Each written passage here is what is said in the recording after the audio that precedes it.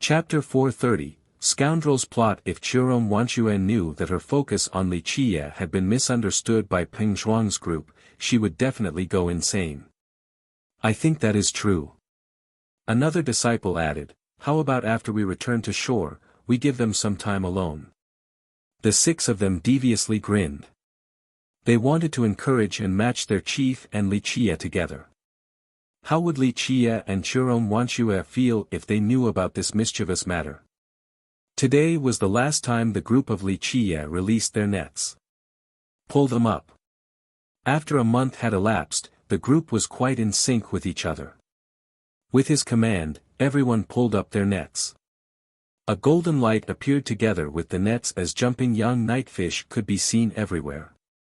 This was not their first harvest. It could be said that during this month, they had caught an unbelievable amount of fish. Nevertheless, seeing the net full of fish still left them in amazement. The group was already very familiar with storing the fish in jars. Everyone was satisfied and excited with such a grand harvest. Peng Zhuang emotionally said, I'm afraid we caught more in 1 month than others in 3 years. He understood that this was all because of Li Qie. Without him, they were no different from ordinary cultivators. There was no way they could be compared to the descendants from the great powers. Don't move. At this time, Li Qie was gazing intensely at the sea. Suddenly, he then shot out a terrifying gleam. Chiron Wanshue's group was startled by Li Qie's attitude as they held their breaths. As they were completely lost, no one dared to move.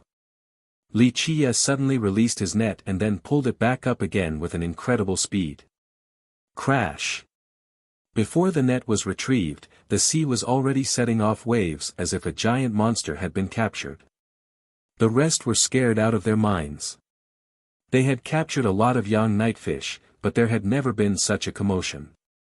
Chiron Wanshue wanted to help Li Qie pull his net up, but he suddenly cried loudly as the ferries shook back and forth. He mustered all of his energy and flexed his body to pull the net up. The moment the net was successfully pulled up, waves of bright lights painfully pierced the group's eyes. They then took a careful look and found that a turtle was inside the net.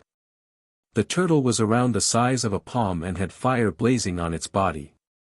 This fire was made from universal divine laws in the form of chains, and each chain was a very profound grand Tao. The small turtle emitted dazzling rays of light that pierced the eyes of spectators like needles. The group was astounded since they had been catching fish for more than a month, but they had never caught anything besides young nightfish. Chiron Wanshue had come to Night Sea several times, and she had heard that there were only young nightfish in this sea, nothing else. This was the truth and not something that was just limited to her alone. No one who had come to Night Sea had ever caught anything outside of fish. So today, when Li Qie caught a strange turtle, how could Chiron Wanshue's group not become shocked? They had never heard of such a thing before. Good stuff. Li Qie was pleased to see the turtle in the net. He moved as fast as lightning to grab this turtle that intended to break free from the net. There's a treasure over there. Right when Li Qie grabbed the turtle, a voice came from the distance. Chiron Wanshue looked up and noticed 2 fairies swiftly approaching. By the time they came closer, Li Qie had already put the turtle away in a treasure jar. He gently patted it after closing the lid. This time was a very fruitful harvest. He didn't expect to be able to catch such a thing. Many generations ago when Li Qie was staying at Night Sea, he had caught a turtle like this before. That time, it required a long period of calculation to catch one, so this meeting could only be described as him being super lucky. Chiron Wanshue's heart sank the moment she saw the people on the 2 approaching ferries. Who else could it be besides the Black Cloud tribe and the Yin Moon tribe? The fact that these 2 tribes were traveling together was not a good thing for the Snow Shadow tribe. The Yin Moon prince was interested in Chiron Wanshue, so after going out to Night Sea, he wanted to both catch fish and look for her, intending to go together. The prince then coincidentally met the Black Cloud young lord. The Black Cloud tribe was a lot weaker than the Yin Moon tribe, so the young lord purposely made friends with the Yin Moon tribe. He told the prince how he met the group of Chiron Wanshue who managed to catch dozens of young night fish in just one session. Compared to the idiotic young lord, the Een Moon Prince was a descendant from a second-rate great power, someone who had vast knowledge. He immediately found it strange after hearing the story about this great catch. People on the same boat all having such a great harvest had to be called a miracle. There was only one explanation, and that was that the group of Chiron Wanshue had met a school of young nightfish. He had been thinking about this matter, but he didn't expect to see Chiron Wanshue's group today.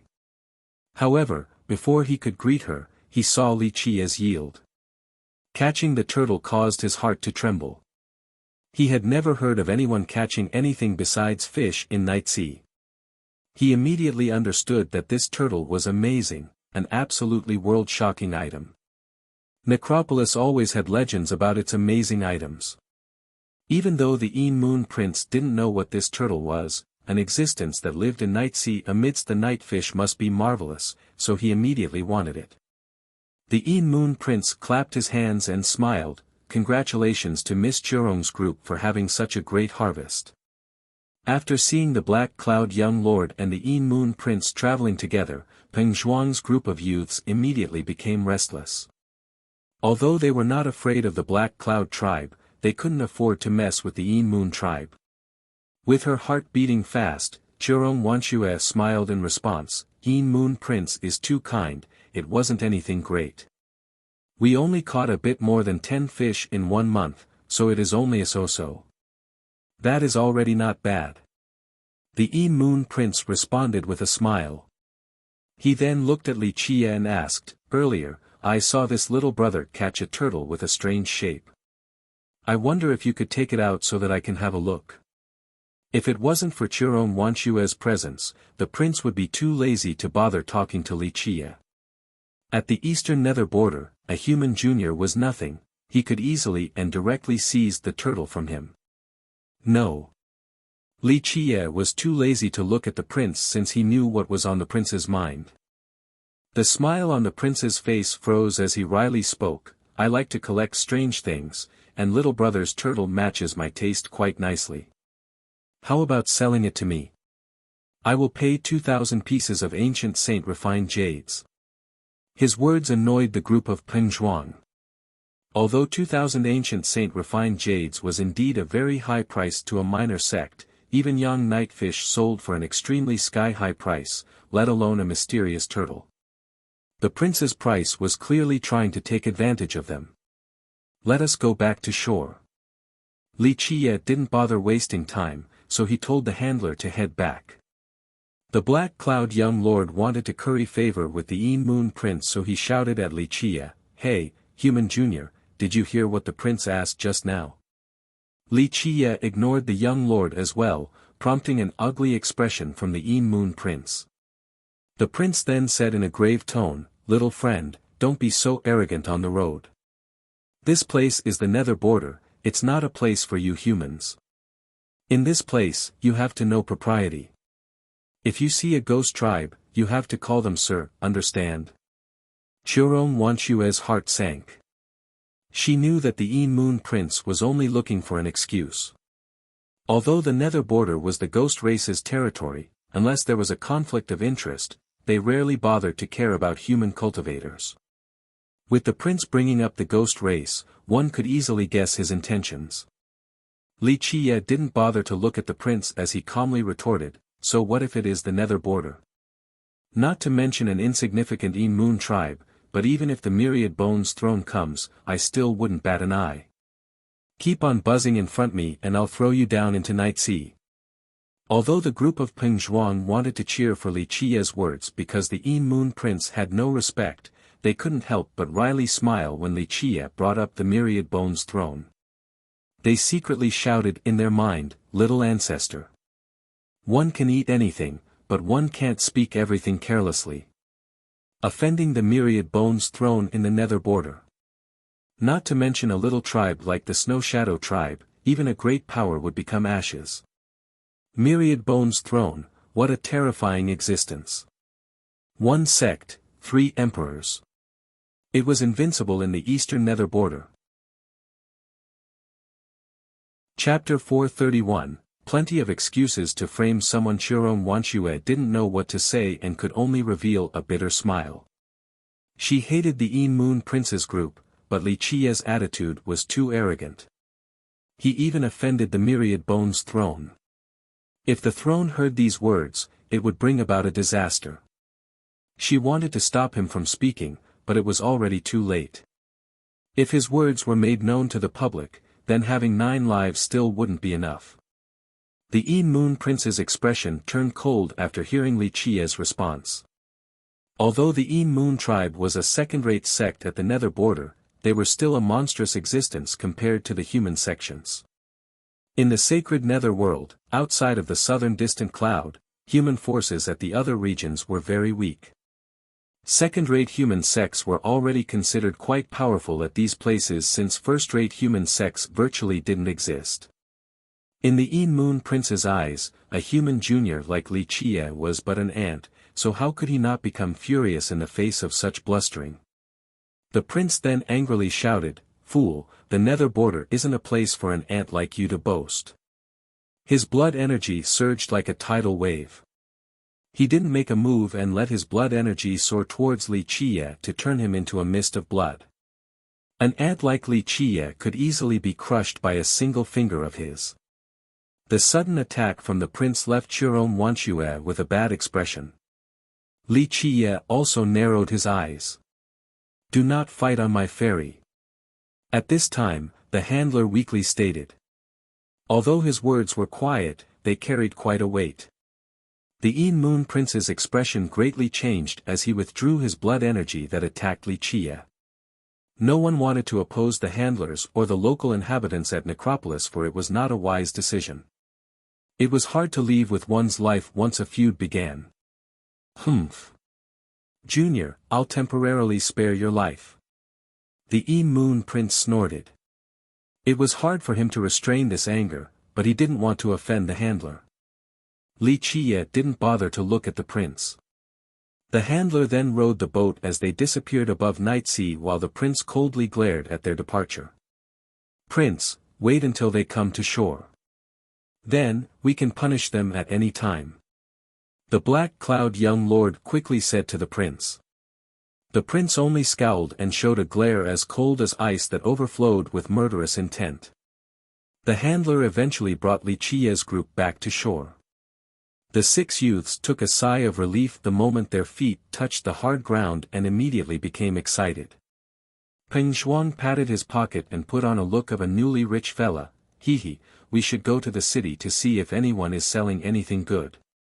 His excitement made sense since each of them had a crazy amount of young nightfish.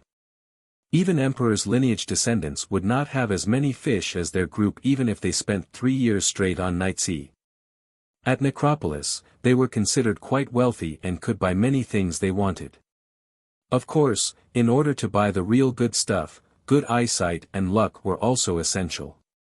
Even after becoming rich, Chiron Wanshue remained calm in contrast to Peng Shuang's attitude. She also had a huge amount of fish, but she was not excited and restless like the young ones. She looked at Li Qiye who was standing next to her and asked, "Where does young noble Li want to go now?" Li Qiye looked at the mature and beautiful chief and asked, "Chief Chiron wants to go with me." "Very well. Necropolis is filled with ghastly energy, so going alone will be very sad." His flirting caused her to become quite annoyed, but she restrained herself and put on an elegant and calm demeanor befitting of a leader. She then said, "We'll see you off." Li Qiye smiled and said, "So Chief Chiron is worried about my safety." Li Qiye understood her thoughts. She was afraid that the Moon Prince's group was going to take care of him, so she wanted to go together for a while. She looked at him and responded calmly, "Since young noble Li helped us catch so many fish, we should lend you our strength when you are in trouble." She knew that protecting Li Qiye would bring about trouble for the Snow Shadow tribe, but she still wanted to escort him for some distance. She was someone who knew how to be grateful after being given so much, so naturally, she would lend him a hand. Peng Shuang looked at Night Sea then quickly spoke to the chief, "Chief, we should talk while walking or else the Moon Prince's group might catch up." The group of youths was worried for Li Qie. They weren't afraid of the Black Cloud young lord, but their tribe couldn't afford to provoke the Yin Moon tribe. Of course, should Li Qie face trouble, everyone was willing to help him. "We'll get out of here." Churong Wanshue spoke and immediately led Li Qie away from Nightsi. Seeing their enthusiastic goodwill, Li Qie only smiled and didn't deny their affection. "You are in such a hurry to leave, do you have something to hide?" However, the moment they left Nightsi, a person led a team and blocked their path. This person was the Black Cloud young lord. He and a dozen disciples blocked Li Qie's path with very aggressive postures. The atmosphere became extremely tense. "It is this little black ghost again." Peng Shuang sneered and said, "So? You want to stop us with your group? Are you tired of living?" He then rubbed his palms together. Snow shadows and black clouds had been enemies throughout many generations, so now that the young lord himself came to their doorstep to cause trouble, it caused the group of 6 to become very angry. They would not show mercy to their enemies. As the chief, Churong Wanshue was much calmer and stopped the 6 from rushing forward. She then spoke in a serious manner towards the young lord, "What is your intention for blocking our path?" The young lord revealed a malicious smile, "Chief Churong, we don't want to oppose your Snow Shadow tribe, but our tribe had lost an extremely important item." Peng Shuang coldly smiled and asked in anger, "What does your tribe losing an item have to do with us?" The young lord showed a sinister smile, "It indeed has nothing to do with the Snow Shadow tribe, but it has something to do with him." He then pointed at Li Qie. "And then what?" Li Qie asked without a care. He didn't even bother to look at the young lord. The young lord smiled insidiously and said, "Some time ago, a little human snuck into our tribe and stole a treasure. Although he hid his face, he couldn't change his body shape. Ever since we met, I've felt that your figure was very familiar. Now I understand, you were that human who snuck into my tribe." The young lord caused the expressions of the group of 6 and Churong Wanshue to sour while only Li Qie remained calm as if nothing had happened. One cannot speak like this without thinking it through. Churong Wanshue resolutely spoke, "Black Cloud young lord, your claim requires evidence." The young lord smiled and said, "Chief Churong, our tribe has evidence, this is why we are calling out this human boy. If he is innocent, then he can come and prove his innocence at our tribe. If we are wrong, then we are willing to accept our blunder." Churong Wanshue's expression sank. She knew that the young lord's claim was only an excuse. Once Li Qie entered the Black Cloud tribe, there would be no exit. Even if Li Qie stealing a treasure was a lie, once he steps into the tribe's territory, it would become the truth. The young lord's words were merely excuses while his real intention was to bring Li Qie back to the Black Cloud tribe. Churong Wanshue then exclaimed, "Black Cloud young lord, your words alone are insufficient. Young noble Li will not go with you to the Black Cloud tribe. If you have clear evidence, then you can present it at my Snow Shadow tribe at any time. Right now, young noble Li is our tribe's esteemed guest." The Black Cloud young lord's expression turned cold as he responded, "So Chief Churong is determined to protect this human?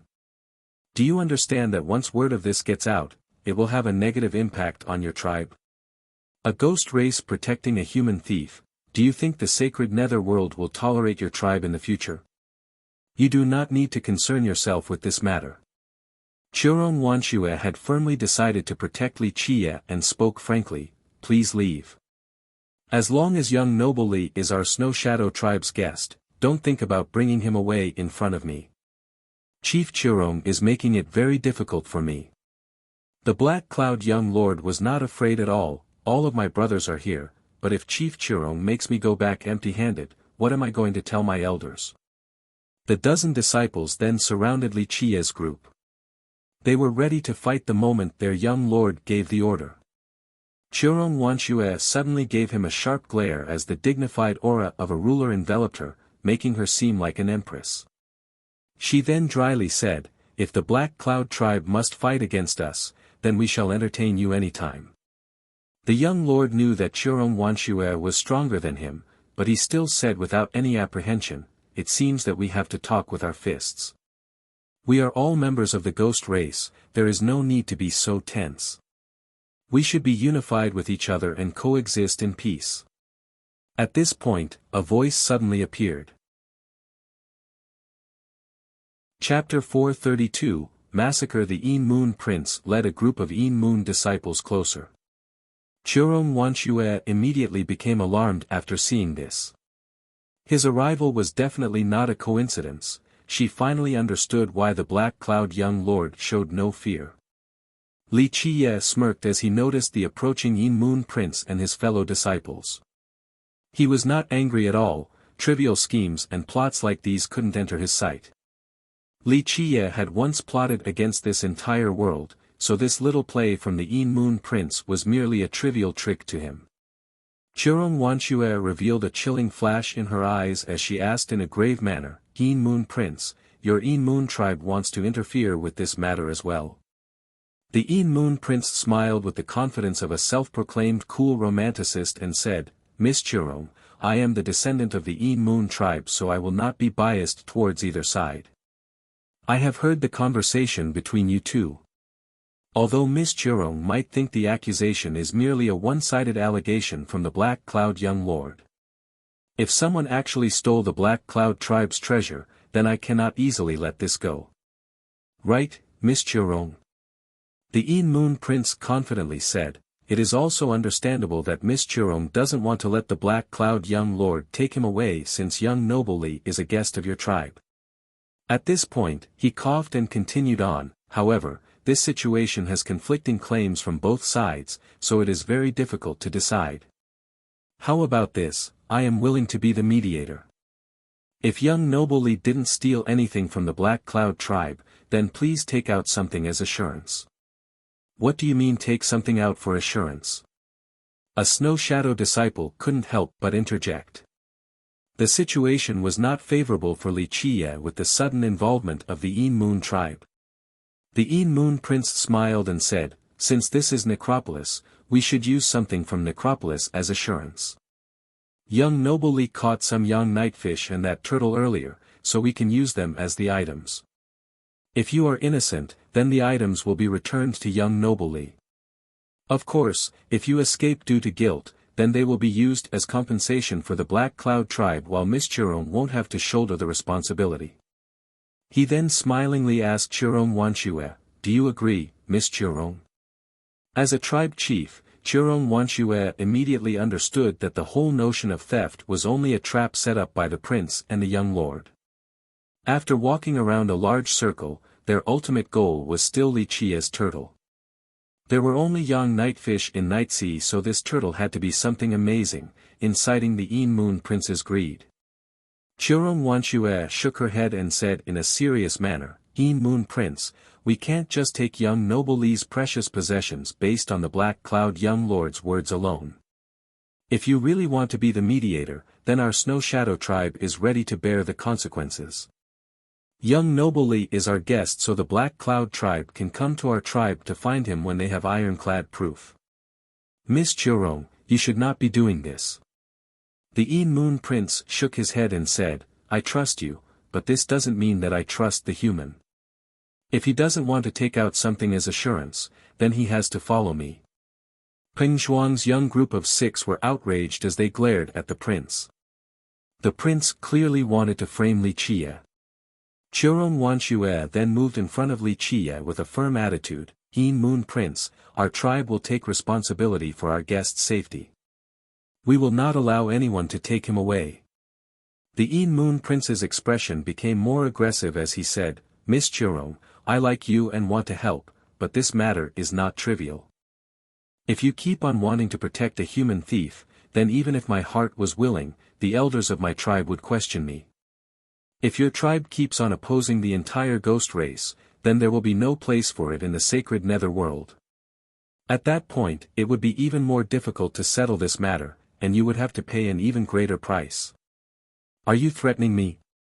Churong Wanshue angrily exclaimed. Although the Snow Shadow tribe was weak, this didn't mean that they didn't have their own dignity. Li Qiye looked at Chiron Wanshue who was protecting him like a mother hen protecting her baby and smiled. He then tapped her shoulder and leisurely said, "Chief Chiron, leave this small matter to me." "But," Chiron Wanshue worriedly said.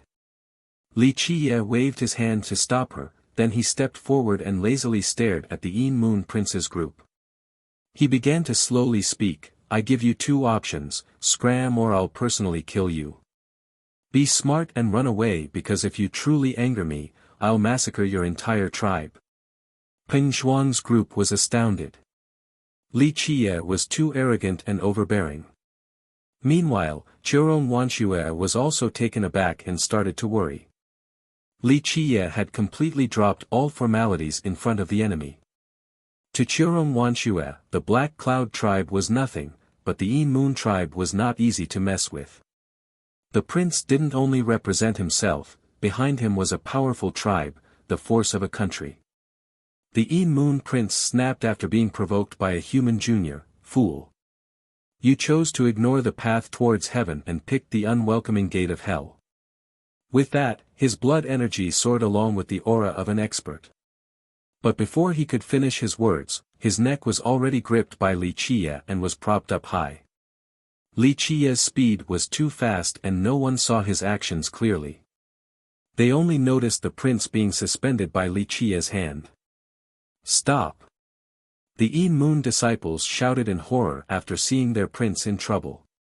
All the disciples took out their weapons and attacked Li Qiye. Li Qiye didn't bother to look at the vanguard and simply stretched out his palm. A sky-covering palm instantly caught all of the attacking disciples. Zzz. The disciples who had their weapons ready didn't even know what had happened before they and their treasures were rendered into a puddle of blood by Li Qiye. This sudden development shocked everyone. The Yin Moon Prince was suspended by the neck and was deathly pale as he pissed in his pants. "If you oppose the ghost race, the sacred nether world will not tolerate you." The Yin Moon Prince's heart was pumping with fear as he stuttered. Li Qiye stared at him blandly and leisurely smiled, "Oppose the ghost race? A little tribe like your Yin Moon tribe is not qualified to be my enemy. Moreover, so what if I oppose the ghost race? Not to mention mere ghosts, even if they were gods and immortals, I would still kill them without mercy if they blocked my path." The Yin Moon Prince was scared out of his wits, but the words couldn't come out in time. Poof! Li Qiye's 5 fingers came together and crushed him, leaving behind a bloody pool. "Oh mother! We need to run, now." The Black Cloud young lord and the dozen Black Cloud disciples were scared out of their minds. They immediately ran the moment they understood the situation. "Since you are already here, don't leave." Li Qiye lazily spoke with that same smile. He then flicked his finger, and the escaping group couldn't make it further than 2 steps before they were turned into a bloody mist. "Opposing me is not a wise decision." After taking care of his opponents, Li Qiye patted his palms and smiled. To him, this was only a trivial matter. Chiron Wanshue and the group of youths were horrified. So many were instantly annihilated by Li Qiye in just the blink of an eye. The young lord and the prince did not have the power to resist Li Qiye's might. They were mere ants, no, they weren't even ants before him. Even after a deep breath, Chiron Wanshue still struggled to calm her shivering heart. The Black Cloud young lord was one thing, but the prince was a real royal noble. He was a bit weaker than her, but not by a lot. Such a powerful royal noble was not even an ant and was without the ability to resist before Li Qiye, who crushed him by hand. How could Chiron Wanshue not become shocked? They were with Li Qiye for more than a month. Although his young nightfish catching ability was very magical and she indeed felt that he was very mysterious, this was limited to Night Sea. From multiple angles, he looked nothing like an invincible expert. Li Qiye's appearance was very ordinary and he seemed even younger than Peng Zhuang's group. However, despite not looking like an expert, today, he easily crushed a royal noble, so one could easily imagine how formidable his cultivation was. Chapter 433, Follow Me. The young group of 6 were stunned for a long time. The Moon Prince, a royal noble, was crushed to death. This was too terrifying. They stared at Li Qie witlessly without being able to say a word. So it seems that I was being a busybody. With your abilities, young noble Li had no need for our tribe's protection. Churong Wanxue calmed down and wryly smiled. The other disciples also started to encourage her. Yeah, Chief, with Brother Li's protection, you will be able to go to more places inside Necropolis. Maybe our lost item is inside a particularly dangerous area. The 6 young ones wanted to match Li Qie and Churong Wanxue together. Churong Wanxue then stared at them and asked, "What about you guys?" She was very tempted since she needed such an opportunity. The current state of the Snow Shadow tribe was quite undesirable. For a while now, the Snow Shadow tribe and the Black Cloud tribe had been in constant conflict regarding control over territory. In recent years, even the Moon tribe had been eyeing them from the sidelines. The Moon tribe was a second-rate sect that wanted to join the ranks of the first-rate orders, so they wanted to swallow up the surrounding territory. However, as fellow ghost tribes, they had no pretext to deploy troops. The Moon Prince wanted to marry Churong Wanxue, but she knew that outside of liking her, he also wanted the Snow Shadow tribe's territory. If this marriage came to fruition, then the Snow Shadow tribe would surely fall into the grasp of the Moon tribe.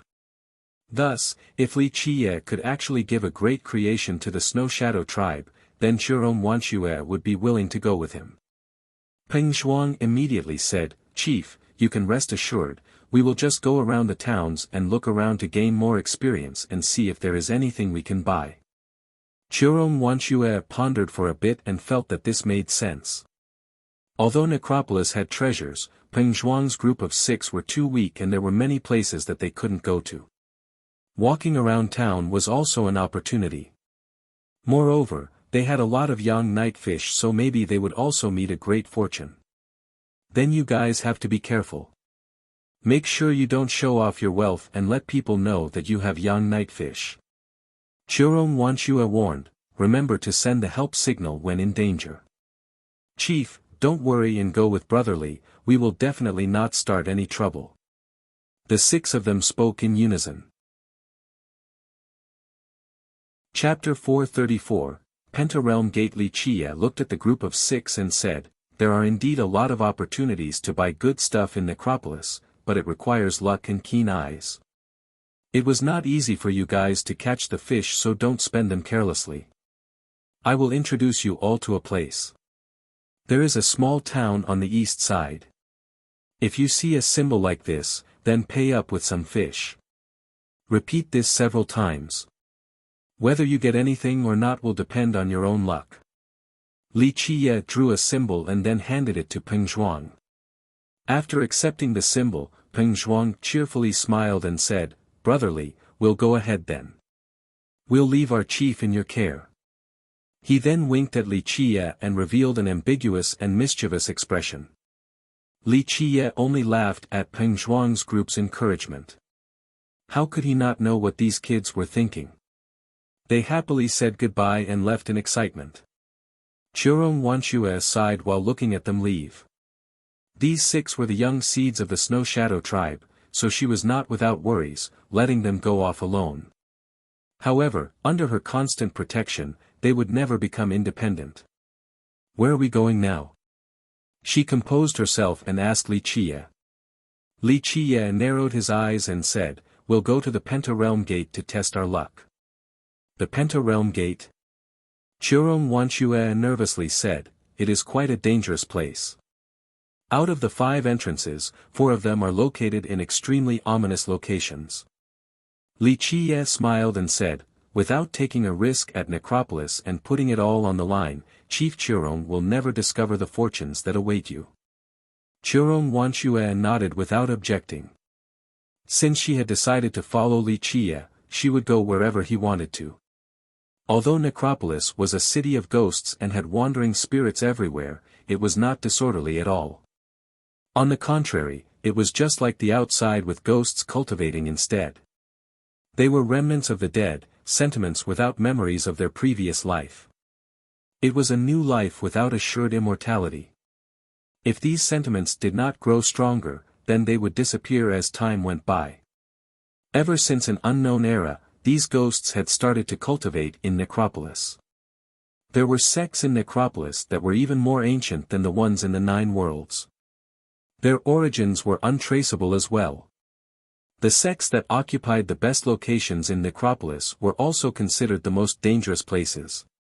It was true that Necropolis had treasures, but these treasures for cultivators were not worth a coin in the eyes of these ghosts because they were only sentiments.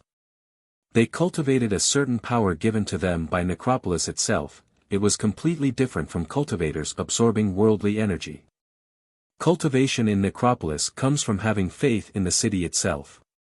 The more these ghosts harmonize with this land and take root, the longer these sentiments could survive and the more powerful they would become. Because of this, cultivators' treasures were useless to the ghosts. However, the ghosts occupied the areas with treasures and took ownership of them. Any cultivator who wanted treasures or adventures must pay young nightfish to these ghosts before entering their sect. Cultivators wanted treasures while Necropolis ghosts wanted young nightfish. It was a beneficial relationship. The Pentarealm Gate was a lineage in Necropolis, a very ancient lineage. It occupied 5 mountain passes in the northern area. Rumor has it that there were many amazing things in these passes, and the key to the prime ominous grave was once found inside.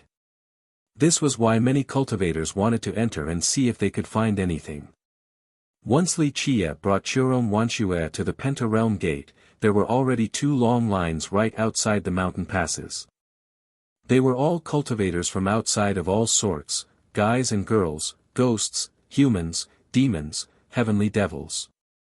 Necropolis has been quite lively recently. Chiron Wanshue was slightly surprised after seeing the long line and told Li Chia. Li Chia looked at the line, then the two also joined in. The lines were filled with young people from many different races. Outside of the passes were 2 guardian ghosts, or 2 sentiments, rather. Anyone who wished to enter must pay young nightfish. While they were waiting in line, a sudden explosion could be heard as the earth shook with rumbling noises. Everyone saw the arrival of a giant. Despite his huge stature, he was not slow at all and quickly joined the line. This was a young man 3 times the size of an ordinary person, someone with quite a healthy appearance. He exuded a fierce aura and had a 3-colored halo above his head. Despite being huge, he was not a brute and, on the contrary, was quite handsome. The 3-colored halo above his head gave him a somewhat sacred atmosphere. The huge young man came closer and looked around coldly before lining up. Those who recognized him obediently gave way, and this giant walked forward without any reservation. A young cultivator from the distant cloud emotionally exclaimed, "Mo Li Dao." Li Chia glanced at the 3-colored halo above the young man's head and said with surprise, "The Sky Devil tribe." The Sky Devil tribe was a branch of the Heavenly Devil race. Meeting such a rare tribe was not easy in this place. Many people looked at him after they heard his choice. A young human cultivator kindly reminded him, "Brother, this is your first time here, right? Although the shifting mountain pass is the safest one, it is also the most hopeless one. You too won't be able to go through the entire mountain since even heavenly sovereigns cannot do so. How about you guys pick the first pass? It's very low risk and there are a lot of opportunities as well. Even if you don't get anything, there will be very minimal losses, and if you are lucky, maybe you will get 1 or 2 amazing treasures." This young human cultivator was quite kind. After all, the human race was very weak here, so those away from home should help each other. "Thank you, Dao brother." Li Chia said with a wide smile, "I wish to obtain a great fortune, maybe we'll be able to find one." "Great fortune? You guys? Forget it." Another young cultivator shook their head and said, "Even if you make it through the entire pass, you wouldn't necessarily be able to find anything." Li Chia only smiled and led Chiron Wanshue into the 5th pass, the Shifting Mountain Pass. These two wasted 100 young nightfish, what a shame. A person said with pity after seeing the two enter the pass. Li Qiye and Chiron Wanxue were met with hot, dry air the moment they entered. Unknowing travelers would think that they made a wrong turn after seeing the scene ahead. Before them was a vast desert. The strange part was that this desert was completely flat, and its dried land appeared to have been burnt. If the entrance was not right behind them, anyone who saw this desert would think that they were lost. This place did not resemble Necropolis at all. Shifting Mountain Pass. Chiron Wanxue couldn't prevent herself from being dazed after seeing the desert before her. She had never been here before, but she had heard of a few things about it. Can we actually do this? She asked without confidence. I heard that there are practically no treasures here, but it is also the pass with the highest requirements among the 5 passes. It is a gamble. Li Qiye smiled and said, although the other 4 passes indeed have a higher chance of obtaining treasures, they are all ordinary treasures. If you want to gamble, you have to bet something huge. If we are lucky, then it will be a true fortune. Chapter 435, Shifting Mountain. Chiron Wanxue had nothing to say after hearing his explanation. Ordinary treasures were already very good for the Snow Shadow tribe, and she didn't even dare to think about legendary divine weapons. However, she believed in his choice and asked, what should we do now?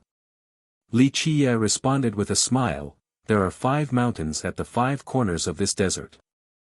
As long as you can push these mountains into the middle, you will be able to open up this desert. Then, it will be up to your own fortune whether you will get a treasure or not. His familiarity with the Shifting Mountain Pass caused Chiron Wanxue to gaze at him. Didn't you say that you have never been to Necropolis before? Li Qiye answered with a smile, if I had answered that I have been to this place before, would you have let me come along? If I am not mistaken, Chief Chiron had always been suspicious that I bore ill will towards you guys. Being figured out by Li Qiye caused her to blush. This made her feminine and elegant aura to be even more alluring, like a dripping ripe peach. Just kidding. Li Qiye smiled and said, don't take it seriously. Li Qiye didn't mind it at all since it was natural for her to be so cautious as the chief. Chiron Wanxue angrily glared at him, who would have been so paranoid if you didn't act so suspiciously? Her mature demeanor now had a youthful coquettish air mixed into it. Come, we have to go find the 5 mountains and push them together to see if we are lucky this time around. Li Qiye smiled and said. They began searching in the vast desert. Very quickly, they found a mountain. It wasn't overly large nor small and looked very ordinary. The only distinctive feature was that it was completely black. We'll push now. Chiron Wanxue quickly said after finding this mountain. Li Qiye shook his head and said, you won't be able to, just follow me for now. Be on the lookout in case someone comes with bad intentions. With that, he placed his hands on the mountain. It was not hard to overturn mountains and seas with Li Qiye's cultivation, so a normal-sized mountain should be as light as a feather and would easily be lifted up with one hand by him. However, this black mountain was extremely heavy. Despite his utmost efforts, the mountain only shifted slightly.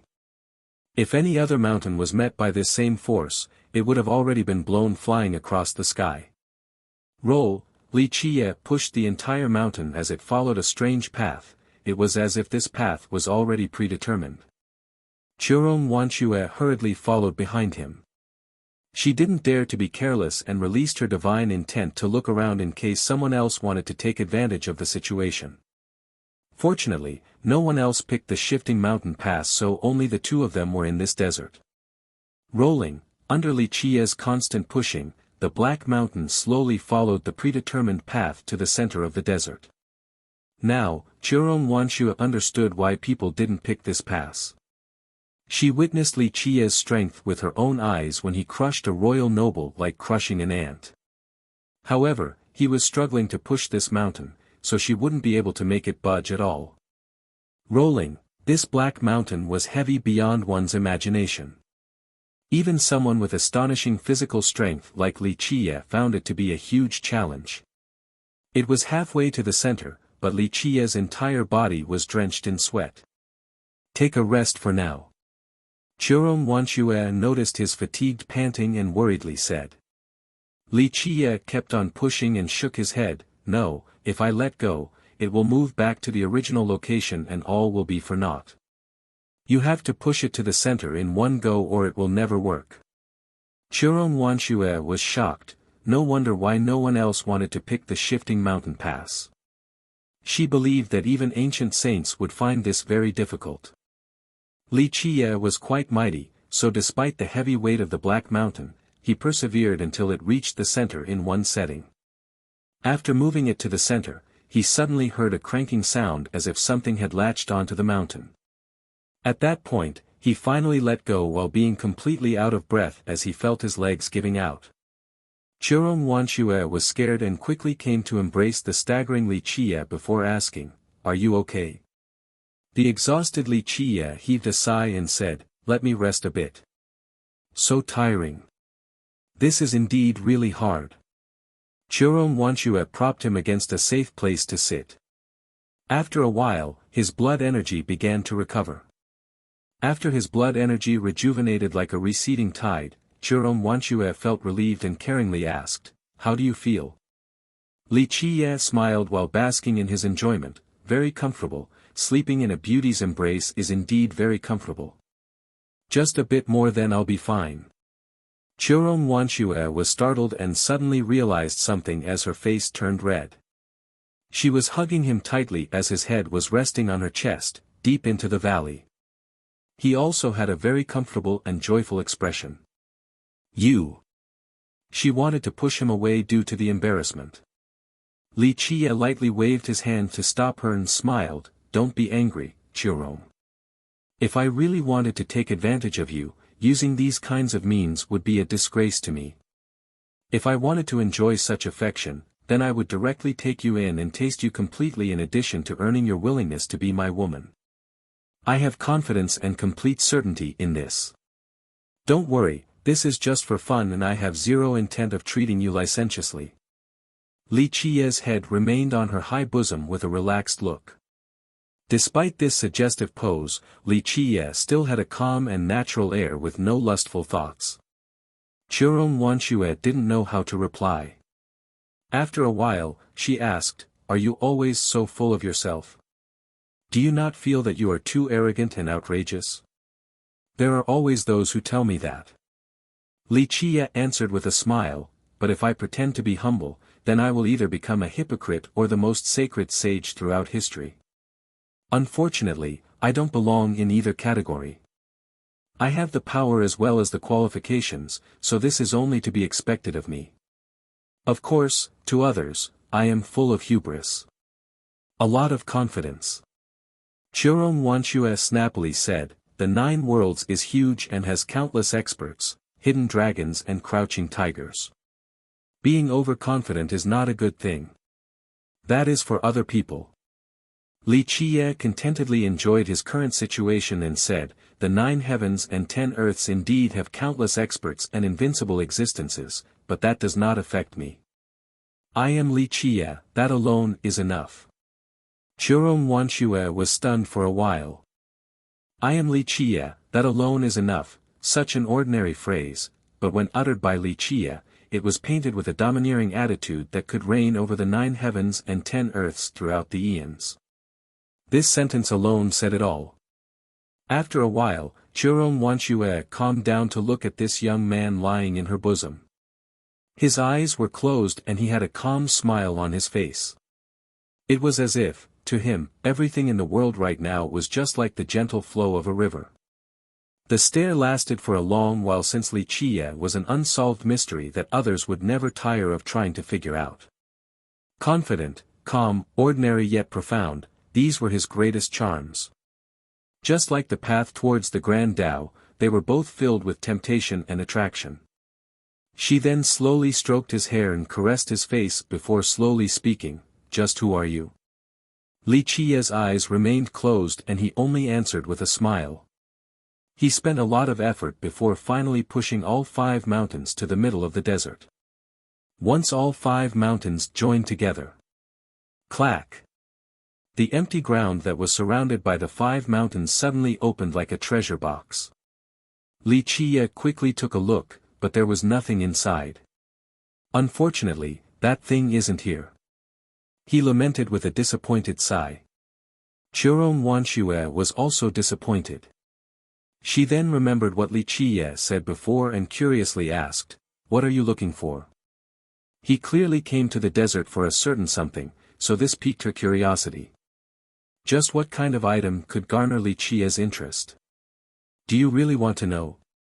Li Qiye smiled at her and asked. "Come on and tell me." She glared at him with a mature charm that could swoon all beholders. "It is no big deal to let you know. The thing I'm searching for is the key to opening the prime ominous grave." The key to the prime ominous grave. Qiron Wanxue was shaken as she stared at Li Qiye for a long time. It actually is really hard to find a teaser for this chapter. Chapter 436, Ghost River. Of course, Qiron Wanxue understood the significance of this key, but since time immemorial, the number of times this key had appeared could be counted on one's fingers. Amidst her astonishment, Li Qiye gently raised her chin to close her cherry lips and said, "My chief Qiron, don't be so alarmed. Your saliva almost dripped onto me. I already believe that your ladylike looks are charming enough." Qiron Wanxue composed herself and then glared at Li Qiye with flushed cheeks. She then said, "So the rumors about the key appearing at the Penta-Realm Gate are true?" Li Qiye smilingly said, "To be more exact, the key had once appeared in this place. But then he shook his head. Unfortunately, the key is not here this time." Qiron Wanxue looked at the empty center and asked, "Was it here before?" Li Qiye replied, "There is no set rule about where the key will appear. It could be said that there is a chance for any location in Necropolis. One needs great luck to obtain the key, not just anyone can find it. A few places indeed have higher chances for its appearance, but the possibilities remain very low." "How do you know that there are a few places with a certain chance?" Qiron Wanxue asked. "An outsider shouldn't know such a big secret." Li Qiye explained, "This has a lot to do with Necropolis and its relationship with the prime ominous grave. Both have secrets that are not known to outsiders." "Then how do you know about it?" Qiron Wanxue emotionally asked. Even great powers wouldn't know such a thing, but Li Qiye was privy to it as if it was written on the palm of his hand. "This is a secret." Li Qiye looked at the mature woman before him and shook his head. "There are a few things you shouldn't know because it is not good for you." Qiron Wanxue was sensible enough to stop prying further. Instead, she said, "The prime ominous grave had not been opened by anyone for a long time. The chance of finding the key is minuscule and only a few people across the eons have been able to find it. Believe in me." Li Qiye calmly said, "I will find the key. The prime ominous grave shall be opened in this generation even if I have to flip Necropolis over to find it." Qiron Wanxue was taken aback by this high-handed tone. Since the ages, how many young people would dare claim that they would flip Necropolis over? The many people who came here were very reluctant to antagonize Necropolis. "Where do we go now?" Qiron Wanxue looked at the young man and asked, "Do you want to try the other 4 passes? Although the other passes have treasures, they will absolutely not have the key." Li Qiye shook his head and said, "We'll go somewhere else, perhaps the Ghost River, to test our luck." "The Ghost River?" Qiron Wanxue movingly said, "That is a famous yet dangerous place in Necropolis. I heard that people die there every day." "Don't worry, I am here." Li Qiye nonchalantly said, "Although the Ghost River is fierce, it is not able to take me." Qiron Wanxue pondered for a moment, then handed all of her young nightfish to Li Qiye and said, "You decide. I believe that you will bring about a creation for us." There were a lot of dangerous locations at Necropolis that Qiron Wanxue could not go to, like the Ghost River, so she handed her fish to Li Qie and let him decide. They then left the Penta Realm Gate and immediately went to the Ghost River. Just like Churon Wanxue had said, the Ghost River was indeed a dangerous place. They arrived to find a much smaller line compared to the Penta Realm Gate. The Ghost River was occupied by the Ghost Fate sect. In order to obtain the treasures in the Ghost River, people must pay the sect Yang Nightfish. The river was underground. Once someone entered a cave, they would find a ferry right before them with a deep river quietly flowing below it.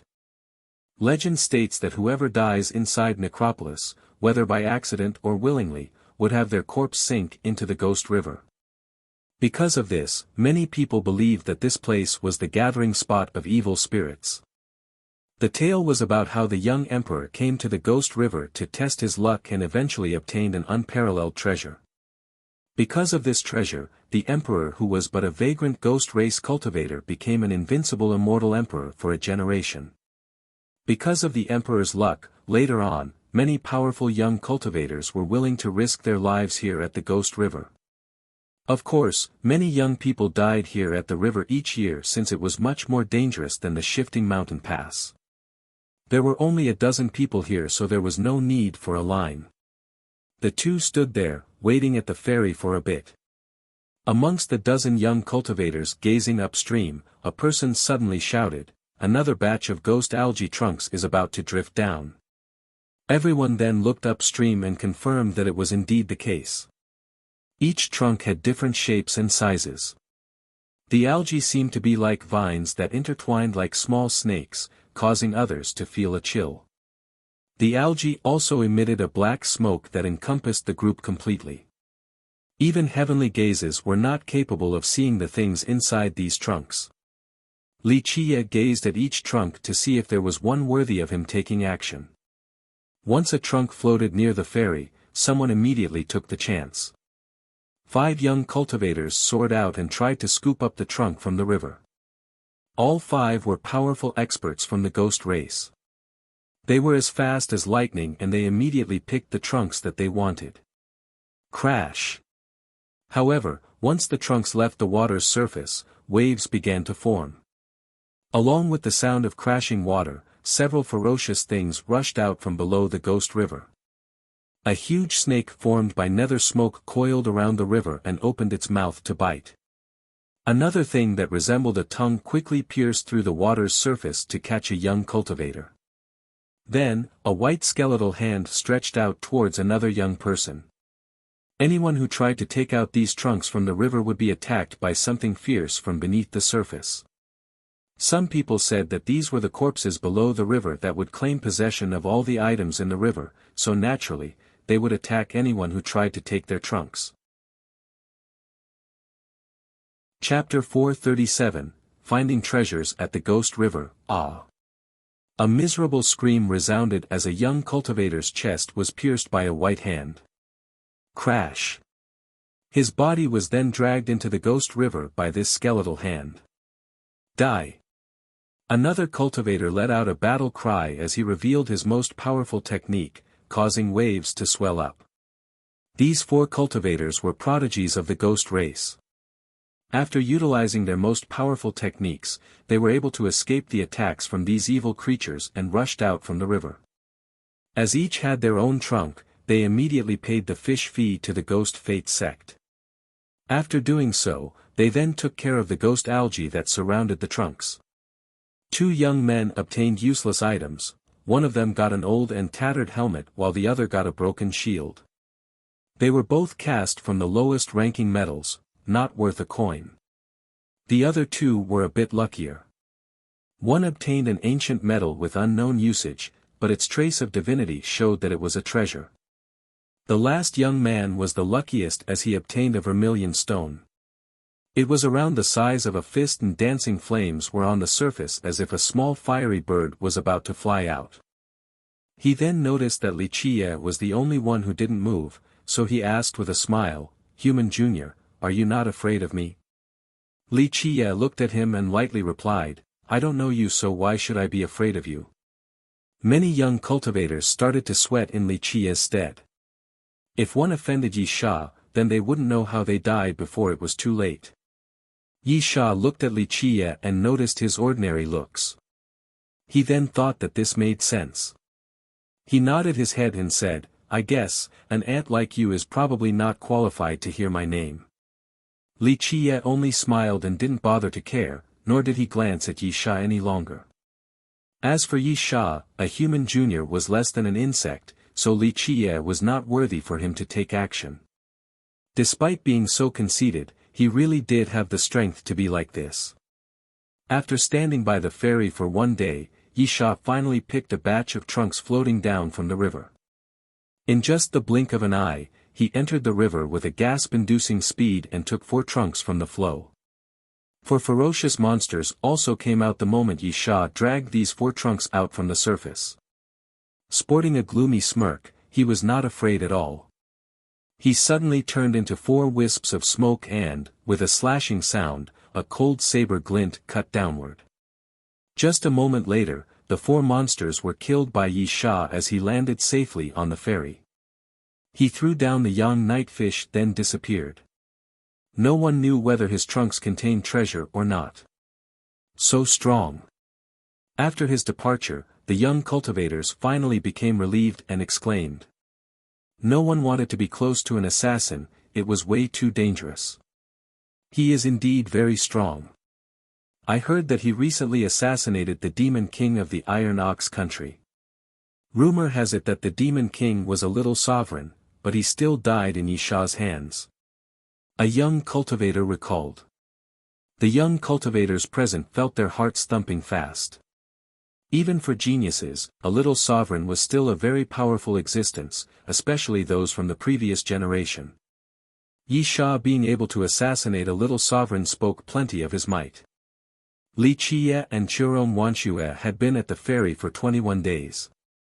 On the 22nd day, a group of trunks floated down. Li Qiye, who had been watching these trunks, suddenly put on a serious expression as his eyes narrowed due to a particular trunk. Chapter 442, Telling a Story, You are imp? A person asked with uncertainty after seeing this person who had just arrived. The man replied with a wide smile, I guarantee that I am imp and imp is me. The young cultivators looked around at each other after seeing this man and felt quite confused. After hearing about the coffin-tapping imp's auction, many of them thought that the auctioneer would be a ghost inhabitant from Necropolis. This person did not match their imagination at all. This was an old man with a stout stature. His hair was completely white and he had a very long beard. His face was kind like that of a benevolent grandfather. No one would be able to put this old man and imp together. He was clearly just an ordinary kind old man. Many of them opened their heavenly gaze in order to see if this old man was a living being or a ghost, but no one could see through him. Are you a man or a ghost?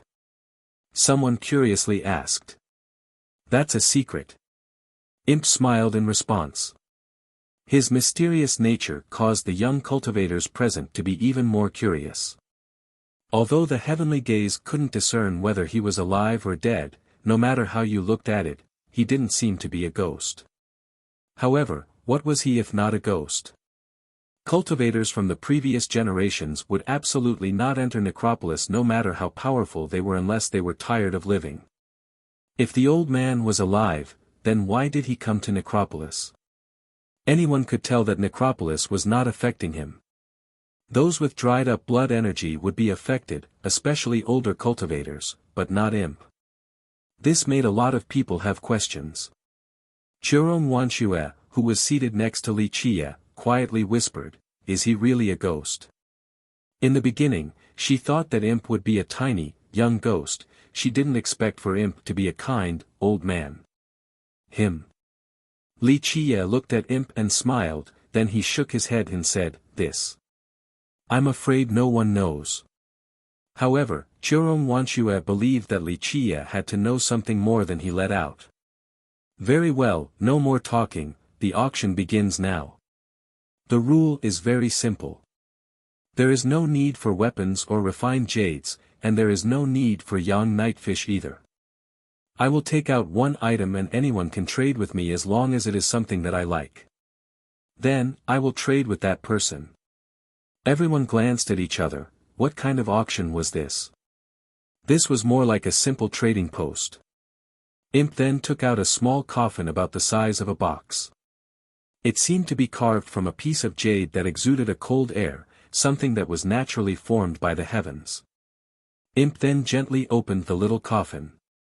A jade light illuminated the premises while a clear sound rang out as if a golden jewel was rolling around on a jade plate.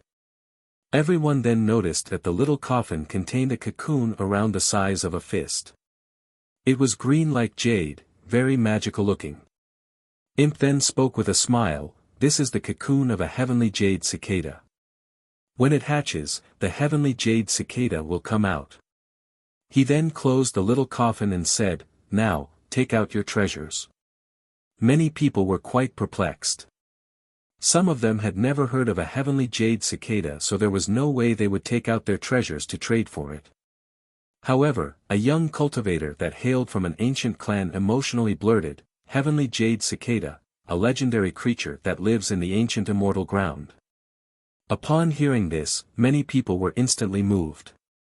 Anyone who could enter an ancient immortal ground would obtain a miracle, a great fortune. Regardless of which of the 6 ancient immortal grounds it was, those who could enter one would surely benefit greatly.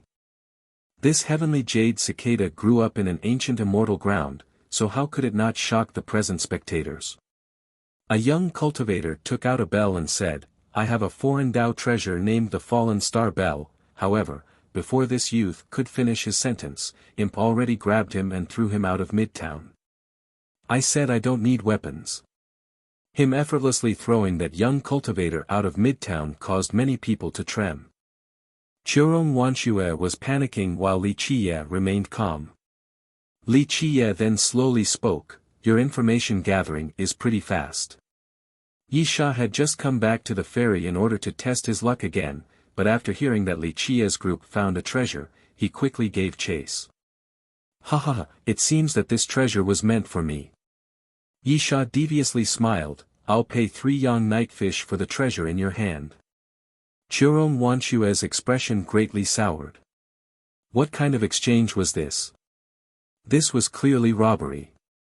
Li Qiye remained unperturbed and grinned, "What if I don't want to sell?" Yisha coldly glared at him, "Human Junior, maybe you don't know who I am, but I'll give you some advice anyway. Be smart and sell it. At the very least, you will get 3 fish. If not, your corpses will be lost in the wilderness." "You are right." Li Qiye nodded his head in agreement, "Someone's corpse will definitely be lost in the wilderness, but it will be your corpse, not ours." "Foolish thing, you're only making this hard for yourself." Yisha's eyes revealed a murderous glint as his expression darkened, "Very well, I will just save 3 fish. It is not a small amount." "Is that so?" Li Qiye responded with a relaxed air, "Be smart and hand over all of your treasures, or else I will flay your flesh piece by piece." "You're courting death!" Yisha angrily exclaimed. Today, a human junior dared to humiliate him and incited his murderous intent. Yisha wanted to attack, but suddenly, Buddhist chants appeared, "Amitabha, O merciful Buddha."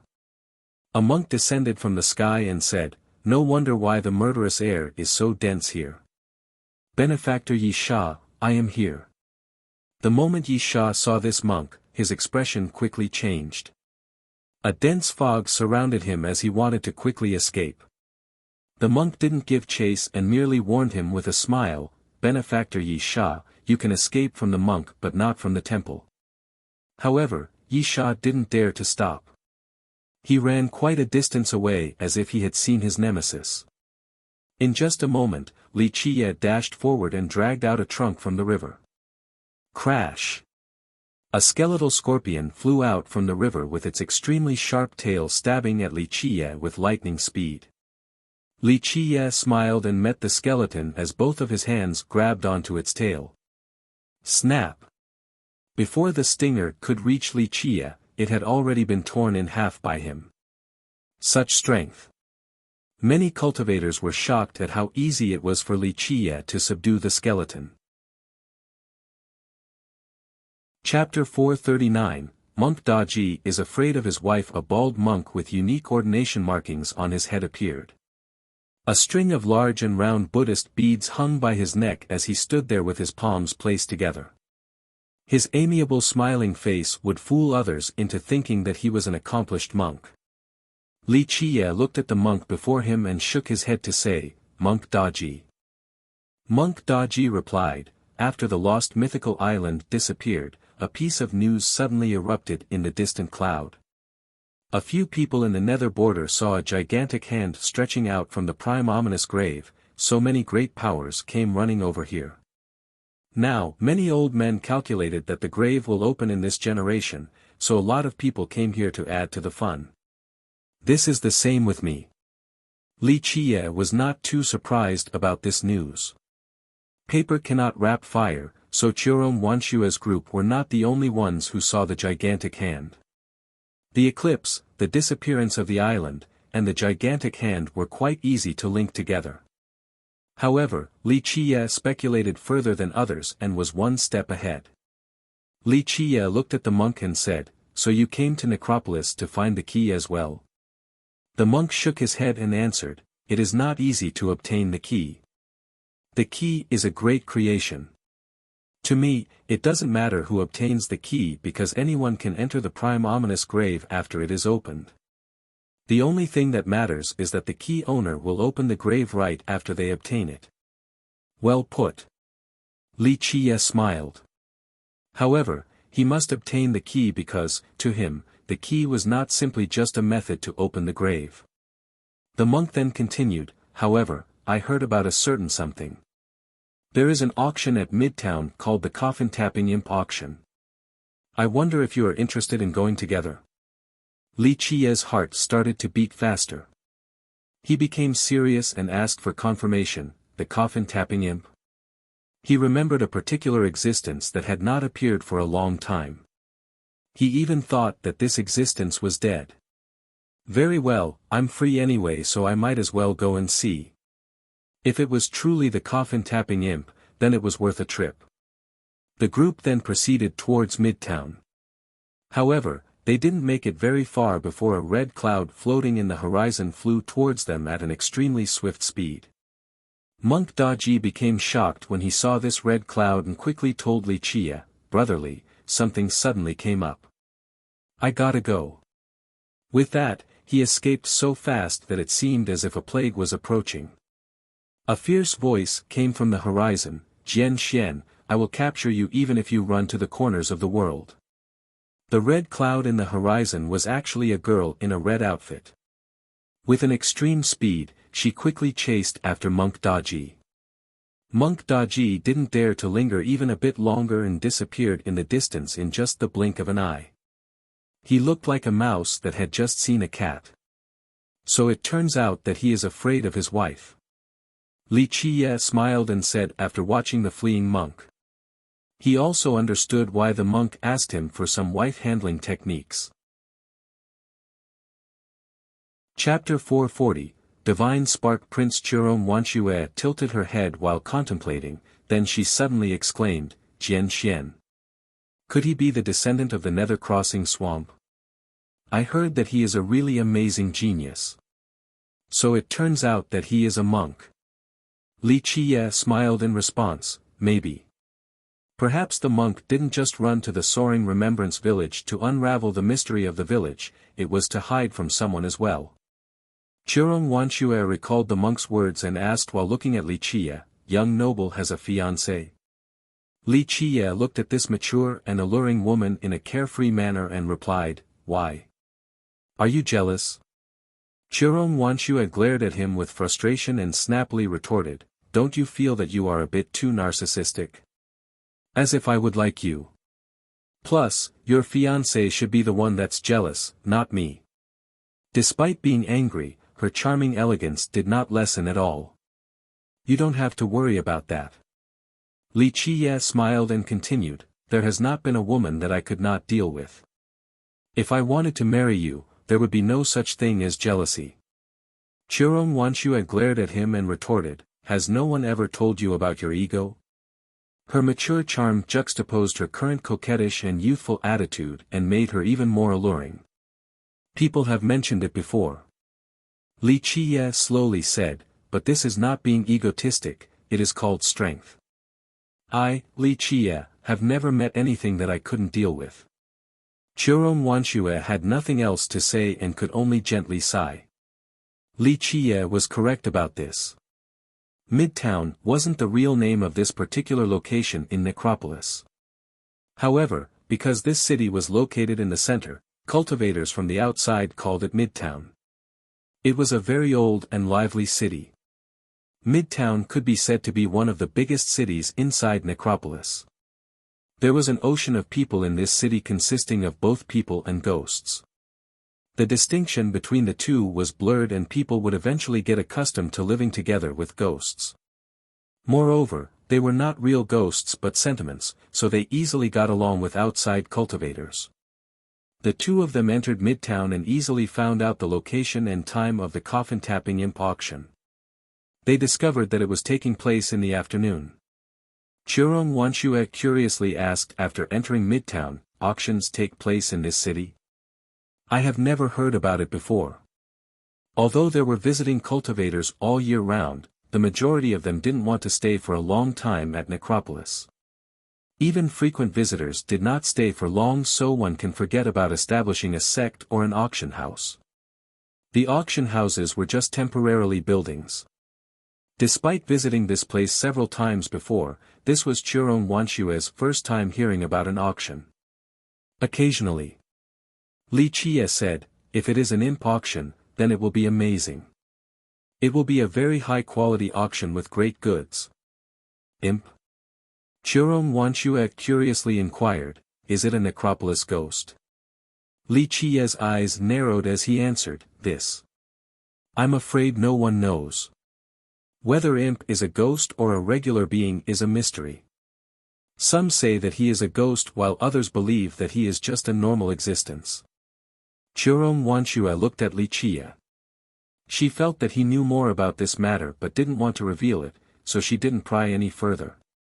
The coffin-tapping imp auction was taking place in an old courtyard in Midtown. However, rather than calling it a courtyard, it was more accurate to call it an abandoned yard. This was a big yet abandoned mansion. The house itself had collapsed a long time ago, leaving behind only a yard big enough to house 1,000 visitors. The two entered the premises around the time the auction began. A large crowd that nearly consisted entirely of cultivators from the outside gathered here. The news about the auction had been spread in the last few days by an unknown source. There had never been an auction organization at Necropolis, so the news of the coffin-tapping imp auction attracted many curious cultivators. Whether it was for the auction itself or just for the fun, many young cultivators came running here after hearing the news. Everyone was able to participate in this auction as it was without any restrictions. However, this auction did not truly resemble an authentic auction. There was no reception for participants, so everyone had to choose their own seat. Some sat on the ground while others hovered in the sky. Some even took out their treasure pavilions. Li Qiye and Chiron Wanshue noticed that several hundred people were already waiting in the yard, including Mo Lidao, the descendant of the Sky Devil Gate whom they met back at the Pentarealm Gate. Mo Lidao's tall stature stood out amongst the crowd like a crane amongst chickens. In fact, his height was not his only exceptional characteristic, his identity and strength were quite notable as well. Many are disciples from the great powers. Seeing the young crowd, Chiron Wanshue emotionally added, "A lot of people came to Necropolis recently." Li Qiye replied, "There will be even more later on. If the world knew that the prime ominous grave was about to open, countless great powers and emperors' lineages in the sacred netherworld would come running. Anyone would feel an irresistible temptation for the grave, there was no exception." Chiron Wanshue leered around a bit more and asked with surprise, "Why are there no inhabitants of Necropolis? Is this just limited to cultivators?" This surprise auction only had visitors from the outside. Necropolis inhabitants and ghost cultivators from the sects in the city did not come. Li Qie stopped looking around and answered her question. If you are a ghost from Necropolis and know about imp, then you would not take part in this auction. Churon Wanxue heard the underlying tone in his words and asked, is imp that scary? Imp, Li Qie narrowed his eyes and continued, that depends on how you define the word scary. If you say that he is scary, then he is indeed very dreadful. However, if you say that he isn't scary, then he isn't scary at all. Churon Wanxue gave him a stern look and angrily retorted, just don't tell me then, keep on beating around the bush. He smiled in response, all in all, just don't try to find out imp's identity. Attempting to learn his identity is not a good thing for anyone, no matter who they may be. Li Qie's warning caused her heart to beat faster. Li Qie, who was always carefree about everything, was now being serious. She naturally understood that this matter was not ordinary. Ha ha ha. It seems that I am not late. Suddenly, a sepulchral voice appeared along with an amalgamation of smoke. Afterward, a person appeared. Yi Sha. Many young cultivators were alarmed when they saw this person and immediately retreated. Yi Sha enjoyed the fear from others and said with a devious smile, don't be so alarmed, I am not a man-eating monster. Despite saying this, his appearance was that of someone basking in the limelight. Yi Sha, don't gloat around here. An arrogant voice appeared, the southern distant cloud doesn't only have you as a hero. A young man led a group of disciples to this place. The flame burning on his body gave him a sacred aura as if he was the child of gods. Divine Spark Prince. Many young cultivators went to greet this person who just arrived. He was the prince of the Divine Spark country, the little brother of the Divine Spark Phoenix Maiden. He brought along the Divine Spark disciples with an overbearing momentum that loomed over everyone else. Yi Sha looked at the prince and coldly smiled, so it is the Divine Spark Prince, excuse me. Yi Sha then added in an awe-inspiring manner, however, you are also showing off here. So. If you think that you can act arrogantly, then do so in front of my sister. These words were very domineering. Many cultivators on the sideline just watched and didn't dare to interfere. These blustering words caused Yi Sha's expression to change. He was very arrogant, but even an assassin like him was extremely wary of the Divine Spark Phoenix Maiden. Not only was the maiden an extremely powerful Heaven's proud daughter, it was also because of her fiancé, Dizhua. Anyone in the sacred netherworld would be very careful when talking about Dizhua, one of the three heroes. He was the descendant of the Myriad Bones throne, a terrifying sect that had 3 emperors. No matter how formidable one's talent was, they would not dare to oppose Dizhua in the sacred netherworld. Yi Sha could only restrain his anger. He was confident that his cultivation was not inferior to that of the Divine Spark Prince and was certain that he could assassinate him. But now, the prince had the upper hand in this vocal exchange. Divine Spark Prince, only one's own strength carries true significance. Yi Sha coldly proclaimed.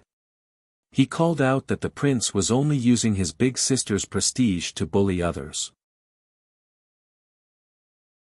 Chapter 441, Golden Prince. The Divine Spark Prince only sneered at Yi Sha's sarcastic remark and stared at him in disdain before saying, Yi Sha, the power of my Divine Spark country is enough to destroy you.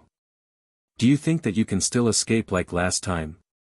He paused here then sneered, the reason why I'm not taking action against you is because my sister wants to do it herself. She will personally arrive this time, so you better prepare yourself. After being struck by the prince in his sore spot, Yi Sha's expression became very difficult to look at. This was his gravest threat, the possibility of the Divine Spark Divine Maiden maneuvering against him.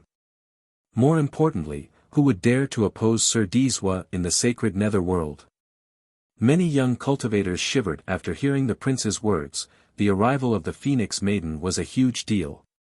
She was a famous Heaven's proud daughter of the southern distant cloud, someone with exceedingly high talents and a powerful cultivation. What was more astonishing was that her fiancé was the dreadful Dizhua.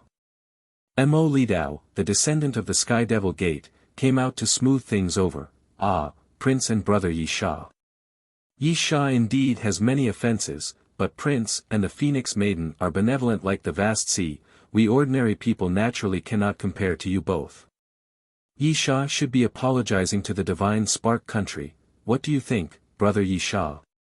The Divine Spark Country, the Sky Devil Gate, and the Nightwalker sect were all great powers in the southern distant cloud.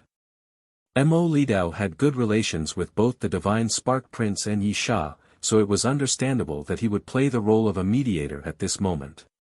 Yi Sha was indeed in the wrong this time. Another voice appeared. With some clicking sounds, another person entered the ancient yard. This person garnered quite a bit of attention because it was more accurate to refer to him as a skeleton rather than a person. It was a walking golden skeleton without any flesh, he was simply bones. Standing there was a complete skeleton seemingly crafted from pure gold, extremely fortified. In its eye sockets were burning golden flames as if it was his soul or pupils. Golden child. Many people exclaimed after seeing the arrival of this golden skeleton. A member of the 100 Bones sacred tribe. Churong Wanxue, who was standing next to Li Chia, was also surprised to see this person. The 100 Bones sacred tribe was an extremely powerful ghost tribe at the eastern nether border. They were born with only bones and no flesh, unlike the other ghost tribes.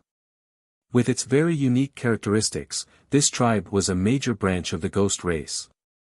Their greatest characteristic was their extremely fortified bones that were capable of blocking attacks from life treasures. The stronger the disciple was in this tribe, the deeper the color of their bones. For example, the bones of the descendant of the 100 Bones sacred tribe, Golden Child, were of a golden color and he had soul flames in his eyes. This meant that his cultivation was very formidable. Golden Child went closer to Yi Sha and said, Yi Sha, you should apologize to the Divine Spark Prince. He is a very compassionate man, so he will surely let go of this matter. Golden Child's words made it hard for Yi Sha to act. Despite being a very powerful assassin, existences like Golden Child and the Phoenix Maiden weren't people he could mess with. Golden Child was very powerful. Rumor has it that his bones could withstand an attack from a heavenly king true treasure. Even other heavenly kings could not proudly pat their chest and proclaim that their bodies could withstand such an attack. Golden Prince's cultivation was far from this level, but he was capable of blocking such an attack, indicating the hardness of his bones. Mo Lidao also tried to mediate. Brother Yi Sha, the knot of a feud should be let loose instead of tightened.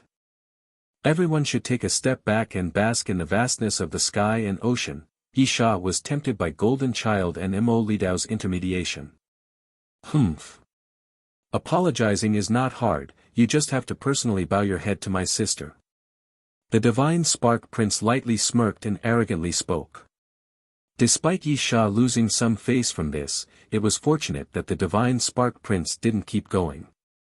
Golden Child then politely greeted the Divine Spark Prince. Divine Spark Prince, I heard that the Phoenix Maiden will come, I wonder if Diswo will be there as well. Regarding fame, status, and power, the Divine Spark Prince was not qualified for such a polite gesture from Golden Child. The 100 Bones sacred tribe was a major branch and was much more powerful than the Divine Spark Country. The reason for this politeness along with persuading Yi Sha to apologize was to form a connection with Diswa of the Myriad Bones throne. In the end, Diswa's prestige was like thunder in the sacred nether world, causing all young cultivators to tremble.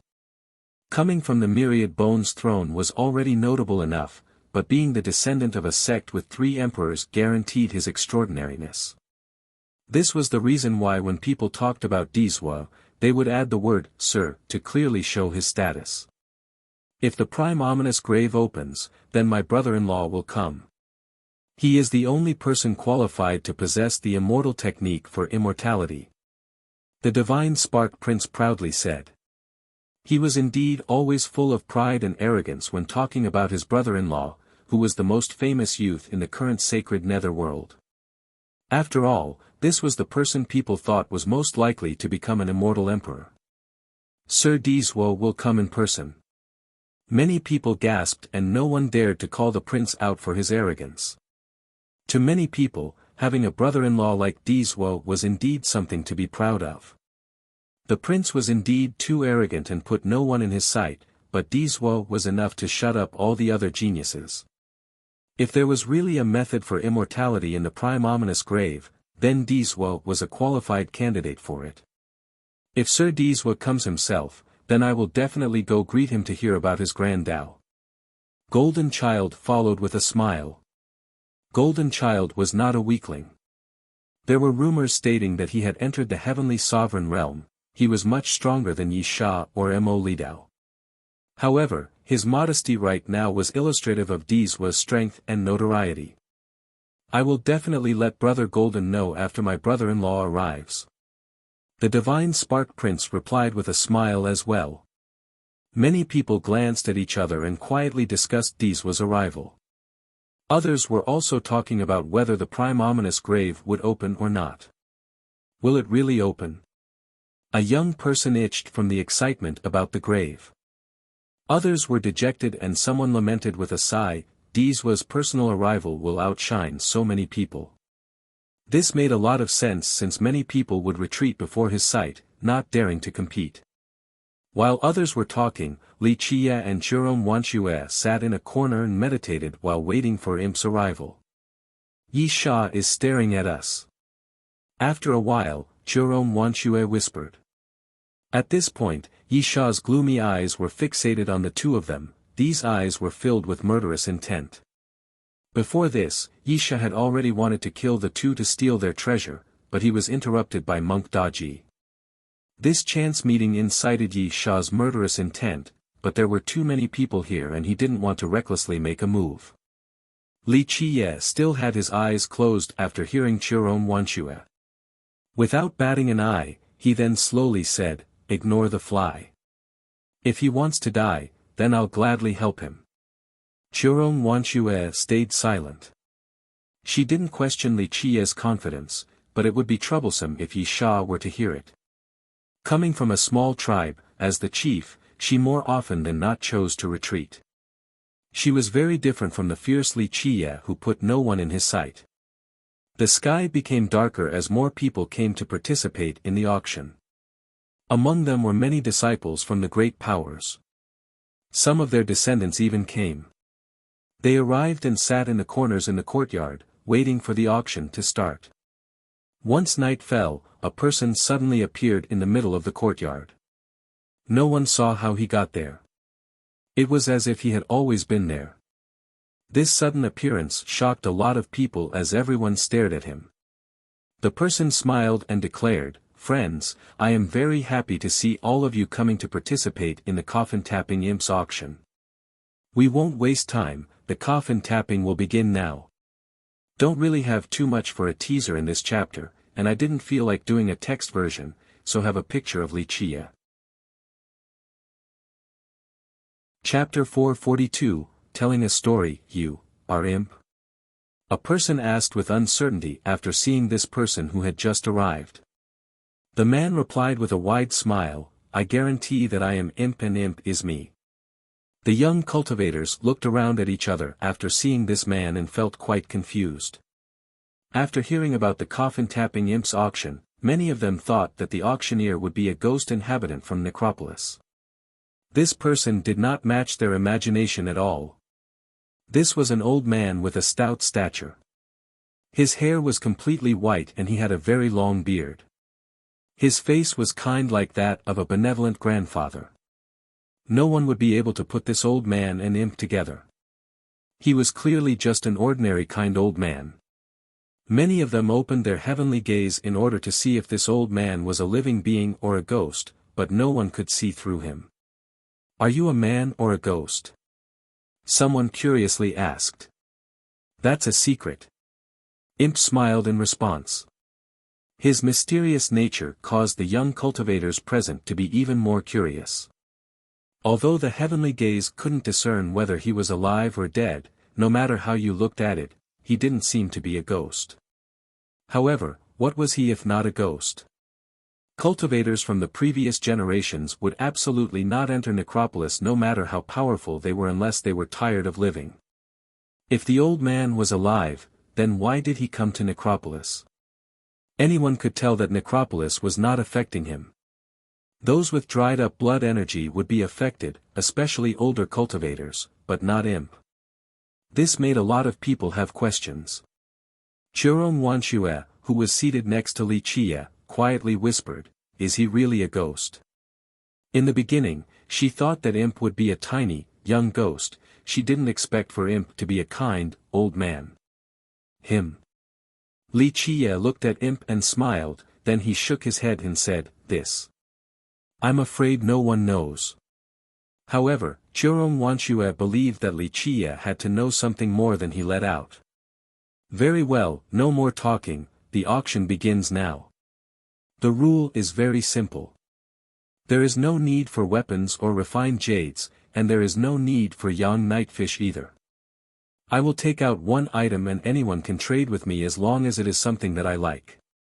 Then, I will trade with that person." Everyone glanced at each other. What kind of auction was this? This was more like a simple trading post. Imp then took out a small coffin about the size of a box. It seemed to be carved from a piece of jade that exuded a cold air, something that was naturally formed by the heavens. Imp then gently opened the little coffin. A jade light illuminated the premises while a clear sound rang out as if a golden jewel was rolling around on a jade plate. Everyone then noticed that the little coffin contained a cocoon around the size of a fist. It was green like jade, very magical looking.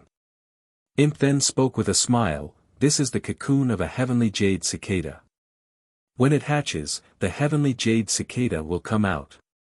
He then closed the little coffin and said, "Now, take out your treasures." Many people were quite perplexed. Some of them had never heard of a heavenly jade cicada, so there was no way they would take out their treasures to trade for it.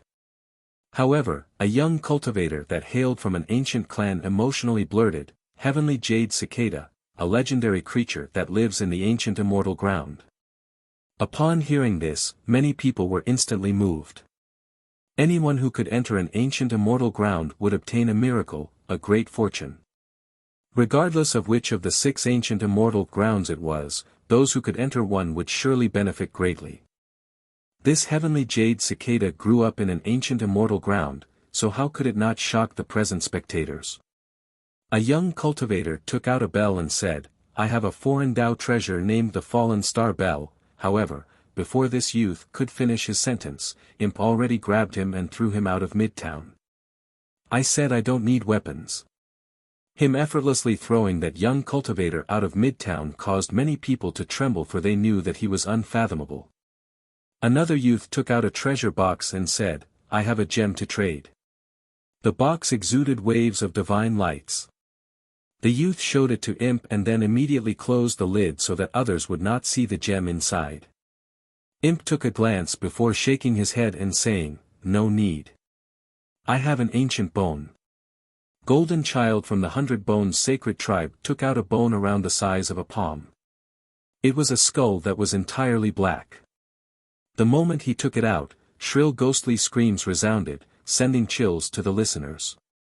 A bit interesting. Imp looked at the old bone and nodded his head approvingly. Golden Child couldn't help but become happy. He had a chance of exchanging this for the heavenly jade cicada from Imp. "How about I tell you a story?" At this time, Li Chia slowly spoke. Churon Wanshue was startled and felt that this was a bit too much. Others were using treasures to barter, but Li Chia was going to tell a story. After seeing that Li Chia was part of the human race, Golden Child snorted and said, "Humph. If you don't have any treasures, then don't cause trouble. Stand to the side." "Sure." Imp quickly nodded his head and said, "But you have to be careful. If you tell a randomly made-up story, then I'll throw you out. Of course, if I like the story, then the heavenly jade cicada will belong to you." Everyone was in disbelief. Telling a story to trade for a treasure, this was too outrageous. They had never seen such a thing before. Li Qiye smiled and said, "You can rest assured that this is a good story." He then cleared his throat and spoke, "A very long time ago, there was a crow that could speak. An even longer time before then, there was a person named Gongyang from the underworld. One day, the crow met Gongyang and said, 'There is a place named the Immortal Grotto with an immortal presiding within. This immortal had everlasting life. Moreover, this immortal was growing an immortal grass. If one ate this immortal grass, then they would also have everlasting life.'" Having listened to this point, the divine Spark Prince sneered, "What kind of story is this? Nonsense, shut up." Imp, who was lost in the story, interrupted the divine Spark Prince. The prince obediently kept his mouth shut. However, it was very difficult to obtain this immortal grass from the immortal. The crow told Gongyang that it had come up with a method for him to take this grass, as long as Gongyang followed its instructions. Gongyang truly believed the crow's words. Li Qiye slowly told this very boring tale.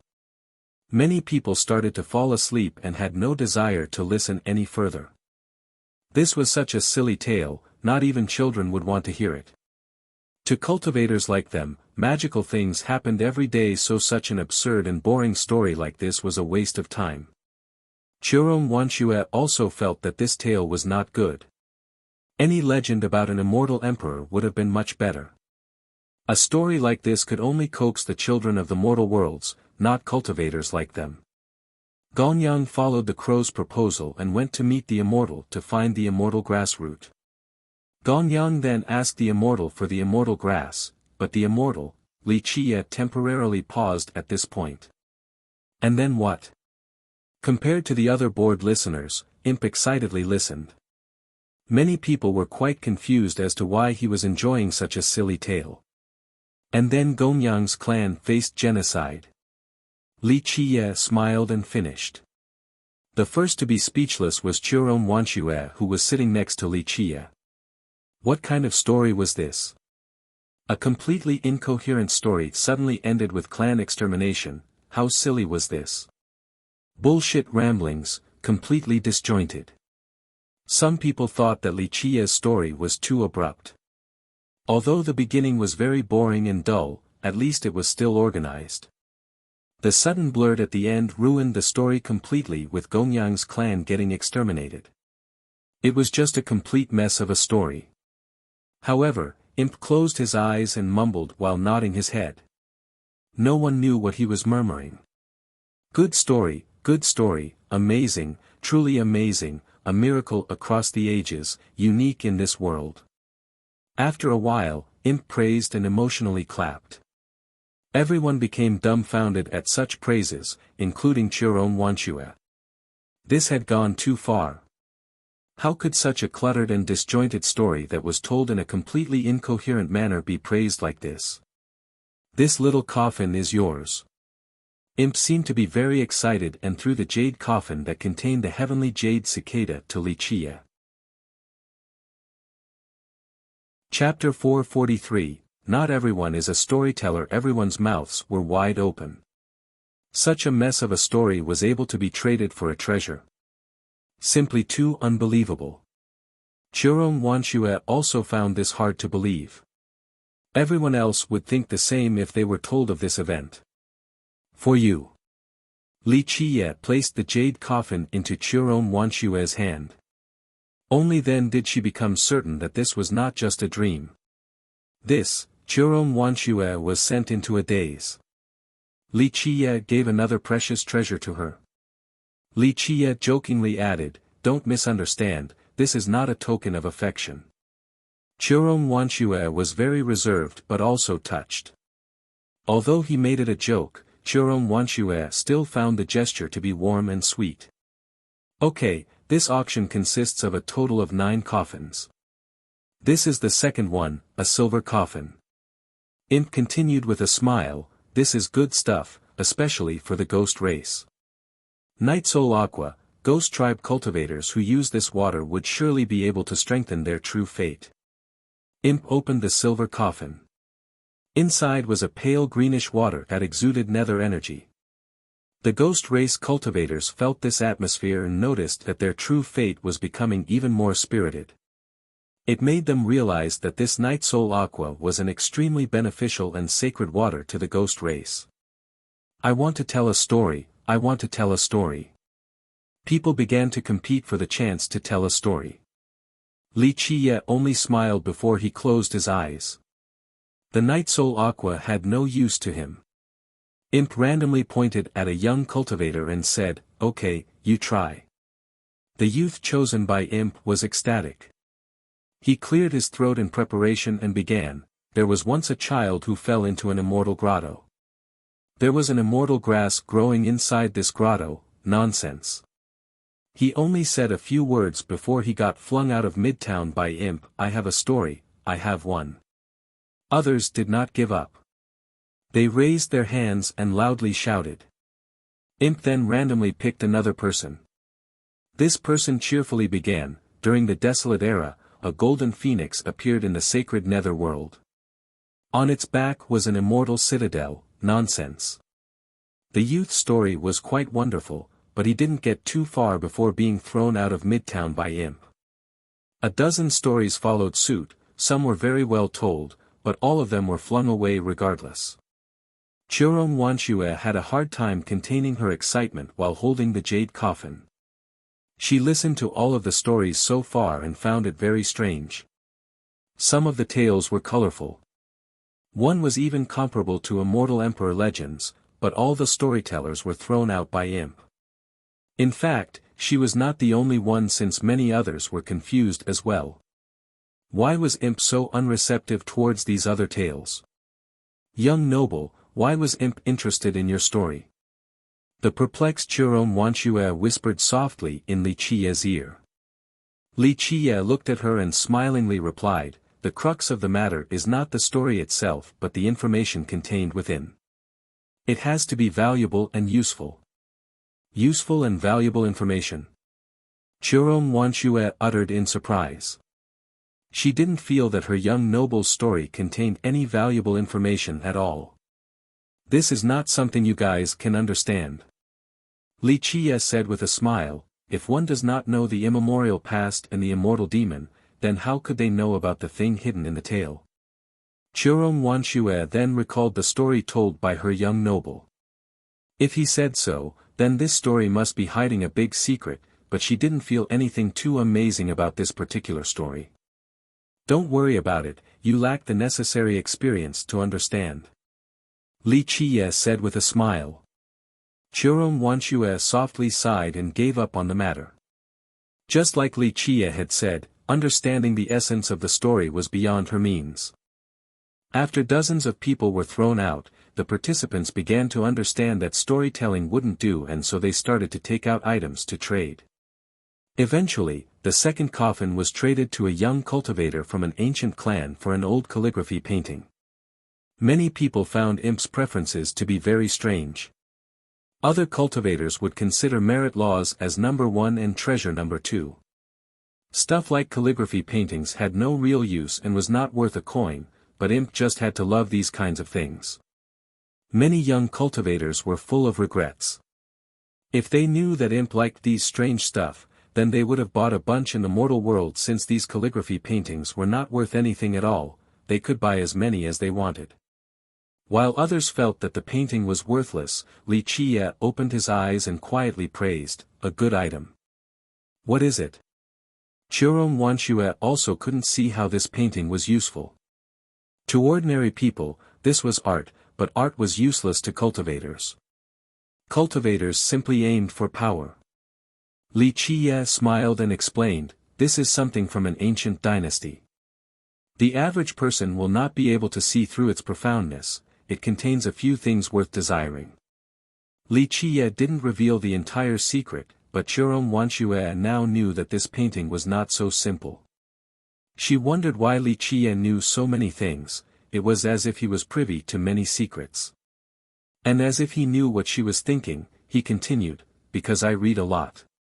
This is why I know so many things." Churong Wanshue gave him a glance full of doubt. If everything in this world was written down, then there would be no secrets. Imp continued to auction off 6 more coffins, including a golden coffin and divine wood coffins with all kinds of things inside, such as treasures and strange items that no one knew about. The items that he wanted were also very special. Items that belonged to the great powers were not to his liking. During the auction, Golden Child and the Divine Spark Prince took out treasures from their sects, but they were all declined. People found that Imp liked items that were excavated from necropolis. Including the jade coffin won by Wuxia, Imp had auctioned off 7 items. Amongst the 6 coffins, for successful trades included 4 items found in necropolis. The young cultivators then understood that Imp was looking for certain things in necropolis, so they acted accordingly when presenting their possessions. The last 2 coffins are truly amazing. They're very rare in this world. After the 7th coffin was auctioned, Imp smiled and then kindly said, "As long as you obtain one of these 2 treasures, then on the day that you understand them, you will be free to do as you please with their usefulness." The young ones became very lively after hearing this. The previous 7 coffins all contained incredible items, and now only 2 were left. It seemed that the last 2 were even better than the previous 7. He even said that they were very rare in this world, so they had to be extremely wondrous.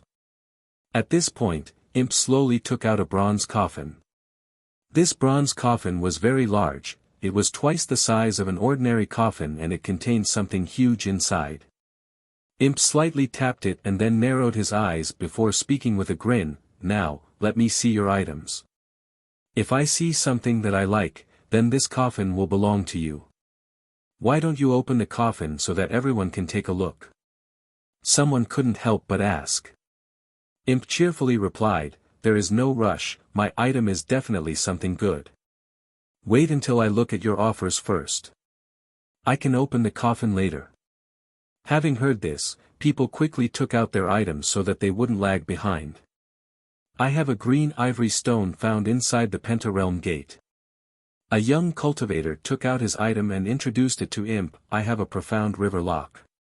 This was inside a ghost algae trunk at the Ghost River. People hurriedly took out their items. Meanwhile, Imp was looking at the thing the Divine Spark Prince took out. The prince noticed that Imp was interested in his item, so he energetically recommended, "I obtained this in Necropolis." When it was unearthed, a scintillating nether light shot everywhere. "Although I don't know what kind of treasure it is definitely one of kind. Kind of interesting." Imp glanced at the prince's item and nodded his head. Golden Child took out a gray eye and said, "This is an ancient eye left behind by a wise sage from my tribe. Its origin is unclear, but it is surely wondrous." "Yes, that is indeed very rare." Imp looked at the eye and nodded approvingly. Chapter 444, Heaven Sealing Pentagate. While Imp was looking at all the items presented, Wuxia was gazing at the bronze coffin. The moment Imp took it out, Wuxia focused his gaze upon it as a profound light flashed from the depths of his eyes, seemingly wanting to see what was inside the coffin. He looked at the coffin meticulously without missing a single detail. He did so again and again. Imp finally got through everyone's items. There were only 2 that he was slightly interested in. One belonged to the Divine Spark Prince and the other was Golden Child's eye. The prince and the Golden Child were secretly happy since their chances were very high. You guys don't have many good things." Little Imp looked at the item from the prince again. He was a bit tempted, but not by much. After all, the item in the bronze coffin was very valuable. The prince was ecstatic. If Imp wished to trade, then he was the most promising client. "If Senior doesn't mind, I can take out a few more things from Necropolis." The Divine Spark Prince hastily added.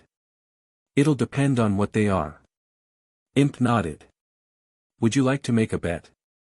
However, before the prince could take out his items, Wuxia suddenly spoke to Imp. The prince was not pleased, so he coldly spoke, "Human Jr., scram to the side.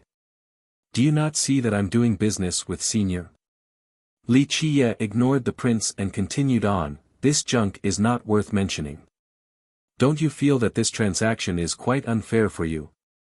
How about we make a bet? I'm sure that you will be satisfied. Li Qiye's words not only offended the prince, but even Golden Child's group. He suddenly became public enemy number one.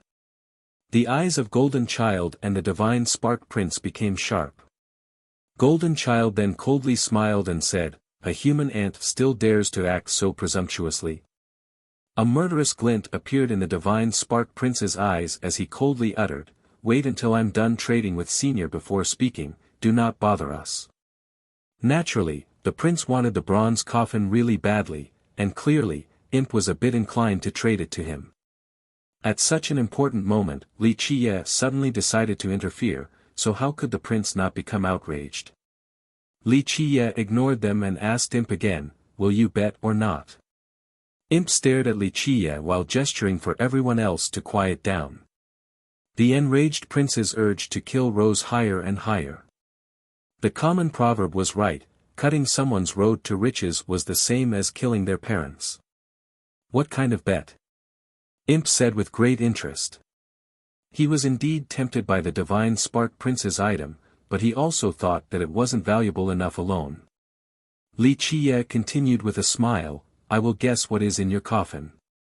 If I am correct, then the coffin will belong to me. If I'm wrong, then I will compensate you with an item." Humph. What kind of treasure can a human junior possibly have? Don't waste Senior's time. The Divine Spark Prince sneered, "Senior, I still have several other good items that were taken from Necropolis, how about you take a look?" Imp waved his sleeve, signaling for the prince to shut up. This caused him to become very angry and he wished to kill Li Qiye on the spot. A meal was right in front of him, yet it flew away. He took a deep breath and then looked at Li Qiye, "One must be able to concede elegantly. The bronze coffin belongs to you." Although he was unwilling, he still went out in style. "Thank you." Li Qiye smiled and took the bronze coffin away. He didn't expect to see it here, the heaven-sealing pentagate, what an old legend. Everyone wanted to see the thing inside, but Li Qiye didn't look like he was going to open it since he had already put it away. Many people gritted their teeth with hostility while gazing at Li Qiye. Although they had never heard of the name, Heaven-Sealing Pentagate, the fact that it once sealed a realm meant that it must be something incredible. Imp heaved out a sigh. He was very dejected at not being able to obtain the myriad star water. "Very well, this will be the last item for auction." Imp then gravely said, "The last coffin is absolutely worth the most precious item in your entire life. Take out the things you found in Necropolis." This time, Imp bluntly said that he wanted Necropolis items. This was his initial goal. Everyone took out their items from Necropolis without any hesitation. In just a split second, colorful treasures appeared and displayed their multifaceted lights. "This is the last coffin." Imp took out the final item. This was a small wooden coffin that was not eye-catching at all. It was around the size of one's palm and was of a purple color. Despite its humble size, it was a delicate work of art. Runes were carved atop of it, but rather than being hand-carved, they felt natural as if they had always been there. Everyone was disappointed to see this small wooden coffin as the final item. They all assumed that the last item would, at the very least, be contained in a treasure coffin and not such an ordinary wooden coffin. Don't judge it based on its external appearance. Imp slowly said, "Even if all of you took out all the things in Necropolis, it still might not be enough to trade for my small coffin." The 8 treasures prior to this were already wondrous, so Imp's sentence just now woke everyone up to this small wooden coffin's greatness. "Senior, please have a look, this is everything I obtained from Necropolis." The Divine Spark Prince quickly took out all of his items. "No, there is more than just this." The prince then told the disciples by his side to take out everything they had and displayed them in front of Imp. He then went on to say, "Senior, this is everything I have. As long as you are willing, they will all be yours." While Imp was looking at all the items presented, Li Qiye was gazing at the bronze coffin. The moment Imp took it out, Li Qie focused his gaze upon it as a profound light flashed from the depths of his eyes, seemingly wanting to see what was inside the coffin. He looked at the coffin meticulously without missing a single detail. He did so again and again. Imp finally got through everyone's items. There were only two that he was slightly interested in. One belonged to the Divine Spark Prince and the other was Golden Child's eye. The Prince and Golden Child were secretly happy since their chances were very high. Chapter 445, Mysterious Little Coffin. Golden Child's group also took out all their items from Necropolis, but they didn't have as many as the Divine Spark Prince. This was because the Divine Spark Prince brought many Divine Spark disciples and had been here for a very long time to catch a lot of fish to trade with. Li Qie's expression changed after seeing Imp take out the little wooden coffin and said, "How did this thing fall into your hands?" Li Qie glared at the coffin and was certain of its authenticity. Fate. Imp looked at Li Qie and hurriedly said with a smile, "Do you want it? Do you want to trade? For the thing in your bottle?" Li Qie gently shook his head and said, "You should know that I won't exchange the item in my bottle, but I must have this wooden coffin." "Humph. How many treasures from Necropolis can you possibly have?" The prince grunted and coldly said, "Do you have enough to trade for Senior's little coffin?" It was no surprise that the prince was livid. Amongst the group, he had the most treasures from Necropolis while Imp wanted exactly this. In this crowd, he had the highest chance of getting the wooden coffin, but now, Li Qie wanted to interfere once again. His last trade was already ruined by Li Qie, and now the fellow was joining in once again. The prince almost went insane from anger. He wanted to kill this foolish thing right away. Li Qie ignored the prince and told Imp, "Although I cannot trade that item with you, I have something else that you would surely want." Li Qie then gave another treasure box to Imp. Imp opened the box and a bright golden brilliance appeared. He was astonished and quickly closed the box before he calmed himself down. "This is indeed one of the things that I want." Imp then handed the little wooden coffin to Li Qie and said, "This belongs to you as well." No one knew what was inside Li Qie's box that could move Imp to this extent. Of course Imp would be tempted. That box contained the world tree's young leaf, the very last one. Something like this was basically extinct in this world. Only Li Qie, alone, had one. Imp really wanted it so naturally he was happy to make this trade. "May we meet again if fate allows." Imp took Li Qie's box and left instantly. Li Qie watched Imp's departure while gently touching this ancient coffin and sighed. This item finally came into being, who would have guessed? On the other hand, Wuxia was wondering about the item inside the coffin that warranted such solemnness from her young noble. Despite their short stay together, she knew that not many things could move him. Li Qie could casually give her the immortal moon margin, but this ordinary wooden coffin made him extremely serious. Just what was inside? After Imp left, the party was officially over, so everyone went on their separate ways, including the group of Golden Child.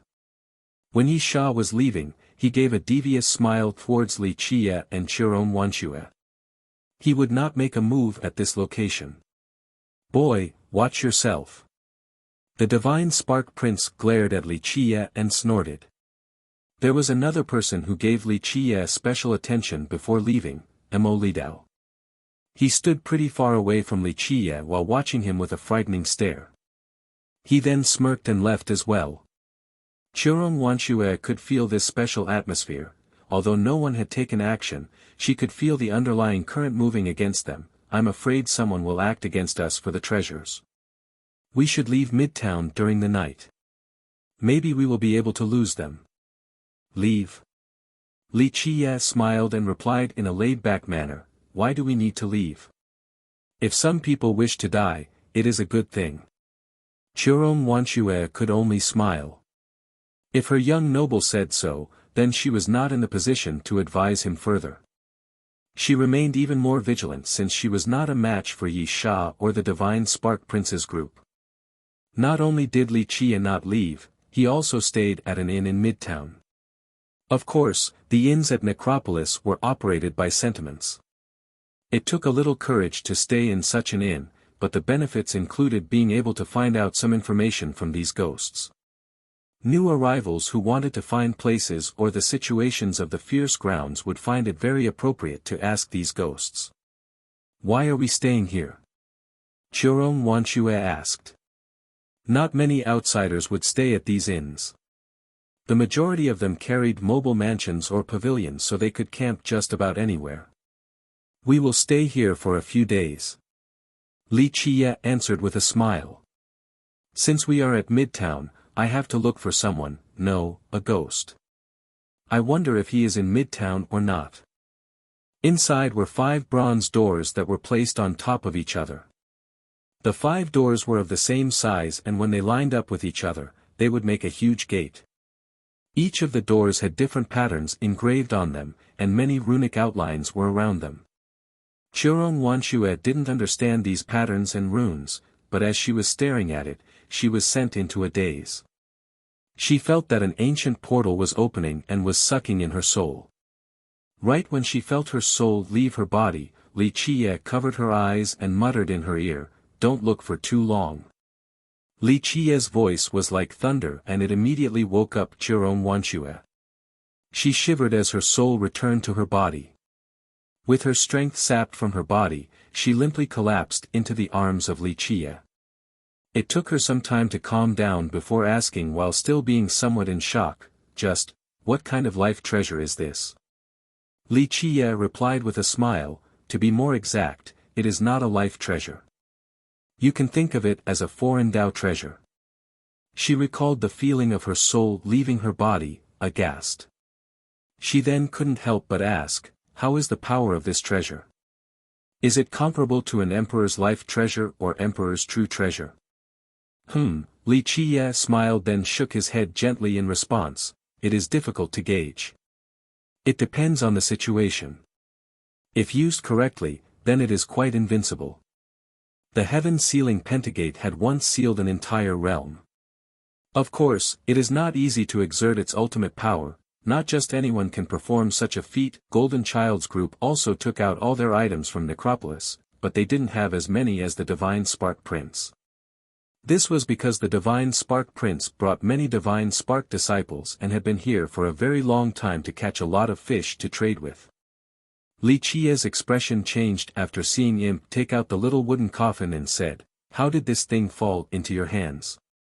Li Qiye glared at the coffin and was certain of its authenticity. "Fate." Imp looked at Li Qiye and hurriedly said with a smile, "Do you want it? Do you want to trade for the thing in your bottle?" Chapter 446, Distant Legend. Did an immortal emperor leave behind this treasure? Churong Wanshue emotionally asked. A treasure capable of sealing an entire realm, truly frightening and untouchable. It was absolutely comparable to an immortal emperor true treasure. No. Li Qiye shook his head and replied, "It's not something left behind by an immortal emperor. At the very least, no one in this world knows who left behind this heaven-sealing Pentagate. Its origin dates back to a very ancient era, perhaps the legendary era or even before that." "No way." Churong Wanshue gaspingly replied, "The legendary era is just a rumor and isn't real. How could there be an era even older than the legendary era?" The inhabitants of the 9 worlds believed that there were 4 eras in the following order: the Desolate Era, the Desolate Expansion Era, the Ancient Ming Era, and the Emperor's Era. The Emperor's Era lasted until just recently, when people determined that it ended with immortal Emperor Ta Kong. The reason was very simple: it was due to the battle between the Black Dragon King and the Emperor. The Dragon King tearing apart the heavens will cause the 9 worlds to fall into the difficult Tao era, but some still believed that the Emperor's era was still ongoing since the difficult Tao era was too short and couldn't be considered an era of its own. In fact, the only era with complete records was the Emperor's era. Although the ancient Ming era still had many written records and they were quite complete as well, there were still gaps in this era. There were events that had forever become secrets unknown to future generations. Now, when it came to the desolate expansion era, documents became scarce. This was the era where the races in the 9 worlds established their foundation with designated locations chosen by the respective wise sages. For example, whether the human race originated from the mortal emperor world or not, this was hard to say. However, the only certainty was that humans took root at this world during the desolate expansion era, and it became the ancestral ground for them. The desolate era was even more distant and arduous to trace. The races in the 9 worlds were quite weak at that time and there were very few written records. This was the reason why most believed that the desolate era was the most ancient time period. There was another era before the Desolace era, and it was called the Legendary Era. There were no written annals about this era, only a few incomplete legends. Future descendants could not confirm whether this era had actually existed or if it was only a legend. And now, Li Qie was talking about an era that predates even the Legendary Era. How could this not shock Jerome Wanxue? The Legendary Era was but hearsay, so what kind of era was before this one? It exists. Li Qie nonchalantly said, but there are a few untraceable events because it happened too long ago, so they became mere myths instead. However, as long as you have enough time and patience, you will be able to find the marks left behind by the inhabitants of these eras despite the marks disappearing in the river of time. Jerome Wanxue was dumbfounded as she tried to process all of this new information about the ancient eras. She eventually asked, what kind of era was it? No one knows. Li Qie smiled and said. Li Qie knew a few things and was uncertain about others, but if he could obtain items like the 9 heavenly treasures, then he would be able to solve some of the immemorial secrets. At this time, he reached out and gently touched the bronze doors. The runes appeared to come to life like fishes in the river. A faint light would appear wherever he touched as if he could summon this treasure. The heaven-sealing pentagate. It seems that Imp was in a rush to obtain a few items. Otherwise, he wouldn't have traded an item of this magnitude away. Li Qie said while being visibly moved. Jerome Wanxue only dared to take a quick glimpse at the lively runes. This thing was too frightening, it was capable of sucking out people's souls. Li Qie looked at the gate for a long time and simply shook his head gently without saying anything. Meanwhile, Jerome Wanxue closed her eyes out of fear of the gate. After a while, she heard Li Qie's teasing voice, "My dear chief, would you like to sleep in the same bed with me tonight?" She jumped up from these words and opened her eyes to find Li Qie's face an inch away from her own. She became frozen because she suddenly remembered that she was still within Li Qie's embrace due to the pentagate earlier. Their postures were extremely intimate as the atmosphere suggested of lasciviousness. In other words, their bodies were tightly pressed against each other. It seems that our beloved chief is willing to sleep with me. Li Qie smiled and continued. Jerome Wanxue became bright red as her body felt hot. This was the first time she had such an intimate physical encounter with someone else. She was embarrassed beyond control as she struggled to jump up. Her evening shade face didn't dare to look straight at Li Qie as she denied, "Nonsense, I don't want such a thing." Her usual mature look combined with this shy expression was charming to the bones yet gentle like the softly flowing aurora in her eyes. She was too embarrassed to remain calm due to the heat that surged throughout her body. This strange thought remained in her mind without dissipating, causing her body to feel numb. She didn't dare to stay around any longer since the sultry atmosphere was too unbearable, so she quickly left the room. Take care of the heavenly jade cicada. When she reached the door, she heard Li Qie's voice from behind, "This item is superb and will greatly benefit your Snow Shadow tribe in the future. Maybe your tribe can rise because of it." Her heart felt warm from such words. It was hard to describe this feeling that coiled around inside her chest and eventually turned into something sweet that melted her heart. After she left, Li Qie only smiled and gently shook his head. Then, he quietly put away the heaven-sealing pentagate. He then took out the small wooden coffin and placed it in front of him. He meticulously gazed at it as if it was a source of enjoyment. After a while, he couldn't help but utter, "Such a thing has come into being, so anything else could as well." Not to mention, the wooden coffin at the heavenly ancient corpse burial ground came out as well. Nothing can surprise me anymore. Eventually, he put it away and sat in a meditative pose on his bed to channel his merit law to begin cultivating. A primordial breath surrounded his body. The yin-yang sea of blood appeared and began to refine his blood energy into drops of longevity blood. This sea of blood had an incredible origin. If he could actually use its full potential, then it would be absolutely frightening. Unfortunately, Li Qiye's current cultivation could not excavate the sea of blood's true profundities. When Li Qiye's fate palaces opened, 7 of them hovered around him. Li Qiye had successfully opened his 7th and he could almost open the 8th. With Li Qiye's current foundation, opening 8 or 9 palaces was not difficult, not even the 10th would be hard. The 11th would not necessarily be a challenge either, the hard part was the 12th, while the 13th would be Li Qiye's toughest challenge. Li Qiye was aiming for 12 and, given the chance, he would challenge the 13th. The truth was that, for cultivators, having 12 palaces was already an impossible matter. In the written legends, not more than 3 people had 12 palaces. Moreover, they were only rumors, so no one knew whether people actually had 12 palaces or not. As for the 13th, it simply did not exist in this world. Having 12 palaces was already an unreachable limit for cultivators. However, Li Qiye's ambition was not limited to someone with dual physiques. This was not a challenge at all.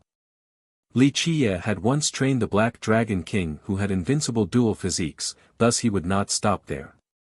Li Qiye's blood circulated and his true fate floated up and down. At times, it would turn into a Kuanpeng, at others, it would turn into a vast grand Tao or an endless starry sky. Some amount of time passed by. It was late at night when Li Qiye suddenly opened his eyes with a frightening murderous intent. Churong Wanxue was in the other room. They were separated by one wall. She was very cautious and prepared a line of defense in order to protect herself against people with malicious intents. However, a fog suddenly condensed as a shadow quietly appeared in her room like a ghost. This was Yi Sha, the one who stealthily appeared in Churong Wanshue's room. He had been drooling over the two's treasures for a long time now. Forget about the item from the Ghost River, the coffins from Imp alone were more than enough to incite his greed. Yi Sha was not in the position to take action with so many people around at the yard. This was why he tailed them and prepared to take action under the cloak of the night. He assumed that a human junior like Li Qiye was not worth worrying about, so as long as he could take care of Churong Wanxue, Li Qiye would be a fish on a platter. Once he got close to the bed, the sleeping Churong Wanxue suddenly opened her eyes. She was quite aghast after seeing Yi Sha standing right there. Did an immortal emperor leave behind this treasure? Churong Wanxue emotionally asked. A treasure capable of sealing an entire realm, truly frightening and untouchable. It was absolutely comparable to an immortal emperor true treasure. No. Li Qiye shook his head and replied, it's not something left behind by an immortal emperor. At the very least, no one in this world knows who left behind this heaven-sealing pentagate. Its origin dates back to a very ancient era, perhaps the legendary era or even before that. No way. Churong Wanxue gaspingly replied, the legendary era is just a rumor and isn't real. How could there be an era even older than the legendary era? Chapter 447, Night Attack. Yi Sha was an assassin, so, in a split second, he aimed to grip Churong Wanxue by the neck in order to finish her in one blow. His cultivation was also much stronger than Churong, so the moment he reached out, she couldn't block it even if she wanted to. However, before his palm could reach her neck, it suddenly stopped in midair. Another hand quietly clasped his wrist. Li Qiye was standing by the bed as if he had always been there. Suddenly being gripped by the wrist caused even an assassin like Yi Sha to jump. After seeing Li Qie, his expression greatly changed. Someone of his level knew the significance of being grabbed by the wrist after just one move. Crack! Li Qie easily crushed Yi Sha's wrist. Snap! He then pulled on it. Yi Sha's hand was severed from his arm, causing blood to spurt everywhere as he miserably screamed, "Ah!" Nevertheless, his killer's instinct allowed him to run away instantly. After his hand was ripped off by Li Qie, he immediately turned into smoke and escaped. Li Qie threw away the hand and looked at the pale and frightened Chiron Wanxue. He then asked, "Are you all right?" Chiron Wanxue regained her composure and nodded her head. He then grabbed her waist and said, "We'll catch him." They then instantly vanished. Yi Sha escaped to the east of Midtown right after he left the room. As an assassin, his speed and stealth were both top-notch, those of the same cultivation level were not his match. Yi Sha only had 1 foot into the little sovereign's realm and didn't actually possess a sovereign's power, but due to his mastery of assassination, he had killed a heavenly sovereign before. But tonight, he had met his match. He understood that his opponent was formidable, so he ran away with all his might. The moment when he thought he was safe, Li Qie's lazy voice suddenly rang from behind him, "You think you could escape?" With one hand holding Chiron Wanxue, Li Qie easily traversed the sky under the moonlight as if distance was not a hindrance to him. With one step, he easily caught up to Yi Sha. Although Yi Sha was very fast, he was far too lacking compared to Li Qie. Without taking into consideration Li Qie's cultivation of the soaring immortal physique, the fastest physique in this world, he would still easily catch Yi Sha. His fate law was the Kun Peng 6 variance, an emperor law with terrorizing speed. Although it could not completely make up for the hell-suppressing godly physique's lack of speed like the soaring immortal physique, it was still much swifter than Yi Sha. Yi Sha was scared out of his wits when he saw Li Qie get right behind him with such ease. He unleashed a slash as fast as lightning towards Li Qie, but Li Qie easily evaded it. The Kun Peng suddenly leapt into the air and the dark space transformation came out. With an unbelievable speed, Li Qie easily closed the distance between the two of them and appeared right behind Yi Sha. He then stomped on Yi Sha's back without having to use the hell-suppressing godly physique. His normal strength and speed were more than sufficient. Rumble. With a deafening bang, Yi Sha was stomped down hard into the ground, creating a deep pit on the street. The crisp sounds of bones breaking appeared. This kick destroyed numerous bones in his body as his back caved in, leaving him with only a thread of life. Nevertheless, Yi Sha did not dare to stop. He gritted his teeth and turned into smoke yet again to escape with his top speed. What happened? Yi Sha slamming into the street had alarmed many young cultivators in Midtown. They came out to see what was going on and noticed the chase. Seeing the drifting smoke, someone instantly recognized Yi Sha. That is Yi Sha, right? Many young cultivators were in disbelief while watching such a scene. Yi Sha was an expert assassin, a famous killer amongst the younger generation. Today, he was running for his life while being hunted down by someone. Who would believe such a tale? After seeing Li Qie, someone who had participated in the auction recognized him. Isn't that the human brat? Many people became astonished. At that time, they didn't respect Li Qie at all. These young geniuses felt that a human brat like Li Qie was just a weakling. In the eastern nether border, the human race was a weak ethnic group, so the ghost race didn't put them in their sight. Truly, unbelievable. But now, watching Yi Sha running away from Li Qie like a stray dog left them stunned. With one hand hugging Chiron Wanxue, Li Qie easily chased after Yi Sha like a cat hunting a mouse. How far do you think you'll get? Li Qie asked with a smile. He then shot out a finger beam. Pluff. Yi Sha never had the chance to dodge. Ah! With a cry, blood spurted out after Li Qie pierced Yi Sha's chest with his finger strike. Yi Sha screamed out in pain, but he still didn't dare to stop dragging his bloodied body while trying to escape. Churong Wanshue was frozen and forgot that she was being hugged by Li Qie. Yi Sha was a famous assassin in the sacred netherworld. He alone could easily massacre the entire Snow Shadow tribe while no one could stop him. But now, against Li Qie, Yi Sha had become a stray dog without the strength to resist. Just what is the identity of this human brat? How could he be so domineering? The spectating young cultivators all changed their expressions. They then followed them to witness the outcome. In fact, such surprise was quite normal. Yi Sha's cultivation was really strong, at least amongst the younger generation. Unfortunately for him, Li Qie was someone who could kill heavenly sovereigns. Moreover, Yi Sha lacked emperor laws and immortal emperor life treasures.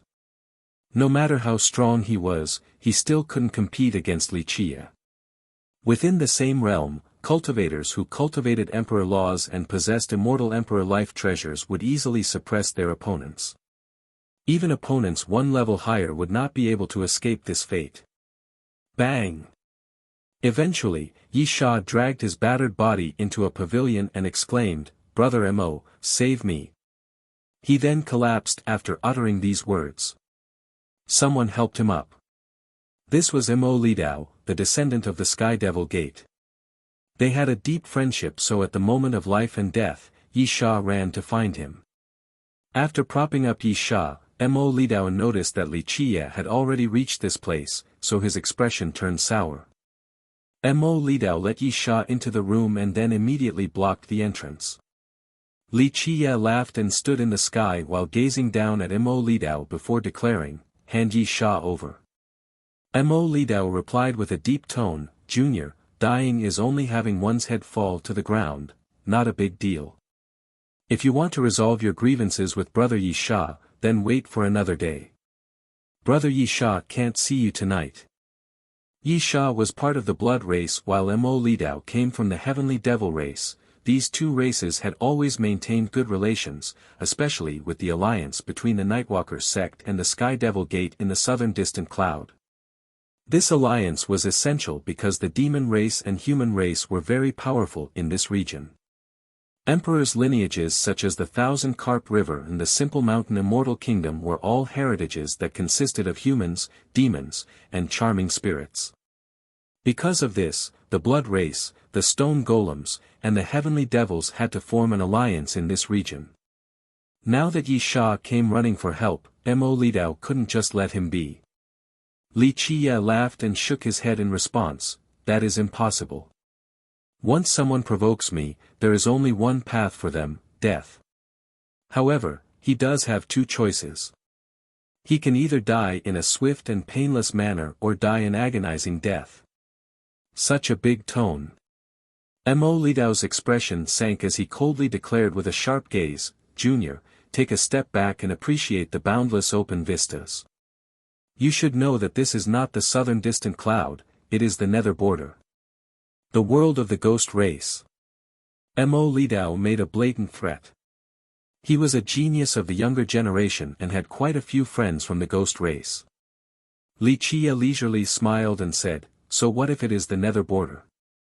Although the 9 worlds are vast, I am free to tread where I please. I will come and go as I wish no matter the location." Such blustering. The Divine Spark Prince had also arrived at this time. He was antagonistic towards Yi Sha so he would not aid a foe. However, Li Qie's words annoyed the prince, not to mention that Li Qie ruined his business earlier. This had been clearly engraved in his mind. Now, the prince couldn't help but sneer after hearing such an arrogant proclamation. Golden Child had arrived as well along with many other young geniuses who were attracted by the commotion. Under the watchful eyes of so many, Churong Wanshue, being held by Li Qie, felt her body becoming hot as her cheeks started to blush. Li Qie ignored the prince. He looked at Mo Lidao and demanded, "My patience is limited. Quickly hand over Yi Sha to avoid making a mistake." "A mistake?" Mo Lidao proudly laughed and then stepped forward with a bold aura. Buzz. His body then released 2 divine rings. He really is a little sovereign. Seeing the two divine rings shoot out from Mo Lidao's body, many youths became alarmed. Mo Lidao being able to reach the little sovereign realm at such a young age meant that he was definitely an amazing genius. Yi Sha was an assassin, so, in a split second, he aimed to grip Chiron Wanshue by the neck in order to finish her in one blow. His cultivation was also much stronger than Chiron, so the moment he reached out, she couldn't block it even if she wanted to. However, before his palm could reach her neck, it suddenly stopped in mid-air. Another hand quietly clasped his wrist. Li Qiye was standing by the bed as if he had always been there. Chapter 448, crushed with one hand. Since it required 9 divine rings to reach grand accomplishment, little sovereign, Mo Lidao having 2 divine rings at such a young age was already quite amazing. The Sky Devil tribe was a branch of the heavenly devil race. They had burly physiques like giants. With 2 rings around his body in a tricolored halo above his head, Mo Lidao's blood energy spewed forth like a flood. He was like a fierce rhino capable of crushing a mountain and pulling this earth with his aggressive atmosphere. Mo Lidao is indeed ferocious. Many people exclaimed after seeing his powerful momentum. Mo Lidao's current prestige was not due to assassinations like Yi Sha. He arrogantly looked at Li Qiye and sneered, "You could have left earlier. Now, it is too late." "Oh. So you want me to stay?" Li Qiye smiled back at him. "If you apologize to Brother Yi Sha, then I shall spare your life. If not, today will be your funeral." In the nether border, humans are mere insects. Mo Lidao coldly proclaimed. Li Qiye laughed and said, "You're a heavenly devil, yet you keep on licking the asses of ghosts all day." If the indigenous heavenly devils were to hear these words, they would cower in shame. Mo Lidao became livid. He let out a loud roar as a huge tablet appeared from his fate palace. It soared up high into the sky and then turned into a giant mountain. This was Mo Lidao's fate weapon, the Sky Devil Tablet. Bang! The sacred mountain formed by the tablet appeared to be inhabited by a god as multiple divine rings floated around it. The Sky Devil Divine Mountain. A person emotionally uttered after seeing Mo Lidao's fate weapon, "This is Mo Lidao's fate weapon, it contains the heavenly Tao." Some people say that this mountain can crush a grand sovereign. "Junior, die." Mo Lidao snarled. The tablet in the form of a mountain loomed over all of Midtown like a gigantic palm. It came crashing down with the might of 1,000 mountains towards Li Qiye. Explosions resounded non-stop as the sky broke apart from such a domineering fate weapon. Midtown would have been torn asunder if there wasn't a power protecting it. So powerful. Many felt this way when they saw this attack from Mo Lidao. They quickly retreated to avoid being accidental victims. Whoosh! When the tablet was on the verge of slamming into Li Qiye's head, a blob of smoke appeared. Yi Sha suddenly turned up right behind Li Qiye. With a cold glint, a knife pierced straight towards Li Qiye's back. Chiron Wanshue was scared out of her wits and cried out, "Watch out." This stab was too fast, she couldn't help Li Qiye even if she wanted to. This kid is dead for sure. Everyone assumed that Li Qiye's fate was sealed when they saw the joint attack from Mo Lidao and Yi Sha. At this moment, Yi Sha was ecstatic to see his knife connect along with the incoming mountain. Everyone thought Li Qiye was going to die and the pale Chiron Wanshue almost fainted. However, time seemed to freeze as everyone became dumbfounded at the unraveling scene. They no longer dared to believe their own eyes. Li Qiye, with one hand still holding Chiron Wanshue, used his other to effortlessly block the Sky Devil tablet. The extremely heavy tablet was leisurely stopped by Li Qiye. The knife stabbed his back, but he didn't even bat an eye. "Your knife is too soft, is it made out of tofu?" Li Qiye turned around and smilingly asked Yi Sha. The initially ecstatic Yi Sha was now completely frightened due to Li Qiye. At this time, he recognized that the knife did not pierce through Li Qiye's flesh, it only slightly pricked his skin. Li Qiye's hell-suppressing godly physique was noted for its toughness.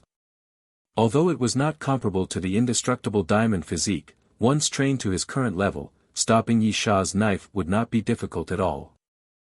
The aghast Yi Sha turned around to run, but Li Qiye grabbed the tablet from Mo Lidao's hands and violently swung it towards the door, the direction where Yi Sha was escaping to. Boom! Yi Sha was swatted by the tablet like a fly. His blood stained the ground as he was beaten into the earth. Return! Mo Lidao chanted a mantra to recall the Sky Devil tablet. Buzz! The tablet vibrated in Li Qiye's hand, but the hell-suppressing godly physique suddenly activated. The force of his hand was enough to suppress the tablet. Impossible! Mo Lidao's heart sank from fear. The Sky Devil tablet was his fate weapon, so others could not steal it unless they were several realms higher than him. Li Qiye casually glanced at Mo Lidao and said, "You are insufficient to compete with me regarding weight." The Sky Devil tablet was a very heavy true treasure, it had the weight of a divine mountain. However, it was far from enough compared to Li Qiye's godly physique. Once fallen into Li Qiye's hands, even this true treasure had to suffer complete suppression. "Eat this," Li Qiye smilingly uttered. Li Qiye fiercely slammed the Sky Devil tablet forward. The tablet flew with the force of the godly physique, causing the Grand Tao to scream. Countless universal laws in Midtown flew up to protect the town because it was in grave danger should this strike successfully connect with the town. Mo Lidao felt that this devastating power from the tablet could annihilate the earth itself. Even the strongest attack from himself with the tablet was not comparable to Li Qiye's current attack. This blow from Li Qiye seemingly carried the weight of countless divine mountains, something that was capable of crushing even gods and devils. Mo Lidao's soul nearly flew away from fear. But nevertheless, he roared and immediately took out all of his strongest weapons, regardless of whether they were life treasures, true treasures, or foreign Tao treasures. Everything came out and formed an arc to protect his body. Bang! This was a deafening blast that shook even the stars in the 9 heavens. This attack could have plucked the stars in the sky. The tablet destroyed all of Mo Lidao's treasures. The combined weight of the tablet and the godly physique was of an unimaginable magnitude. This weight crushed and collapsed all things. Mo Lidao's treasures could not withstand this single blow. However, Mo Lidao himself was only blown away, he vomited blood with a pale expression. The multitude of treasures protecting him saved him from becoming a bloody mist. His legs shivered from fear while his heart thumpingly told him to escape. Mo Lidao knew that he had provoked a grim reaper. He didn't dare to waste time thinking and immediately tried to run as far away as possible. But right at this moment, a Kuan Peng sword and the dark space transformation came out. Li Qiye traversed the spatial distance with just one step and immediately appeared before Mo Lidao, blocking his path. Li Qiye then leisurely smiled, trying to escape now. Too late. Just earlier, you were quite awe-inspiring, no? Dao friend, listen to me. Mo Lidao's face was as white as paper as he urgently shouted. Li Qiye was too lazy to listen to his drivel. He slammed the tablet down. This time, he didn't use the godly physique but the Kuan Peng's 6 variants instead. Under its catalytic push, the tablet had an extremely swift speed and turned into a light that rushed downward. Mo Lidao tried to escape. He didn't mind burning off his longevity blood to increase his speed, but how could it match the Kuan Peng's 6 variants? Pop! When the tablet slammed down, Mo Lidao was worse off than a fly. It slammed onto his body and crushed him into nothingness. This strike didn't even leave a fragment of a bone behind. All became pale with horror after seeing this scene, including the divine Spark Prince and Golden Child. The prince's cultivation was not stronger than Yi Sha's or Mo Lidao's. The fate of those two was enough to show how violent Li Qiye was. Golden Child, on the other hand, was much stronger than Mo Lidao and Yi Sha. However, those two were killed by Li Qiye like flies. Even with all of his strength, Golden Child wouldn't necessarily be able to dispatch Mo Lidao as easily. Other people gasped and felt a cold chill running down their spines.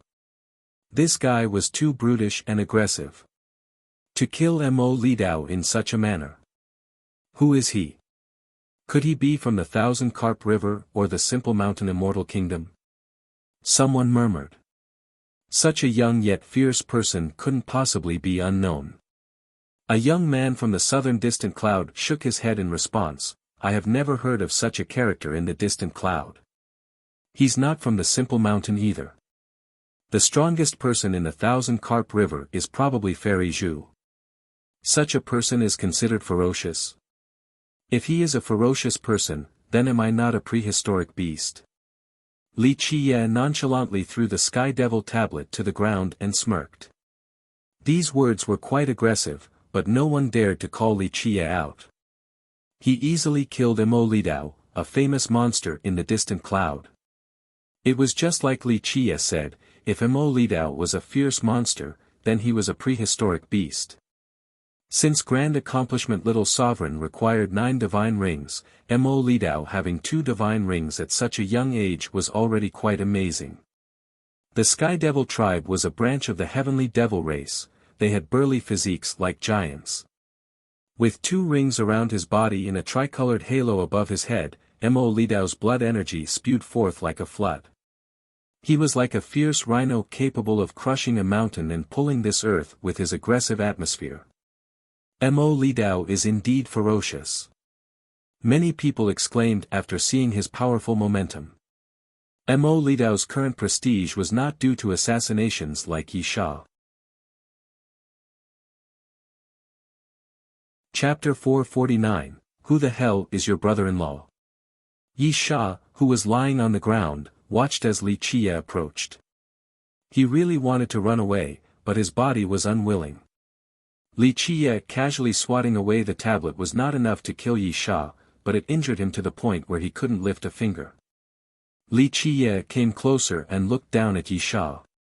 Yi Sha was terrified, but he still put on a strong act. What? What do you want to do? Don't forget. I am the descendant of the Nightwalker sect. If you dare to kill me, then the Nightwalker sect will not let you off. Even if you run to the corners of the world, the sect will still come for you. Nightwalker sect? What is that? Li Qiye leisurely replied to Yi Sha's threat. He then stomped down. No, Yi Sha unwillingly screamed out, but it was too late. Li Qiye killed him with a stomp. Seeing Li Qiye trample Yi Sha to death forced those who were present to draw a cold breath. In the blink of an eye, this person killed off 2 descendants from 2 great powers, offending both the Nightwalker sect and the Sky Devil Gate. However, Li Qiye was still as carefree as ever. Just how domineering must this person be to not care about 2 great powers? How fierce does one have to be to maintain such a carefree posture after offending 2 great sects? This is a dangerous man. A person whispered and shivered. Mo Lidao and Yi Sha were both quite notorious, but they were easily slain by Li Qiye. After finishing off Yi Sha with a stomp, Li Qiye smiled and looked around at everyone before fixing his gaze upon the Divine Spark Prince. He then slowly asked, anyone else have a problem with me? I am someone who can accept criticism, so feel free to comment. The Divine Spark Prince's expression changed after being fixated upon by Li Qiye's gaze. The person was provoking him. This was a great humiliation to the arrogant prince, but now understood that Li Qiye was very powerful. Nevertheless, the prince didn't want to back down in front of so many people since he couldn't bear such shame. He snorted and said, there are countless masters in this world. Li Qiye leisurely smiled while looking at the Divine Spark Prince and asked, are you one of those masters? The prince was greatly alarmed and instinctively took a step back. Showing such weakness in front of everyone was very aggravating. He felt like Li Qiye was humiliating him. He took a deep breath and decided to play till the very end as his pride surged. The prince then coldly spoke, I admit that you are very strong, but you are nothing compared to my brother-in-law. Anyone who opposes my brother-in-law will not have a good end. No matter how strong you are but an ant before him. The prince knew that he was not a match for Li Qiye, so he showed his backing instead, his brother-in-law, Sir Dizwa. Many people were annoyed at the prince's arrogance, but everyone obediently shut up when his brother-in-law was mentioned. They could only swallow their anger no matter how displeased they were with the prince. Pa!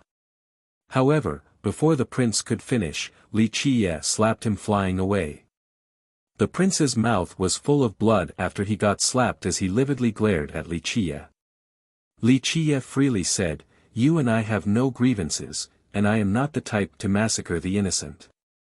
However, if someone wants to act up in front of me, then sorry, sometimes my hand gets real itchy and likes to slap people.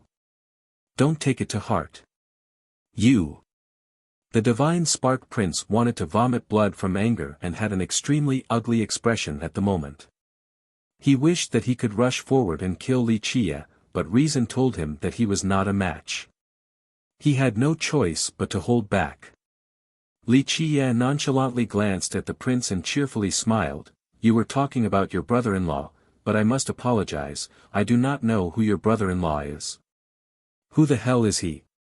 Everyone gasped when they heard this. Li Qiye's words were too overbearing. Any experienced cultivator in the sacred netherworld would have heard of Dizwa's name. Dizwa, the myriad bones throne's descendant, was rumored to cultivate the emperor laws of 3 immortal emperors.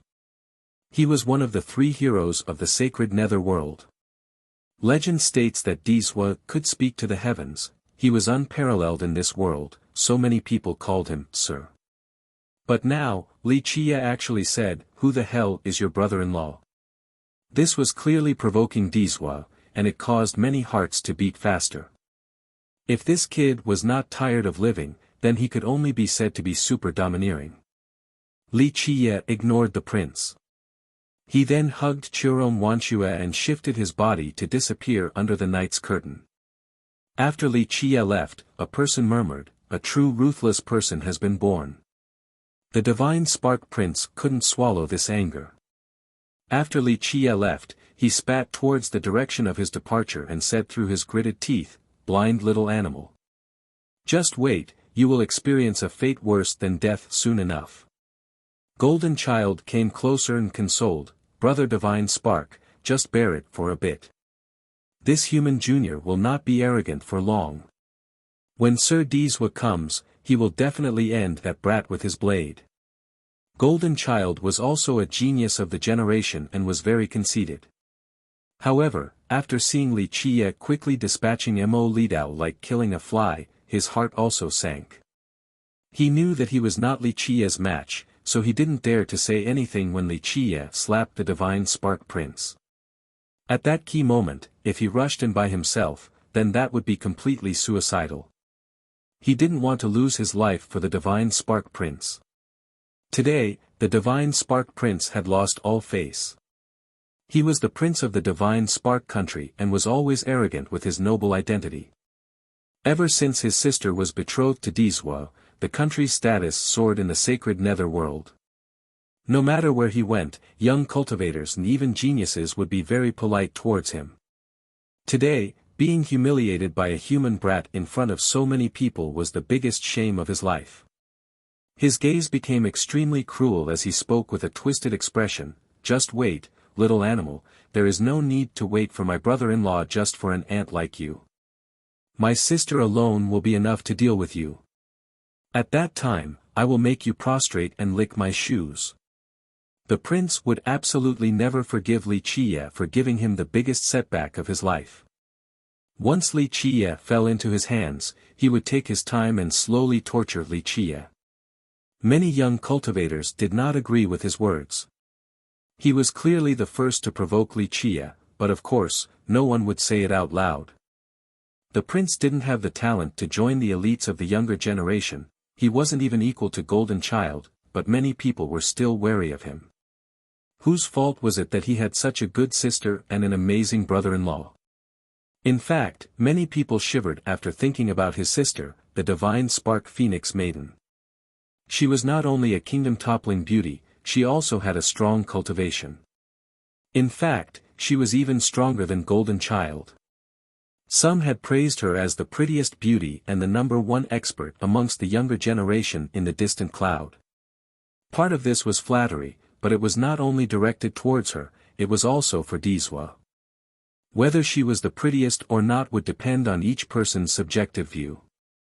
However, she was definitely not the #1 expert amongst the younger generation in the distant cloud. Nevertheless, no one dared to show contempt towards her. Her cultivation was indeed very deep and her strength was formidable. This was the reason for many young geniuses to dread her. She was not just a beautiful flower vase, since both her talents and cultivation were quite immense. Otherwise, how could she be a match for a character like Dizwa? This was the reason why many people showed dread when her name was brought up. "Just wait, little animal, my sister is almost here." The divine Spark Prince vented his resentment. Though many people disliked his bullying ways, their hearts shivered after hearing about the Phoenix Maiden who was about to arrive. If the Phoenix Maiden was coming, then didn't that mean that Dizwa, as her fiancé, was coming as well? Dizwa was an existence high in the clouds, someone who would cause everyone to feel dejected. The younger generation didn't want to see Dizwa at all.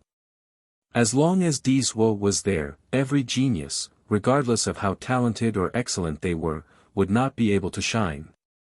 Before Dizwa's brilliance, all geniuses were eclipsed and were not worth a single coin. Dizwa was an insurmountable mountain that always pressured the young cultivators. They could not surpass him and could only continue to be suppressed by him. Li Qiye embraced Chiron Wanshue all the way back to their housing.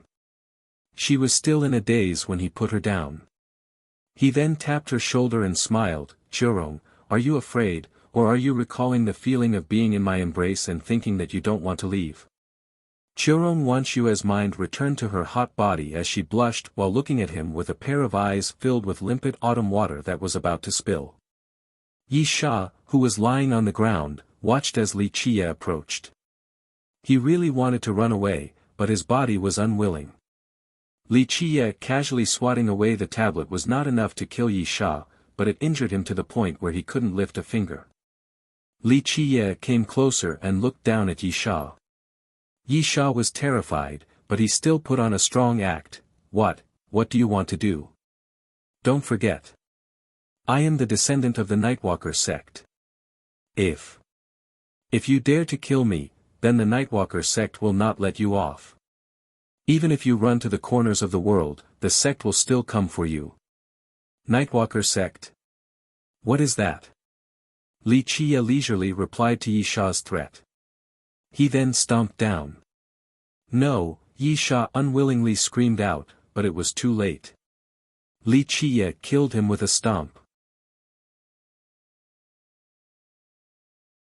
Chapter 450, Night Sea becomes clear. She looked up at Li Qiye to find a slight smirk and his always nonchalant attitude. All of these things were imprinted in her heart before she knew it. A flame enkindled deep within her when she looked at this young man right before her. Chiron Wanshue took a deep breath and suddenly mustered her courage. She approached and stretched out her jade-like hands to embrace his neck and couldn't resist the urge to kiss his lips. When their lips touched, her heart pounded hard as she lost control of her body.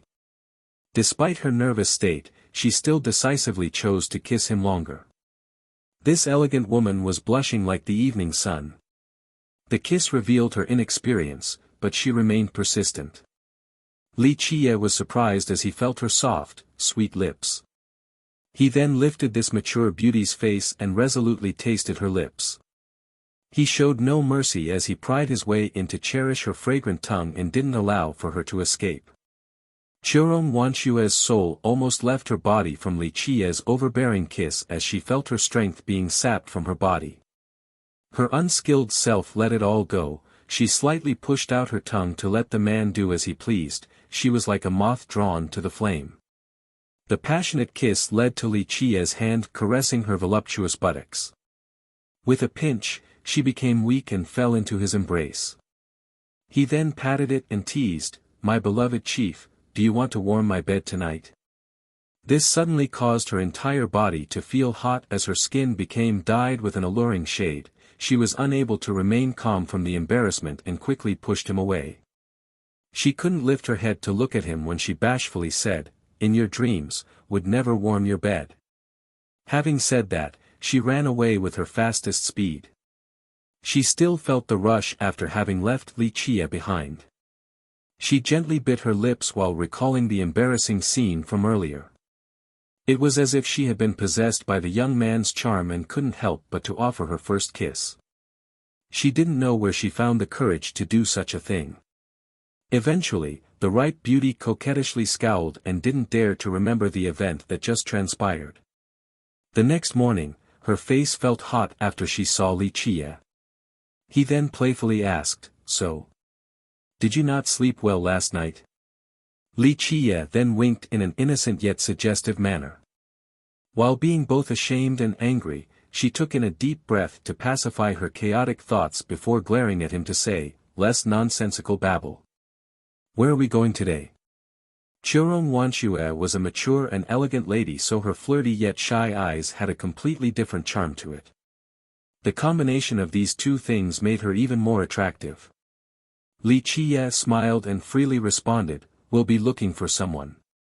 I don't know whether we can find the person or not, though. If successful, then maybe we'll be able to get some news." They then left the inn and went around Midtown. He specifically looked for alleys and noted certain markings around them. They went to several small alleys but they couldn't find the person. After walking through many alleys, Churong Wanxue curiously asked, "Who are we trying to find?" "A guy in hiding who doesn't want to meet others." Li Qie answered with a smile. Boom, boom. However, as they continued on with their search, all of Midtown, no, all of Necropolis suddenly shook. The shaking town scared Churong Wanxue as she asked, "What happened?" Li Qie felt the heaven and earth shake as he pulled Churong Wanxue up to the sky with a changed expression. He then gazed towards Night Sea and exclaimed, "It's coming from Night Sea." Rumble.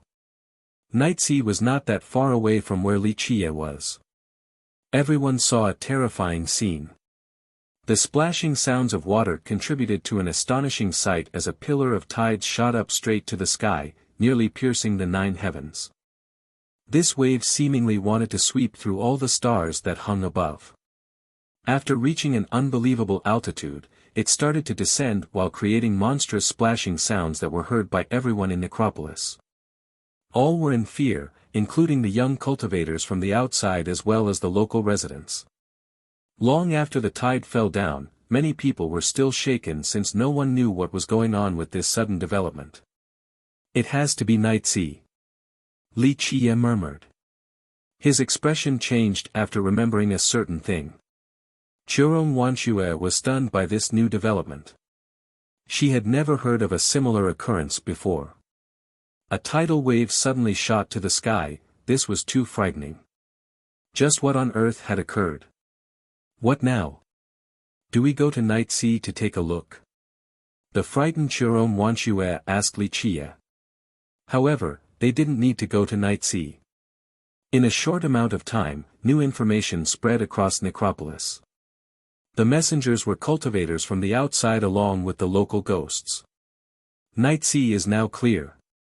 A dazzling piece of news shocked all of Necropolis. Night Sea is clear. Impossible. The first reaction to this news was disbelief. The local inhabitants didn't believe it either. Even as ghosts, they didn't believe such an unimaginable thing. For the past millions of years, Night Sea had always been as dark as ink. Even the longest living sentiment in Necropolis had never heard of Night Sea turning translucent. This cannot be any truer. Not only has it turned clear, it is no longer an ominous ground anymore. Anyone can enter without facing any dangers, and the handlers disappeared as well. I have a friend who was catching fish in Night Sea. He was sent into the sky by the tidal wave and thought that he would be dead for sure once he fell into Night Sea, but the water turned clear and it didn't drown him. How could this be? Many people quickly went to check. When this sudden change occurred at Night Sea, many people were still fishing and were blown into the sky. They thought that they would be doomed for sure, but Night Sea was no longer dangerous by the time they fell into the water. All of the handlers disappeared as well. Despite the new risk-free environment, these young cultivators all ran away from Night Sea in fear. After confirming, many people headed towards Night Sea, including its ghostly inhabitants. What is going on? Many people flocked to the shore and looked at the clear ocean water in astonishment. They rubbed their eyes repeatedly since they thought that it was merely an illusion. However, this was not the case, this was reality. The previously pitch-black water was now as clear as crystal. One cultivator couldn't help but jump into the water. Come, we'll go explore. In the beginning, the young ones were very cautious and only dipped 1 foot into the water. Once they found that nothing was wrong, they all traveled into Night Sea. It really is fine now, Night Sea is not drowning people anymore. After discovering the lack of danger, many young cultivators excitedly rushed into the sea and swam around like flood dragons. Before this, Night Sea was notorious for its dangers. Once one fell into its waters, their only fate would be death. Thus, everyone was extremely careful at this place. But now, Night Sea was not dangerous at all, so how could people not become excited? Compared to the happy outsiders, Necropolis local ghosts were very cautious. These ghosts were still very afraid of Night Sea despite it being clear. They then went away, they were too reluctant to stay close to the shore. I wonder what actually happened. Momentarily, many speculations formed around Necropolis to explain Night Sea's change. Why did Night Sea suddenly become clear? Chirong Wanshue also found it hard to believe. Li Chia became quiet after hearing the news.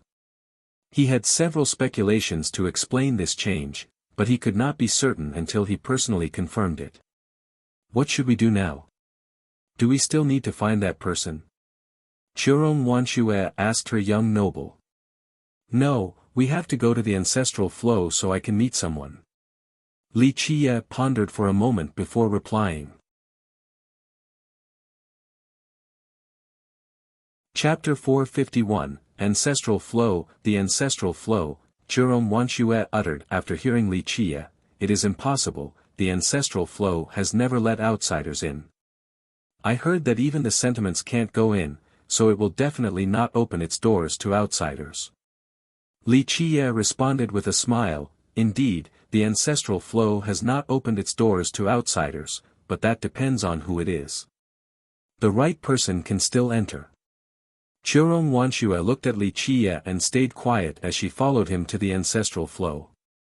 The ancestral flow was the strongest lineage in Necropolis. Rumor has it that it ruled the city, but this was only a rumor because very few people ever saw sentiments from this lineage. In addition, its master had never shown himself to the world. There was hearsay stating that even the local ghosts had never seen the master before, let alone an outsider. This master was very mysterious and chose to remain reclusive. At Necropolis, all of the lineages and sects occupied a particular location, and each of them welcomed outsiders as long as they were willing to pay the right amount of young nightfish. However, the ancestral flow was different, for it remained closed to all. People believed that the ancestral flow occupied the best location in Necropolis and that this ground contained the legendary treasure grove. This includes the most precious thing in Necropolis, the treasure mountain. Because of this belief, many cultivators from outside tried to enter the ancestral flow via various means, but none had ever succeeded. There were young geniuses or powerful near-death cultivators who wanted to use pure force to enter the ancestral flow. The consequence of this was easily predicted. They all died miserable deaths and their corpses hung outside of the ancestral flow as a warning to the public. Chirong Wanshue followed Li Chia to the ancestral flow's entrance and noticed all the corpses that were hanging on the old trees. Some were just bare bones, some were dried up from the wind, and some were still relatively intact. Each of them could be identified by the clothing on their bodies. Chirong Wanshue took a look and recognized the origin of some of them. The Yin Yang Gate, the Nether Crossing Swamp, the Titanic Crescent Sacred Ground, the Thousand Carp River, the Insect King lineage, the Alira's ancient kingdom, the Simple Mountain immortal kingdom, the Myriad Bones throne. Chiron Wanshue's heart pounded after she recognized the identities of these dead corpses. They were all part of the most powerful emperor's lineages in the sacred nether world. These powers controlled the entire sacred nether world, but their experts all died at this place. Emperors' lineages like the Yin-Yang Gate and the Nether Crossing Swamp were formidable enough, but the Alira's ancient kingdom and the Simple Mountain immortal kingdom caused others to tremble in fear. A small tribe like the Snow Shadow tribe could only forever look at these high and above existences. If a dual emperor's lineage was an elephant, then the Snow Shadow tribe was merely an insect. What was the most shocking was the corpses of the Myriad Bones throne's experts in this place. This was a sect with 3 emperors that stood at the apex of the sacred nether world. No existences dared to oppose them in this world of ghosts. But now, corpses from their members were hung here to warn the world. Such a powerful and domineering style. This was directly humiliating the Myriad Bones throne. No lineage in the sacred nether world would dare to do such a thing. The ancestral flow was not afraid of offending any emperor's lineages. No matter the intruder's identity, if they dared to take even half a step into the ancestral flow, their fate would be the same as those who were hanging on the trees. A local ghost blocked their path by the entrance. This ghost was as ethereal as mist, it was as if it was not real. It then spoke without any trace of emotion on its face, "The ancestral flow is not open to anyone, halt your steps." Compared to an ancestral flow ghost, the other ghosts in Necropolis were more friendly and had richer expressions. They seemed to be more like living humans while the ancestral flow ghost was more like a stereotypical ghost. "Go inform your master that I want to see him, or tell him to come meet me," Li Qiye calmly said. The ghost continued to block the way and emotionlessly replied, "Our master will not see visitors, please go back." Li Qiye then took out a piece of a paper and used a very complicated method to fold it into a strange hat. He then placed the hat on the ghost's head and said, "Wear this hat to see your master and say that I have arrived." The ghost looked at Li Qiye with its lifeless eyes as if it was staring at a dead man. Eventually, it turned around and disappeared within the entrance. It didn't return even after a good while passed. "Will the ancestral flow master agree to see us?" Chiron Wanshue nervously asked. Compared to her worries, Li Qiye was much more carefree as he smiled and replied, "Don't worry, he will see us." Sure enough, the ghost who went to inform his master came back while the hat on its head had disappeared. "My master welcomes you." It was still expressionless like a dead person, or a ghost, rather. With it leading the way, Li Qiye followed in a relaxed manner while Chiron Wanshue was a lot warier. Once they stepped inside the ancestral flow, Chiron Wanshue didn't believe her own eyes, she didn't think that she was still inside Necropolis. Before her was a majestic scenery with mountains and rivers along with a dense worldly energy. This was just like the ancestral ground of an emperor's lineage. This place was filled with king medicines as if they were weeds. Treasure trees swayed in the wind along with flowing sacred springs. This sacred ground was astonishing. Even the ancestral grounds of emperors' lineages could not be any better than this. Chiron Wanshue was quite emotional as she tried to take in all of this. Not even in her wildest dreams would she believe that there was such a place in Necropolis. This was a holy ground for cultivation, a place desired by all cultivators. Compared to Chiron Wanshue, who was marveling the surroundings, Li Qiye only smiled and enjoyed the scenery. The ghost led the two straight ahead. It was quite strange, although this place was a sacred ground, they walked for a very long time without seeing anyone else. To be more exact, a second ghost. This landscape was quiet and was without another shadow. The terrain was indeed fascinating, but the lack of people created an eerie atmosphere. Chiron Wanshue would rather meet a second ghost than stay in this tranquil atmosphere. The quietness of this place would make other people afraid.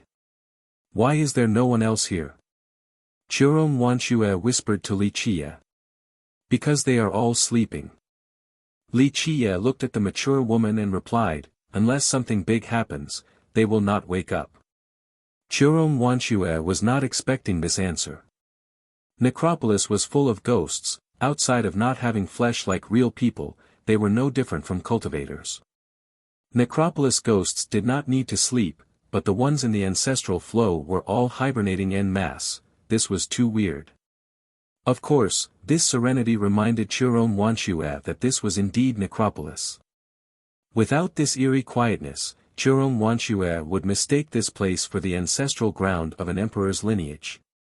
Eventually, the ghost took the two of them into an old temple. This temple was extremely grand and huge. A quick glance would immediately make others think that this was the abode of deities. After leading them inside, the ghost quietly left. The temple was empty. Churong Wanshue looked around and didn't see humans nor ghosts. She then looked at the highest place in the temple. There was a very large stone chair there with a stone statue sitting on it. The chair was carved from an unknown type of stone as this statue seamlessly blended with it. The statue had a divine crown with tassels hanging from the front, hiding the person's face so one couldn't tell whether it was a man or a woman. The statue had a divine robe so majestic that it seemed to be able to cover the entire universe. It hid the statue's body, causing it to be even more mysterious. What attracted her eyes, at this moment, was the hat in the stone statue's hand that was folded by Li Qiye earlier. You still haven't changed at all. Li Qiye looked at the statue on the stone chair and said with a smile as bright as the sun. The ancestral flow, Churong Wanshue uttered after hearing Li Qiye, it is impossible, the ancestral flow has never let outsiders in.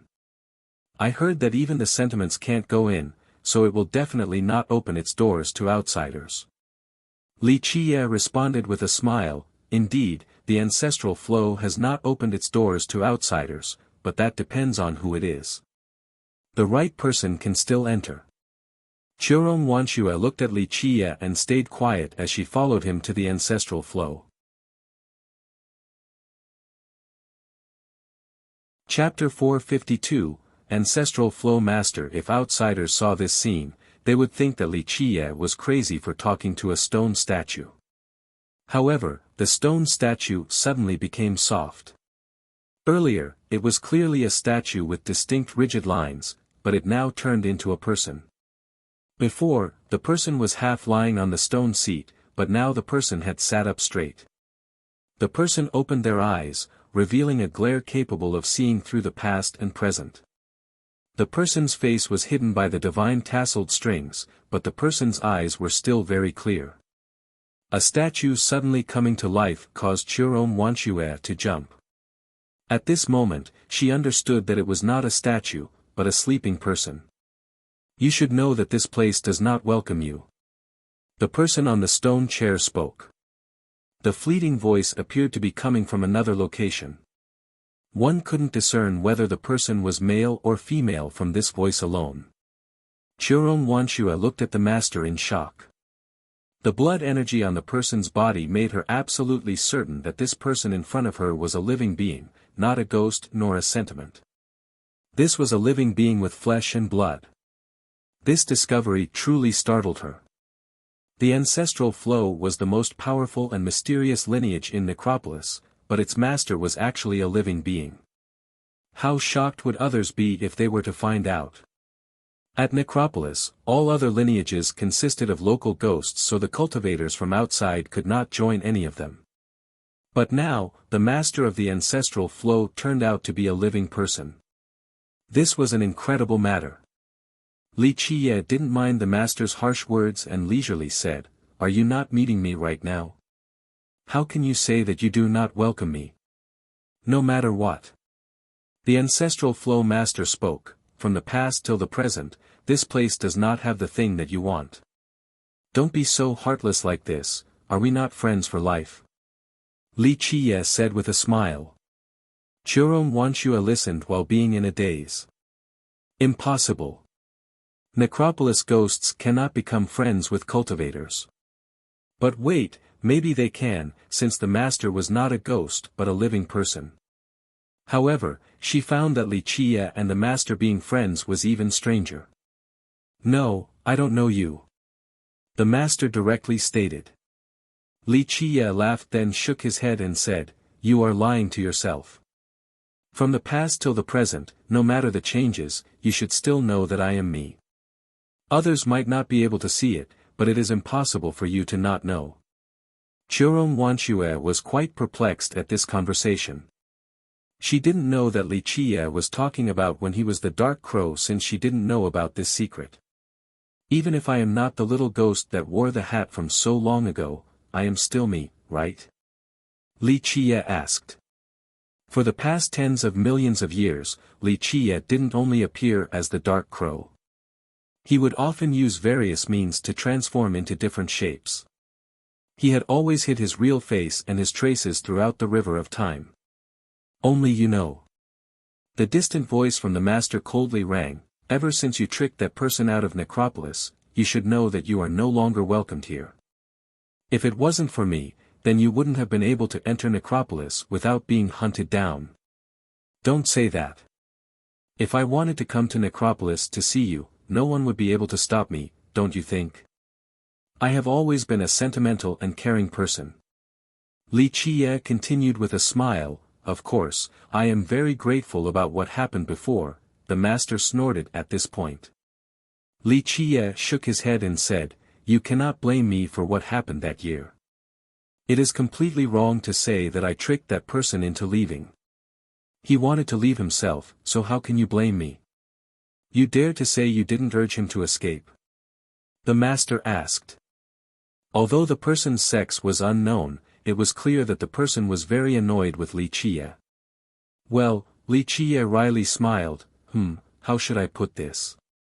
I only talked about how interesting and splendid the outside world was. That was it, I didn't do anything else. Without your help, how could he have left Necropolis? Did you think people would actually believe your words?" The master replied with clear annoyance towards Li Qie. "Well," Li Qie forced a smile again and said, "How should I say this, it really was a great creation for him. If he didn't obtain such a great creation, then no one would be able to help him, right? But he did, so this was the will of the heavens. What I did was merely driving the boat to the river's flow. Besides, what happened afterward had nothing to do with me, since it was due to his own efforts." Li Qie continued with a smile, "I never saw him again after he left Necropolis. His future accomplishments only meant that him leaving here was the heaven's will, you should agree with this." Churon Wanxue became even more lost. She didn't know the he that the two of them were referring to. She only knew two things. First, Li Qie and the ancestral flow master knew each other and were good friends. Second, Li Qie helped someone escape Necropolis. She realized, at this time, that Li Qie had come to Necropolis before. Maybe he had stayed here for a long time, otherwise, he wouldn't be so close to the ancestral flow master. However, she didn't know whether it was several years ago or if all of this happened in the span of the recent several years. Li Qie and the master were talking about something that had happened hundreds of thousands of years ago, a tale of the distant past. At this junction, the ancestral flow master only answered with a snort once again. "This time, I didn't come to cause any trouble for you. I want to know why Night Sea became clear, and I hope that you will tell me a few things." Li Qie spoke. "Don't know." The master frankly said, "Even if I did, I still wouldn't tell you." Li Qie became silent in the face of the master's harsh attitude. After a long time elapsed, he gently told Churon Wanxue, "Go wait outside for a bit, I have some business to take care of." Churon Wanxue didn't ask for the reason. She nodded and left the grand hall. After she left, Li Qie sighed while looking at the ancestral flow master. He sat with his legs crossed on the spot and gazed at the master to see who could be more stubborn. The matter of that year. I really shouldn't have gotten him out of Necropolis and broke the rule. Li Qie bitterly smiled and continued, "However, I was moved because of his talents. You should know that his fortune was due to fate. It didn't matter if he was a human or a ghost, you knew that he had the qualifications to become an immortal emperor. This was confirmed by time. I only carried out my promise. After leaving Necropolis, I didn't help him at all, but he still became an immortal emperor. You should know that such a thing could have resulted in a catastrophe with just a single wrong step. The master coldly replied. Li Qie nodded and said, I know, but he was always righteous and never did anything unfavorable to Necropolis, don't you think? He only wanted to go outside. And after becoming an immortal emperor, he also protected Necropolis several times. Don't you feel that giving that place another powerful enemy is not a bad thing at all? The master did not say anything while Li Qie did the same. He was just sitting there in silence. After a long silence, the master spoke again, Congratulations, you eventually regained your body. Li Qie answered with a smile, Where there's a will, there's a way. I also hope to see the day when you can leave Necropolis. The years are too long, don't you think? I can leave any time I want. The master coldly stated. But you haven't left. Li Qie gently sighed and continued, The endless passage of time is too long. You have always been sleeping here. Your years are spent sleeping and sleeping. I know you don't want to, but I still hope that you will eventually come out and see the outside. The years do not need to be long, the important part is how colorful you choose to live it. In the end, the master said, My matter is my own business. But don't you think this time is an opportunity? I am going to make a huge play soon. First, you have to tell me about Night Sea. I want to know the specifics and, at the same time, borrow one item from you. The key to the prime ominous grave, correct? The master coldly responded. Although Li Qie had spoken so much, the master's anger had no signs of subsiding. No. Li Qie shook his head and said, With our friendship, let's not call it borrowing, why don't you just directly gift it to me? This time, just consider it as me shamelessly asking you for a favor. The master coldly quipped, Then what about all the other times before? Were you not shameless then? If outsiders saw this scene, they would think that Li Qie was crazy for talking to a stone statue. However, the stone statue suddenly became soft. Earlier, it was clearly a statue with distinct rigid lines, but it now turned into a person. Before, the person was half lying on the stone seat, but now the person had sat up straight. The person opened their eyes, revealing a glare capable of seeing through the past and present. The person's face was hidden by the divine tasseled strings, but the person's eyes were still very clear. Chapter 453, The fleeting past. Li Qie smiled awkwardly and said, Well. After what happened, I knew that you didn't like me. Plus, I was in a rush back then so I didn't have time to come chat with you, old friend. You just want to borrow something else, that's why you shamelessly came here to find me, right? The master sneered and coldly said. Li Qie smiled wryly and then rubbed his hands together before saying, You should know that I will go big this time, and I need several killer moves. I have gathered a few things, but it still won't be easy. I want to blow open that place since there are a few secrets that cannot be hidden forever. Because of this, I thought about borrowing that certain something from you to be even more assured. Surely you would agree? The master didn't speak. Silence ensued as if he didn't hear Li Qie at all. After a while without hearing a response, Li Qie gently sighed and said, Very well, never mind. I won't bother your eternal slumber. In the end, time is everything to you. Having said that, he turned around to leave. You must know that you are going to your own death, you're walking down a road to disaster. The moment Li Qie reached the door, the master called out. Li Qie turned around and revealed a smile before shaking his head to say, I don't think so. You should know that I am completely prepared. I even took into consideration the emergence of the lost mythical island. When the time is ripe, I trust that I will be able to blow open that sky and kill to the very end. No one in the 9 heavens and 10 earths can hinder my determination. These confident words pierced the sky with its dominance.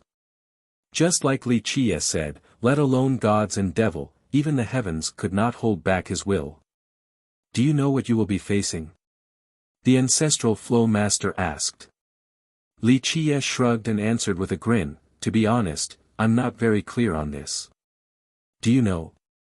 That crafty thing had been buried for a very long time without coming out. Do you know what it is? I don't know. The master quickly replied in a firm manner, but I know that it is suicidal to even try to oppose it. I am a person who doesn't believe in the impossible. No one in this world will be able to stop me. If I have decided to do something, then I will even blow apart the heavens if it decides to stand in my way. I'm not doing this for anyone, not for me, not for you, not for anything. I only want to solve the mystery and chase out this thing that had been buried since time immemorial. Li Qie quietly continued, I shall solve this mystery.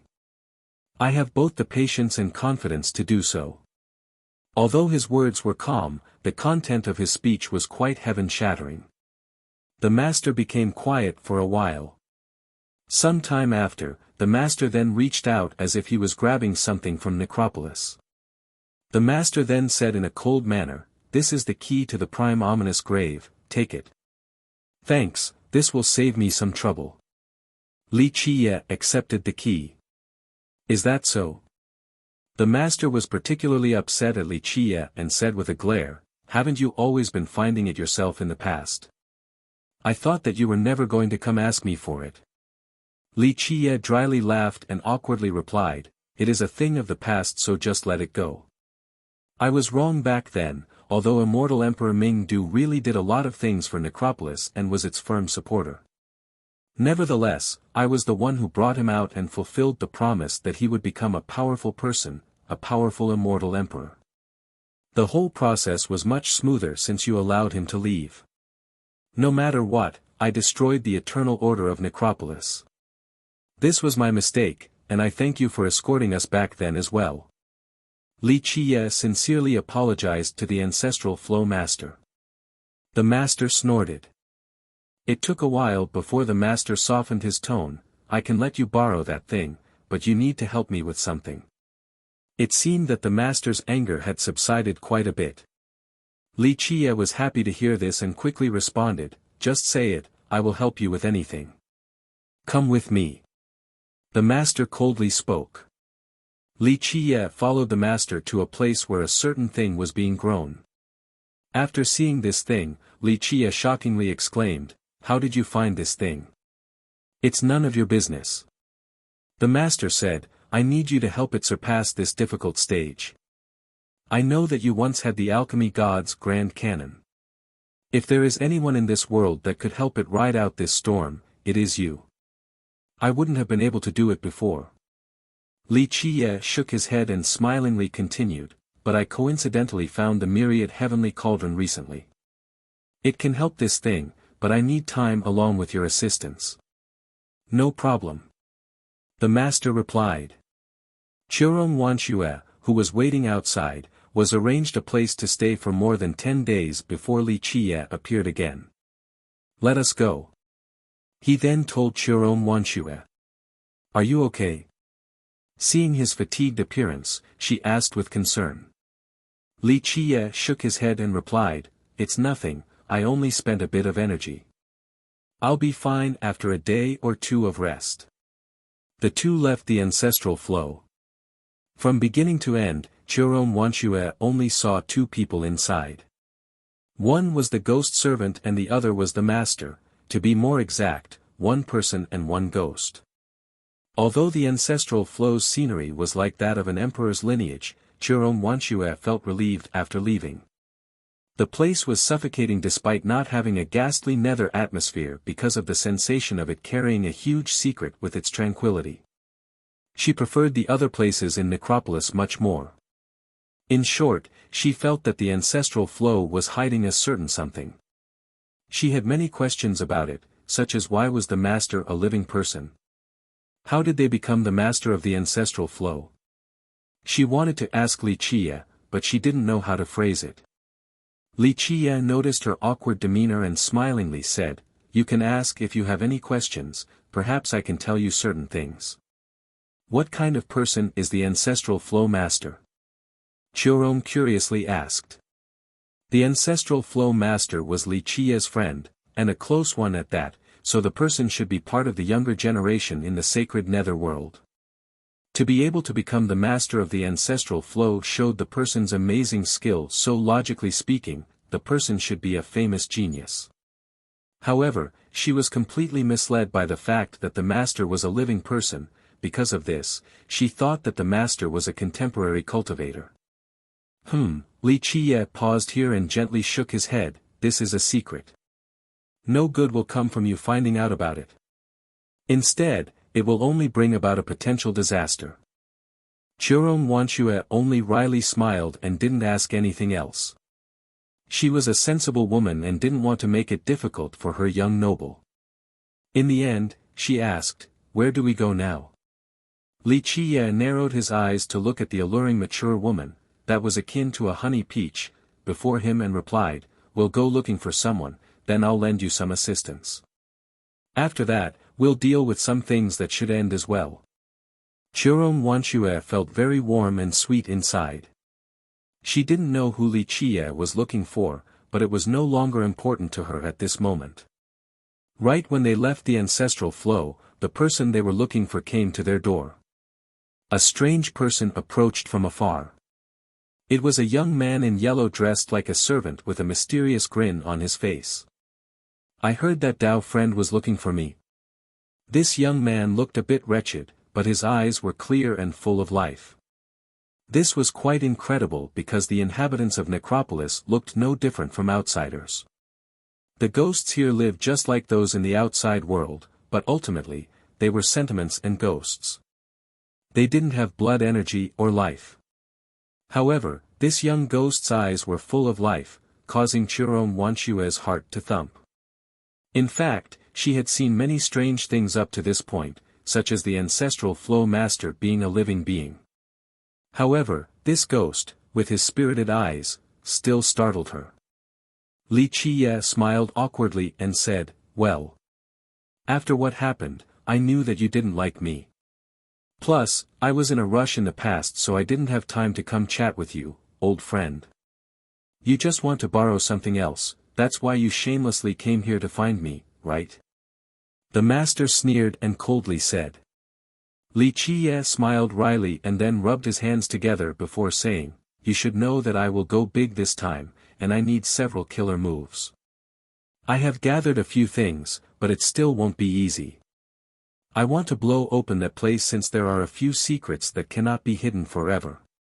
Because of this, I thought about borrowing that certain something from you to be even more assured. Surely you would agree?" The master didn't speak.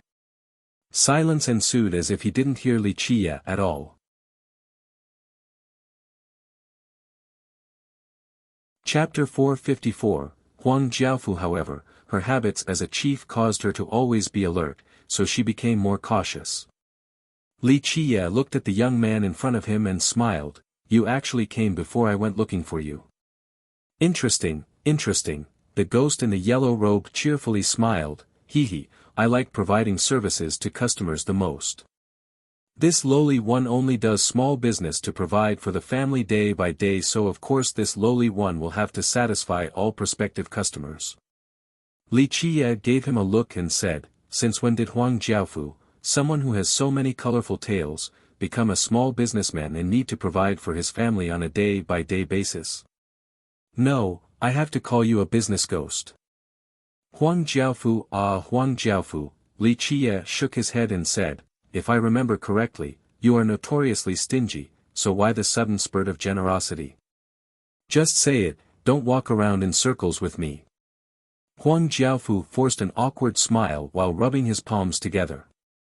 He hesitated for a long time before speaking, I have a favor to ask of Sir. I want Sir to talk to the ancestral flow ancient god about this lowly one wanting to leave Necropolis."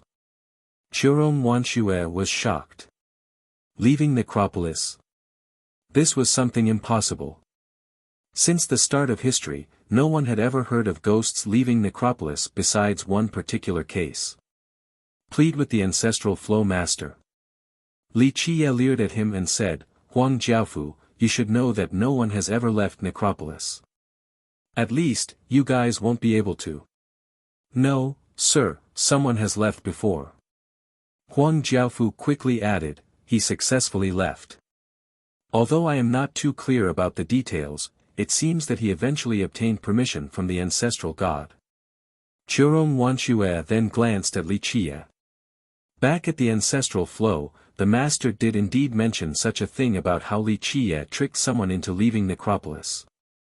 This meant that her young noble had successfully made one ghost leave the city. However, she did not know that the person who left in the past was not a sentiment. Churong Wanxue didn't know what happened between Li Qie and the master, but she faintly felt that there was a rift in their relationship because of this. Li Qie looked at him and said, Huang Jiaofu, oh Huang Jiaofu, you really did not give up. You have died time and time again, but you still won't give up. Ha ha ha, this lowly one does not know what Sir is talking about. Huang Jiaofu scratched his head like an honest but confused man. Li Qie squinted his eyes and spoke in a serious fashion, Huang Jiaofu, you are not a human, you are only a strand of sentiment inside Necropolis. Once you leave the city, you will turn into mere smoke. Even if the ancestral flow master allows you to go, you still won't be able to leave this place. Your efforts will be in vain. Huang Jiaofu took a deep breath and solemnly said, Sir, I feel that I can. I can sense my life force and the pulsing of Necropolis. Li Qie's eyes became serious as he gazed at Huang Jiaofu's pair of bright eyes that were full of life and gravely asked, Huang Jiaofu, your body has metamorphosed 8 times, right? Huang Jiaofu embarrassingly scratched his head and replied, I don't know what Sir is talking about. However, I feel the life within me, I can probably leave Necropolis. Li Qie quietly stared at Huang Jiaofu. In the past, immortal Emperor Ming-Du had left Necropolis. The truth was that Li Qie also took note of Huang Jiaofu at that time, but he was different from immortal Emperor Ming-Du. In fact, he was different from everyone else. With sufficient time, he would be able to break free from his cocoon and become a butterfly. However, this matter was far from being so simple. However, her habits as a chief caused her to always be alert, so she became more cautious. Li Qie looked at the young man in front of him and smiled, you actually came before I went looking for you. Interesting, interesting, the ghost in the yellow robe cheerfully smiled, hee hee, I like providing services to customers the most. This lowly one only does small business to provide for the family day by day, so of course this lowly one will have to satisfy all prospective customers. Chapter 455, Secret of Night Sea. Seeing Li Qie become silent caused Huang Jiaofu to anxiously rub his hands and say, Sir, please intercede for this lowly one. Regardless of whether I am successful or not, this lowly one will repay Sir. This lowly one knows that there is a treasure grove in Necropolis, it holds a legendary divine item. As long as Sir puts in a few words for this lowly one, then this lowly one will tell Sir of its location. Churong Wanxue shuddered. Rumors had always claimed that there were divine items in Necropolis, but no one had ever heard of anyone actually obtaining the treasure grove or these divine items. Huang Jiaofu was definitely telling the truth at this time. Huang Jiaofu, Huang Jiaofu, you greatly underestimate me. Li Qie shook his head and continued, if I wanted Necropolis treasures, then not to mention this treasure grove, I could even take the entire treasure mountain. As long as I am willing, there would be nothing in here that I can't take. Do you know why I took that person out of Necropolis that year? It was only because I appreciated his talents. This lowly one was foolish and confused. Huang Jiaofu was at a loss. He then hastily slapped himself in the face and said, this lowly one shouldn't have gauged the heart of a gentleman with my own crude standards. Okay, Huang Jiaofu, stop acting. Do you believe that I am oblivious to your capabilities? Li Qiye waved his hand and said. This lowly one only knows that Sir is a true immortal from the 9 heavens and would forgive my mistake.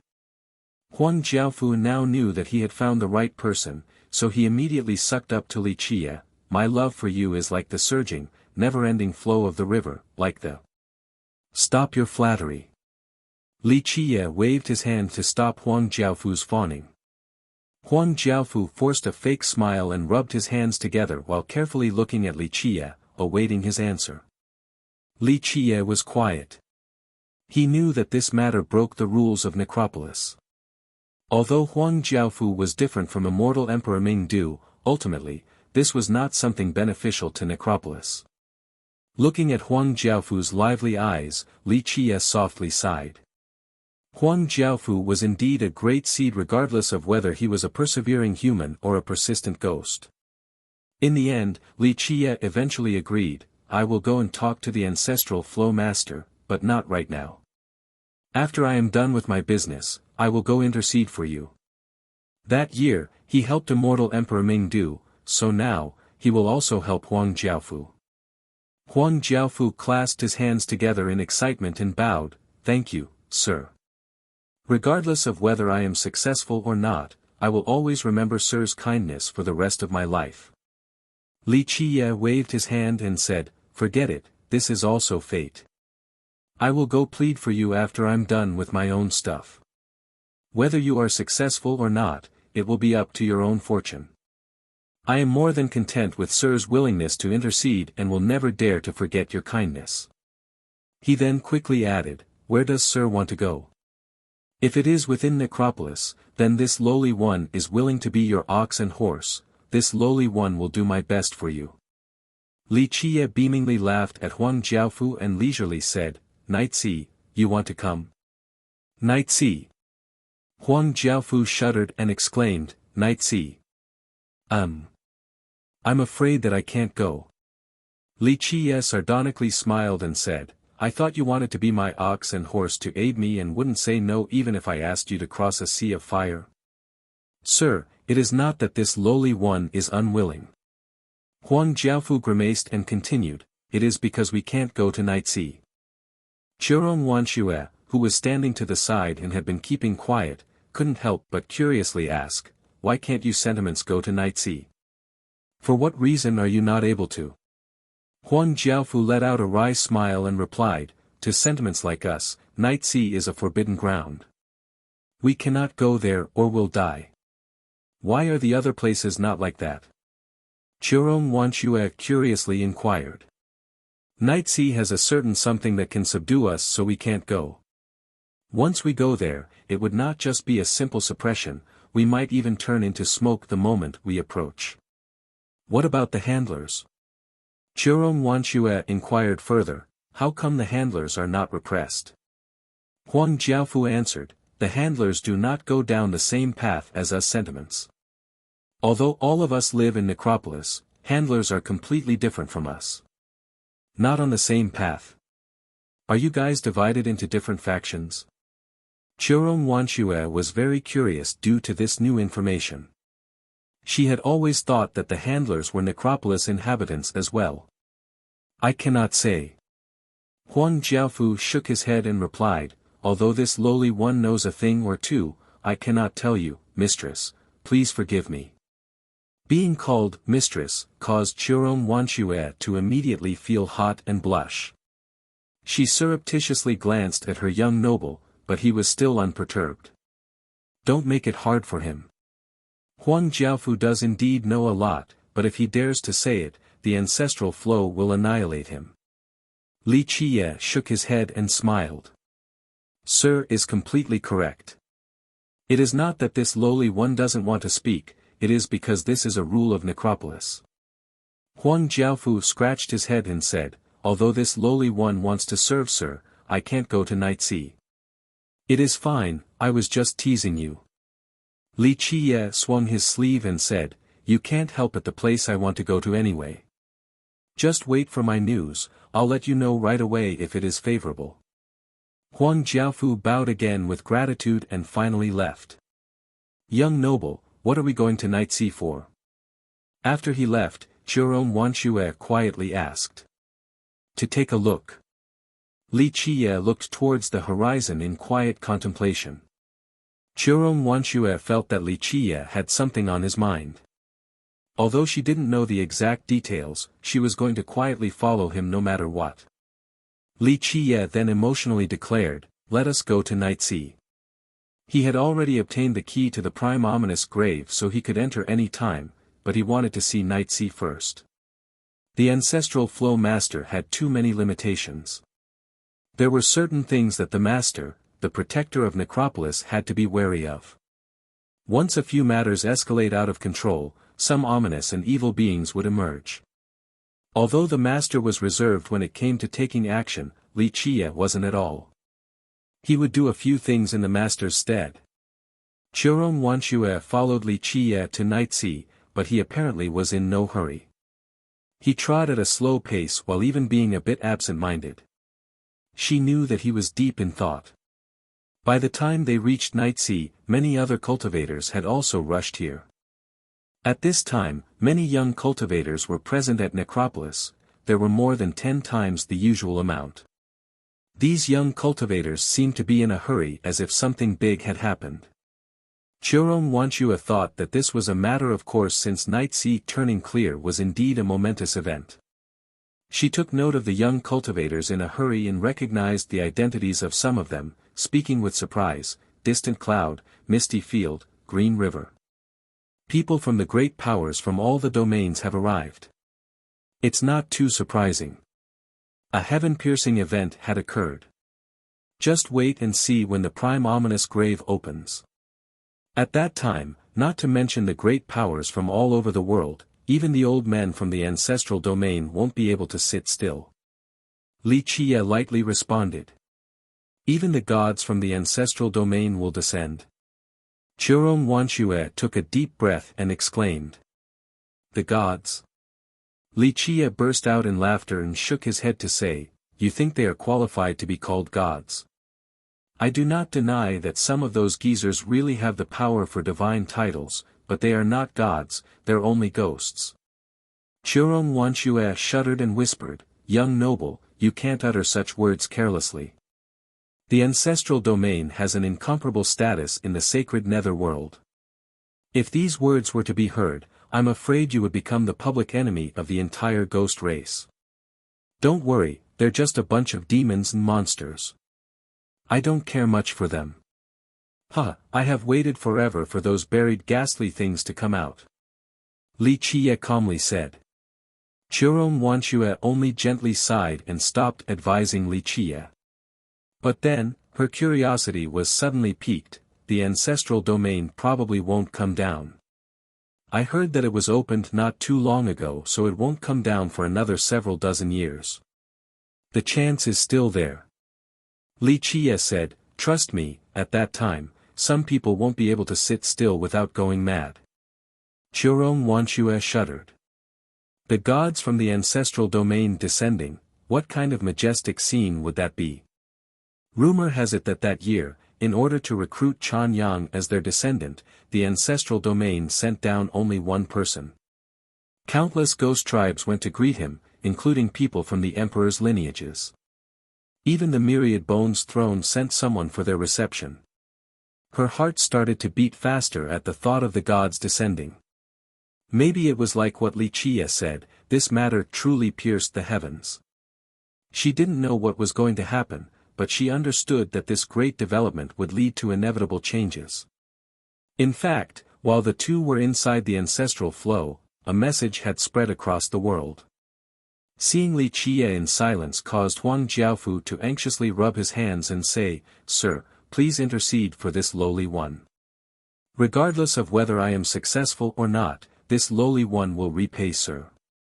This lowly one knows that there is a treasure grove in Necropolis, it holds a legendary divine item. As long as Sir puts in a few words for this lowly one, then this lowly one will tell Sir of its location." Churong Wanshue shuddered. Rumors had always claimed that there were divine items in Necropolis, but no one had ever heard of anyone actually obtaining the treasure grove or these divine items. Huang Jiaofu was definitely telling the truth at this time. Huang Jiaofu, Huang Jiaofu, you greatly underestimate me.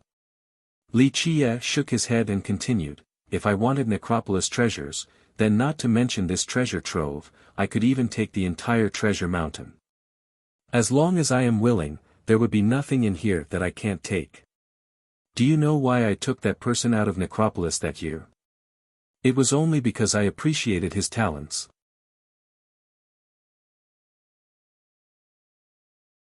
Chapter 456, The Gathering at Nightsea. News of Nightsea becoming clear quickly spread across necropolis to all of the great powers in the nether border.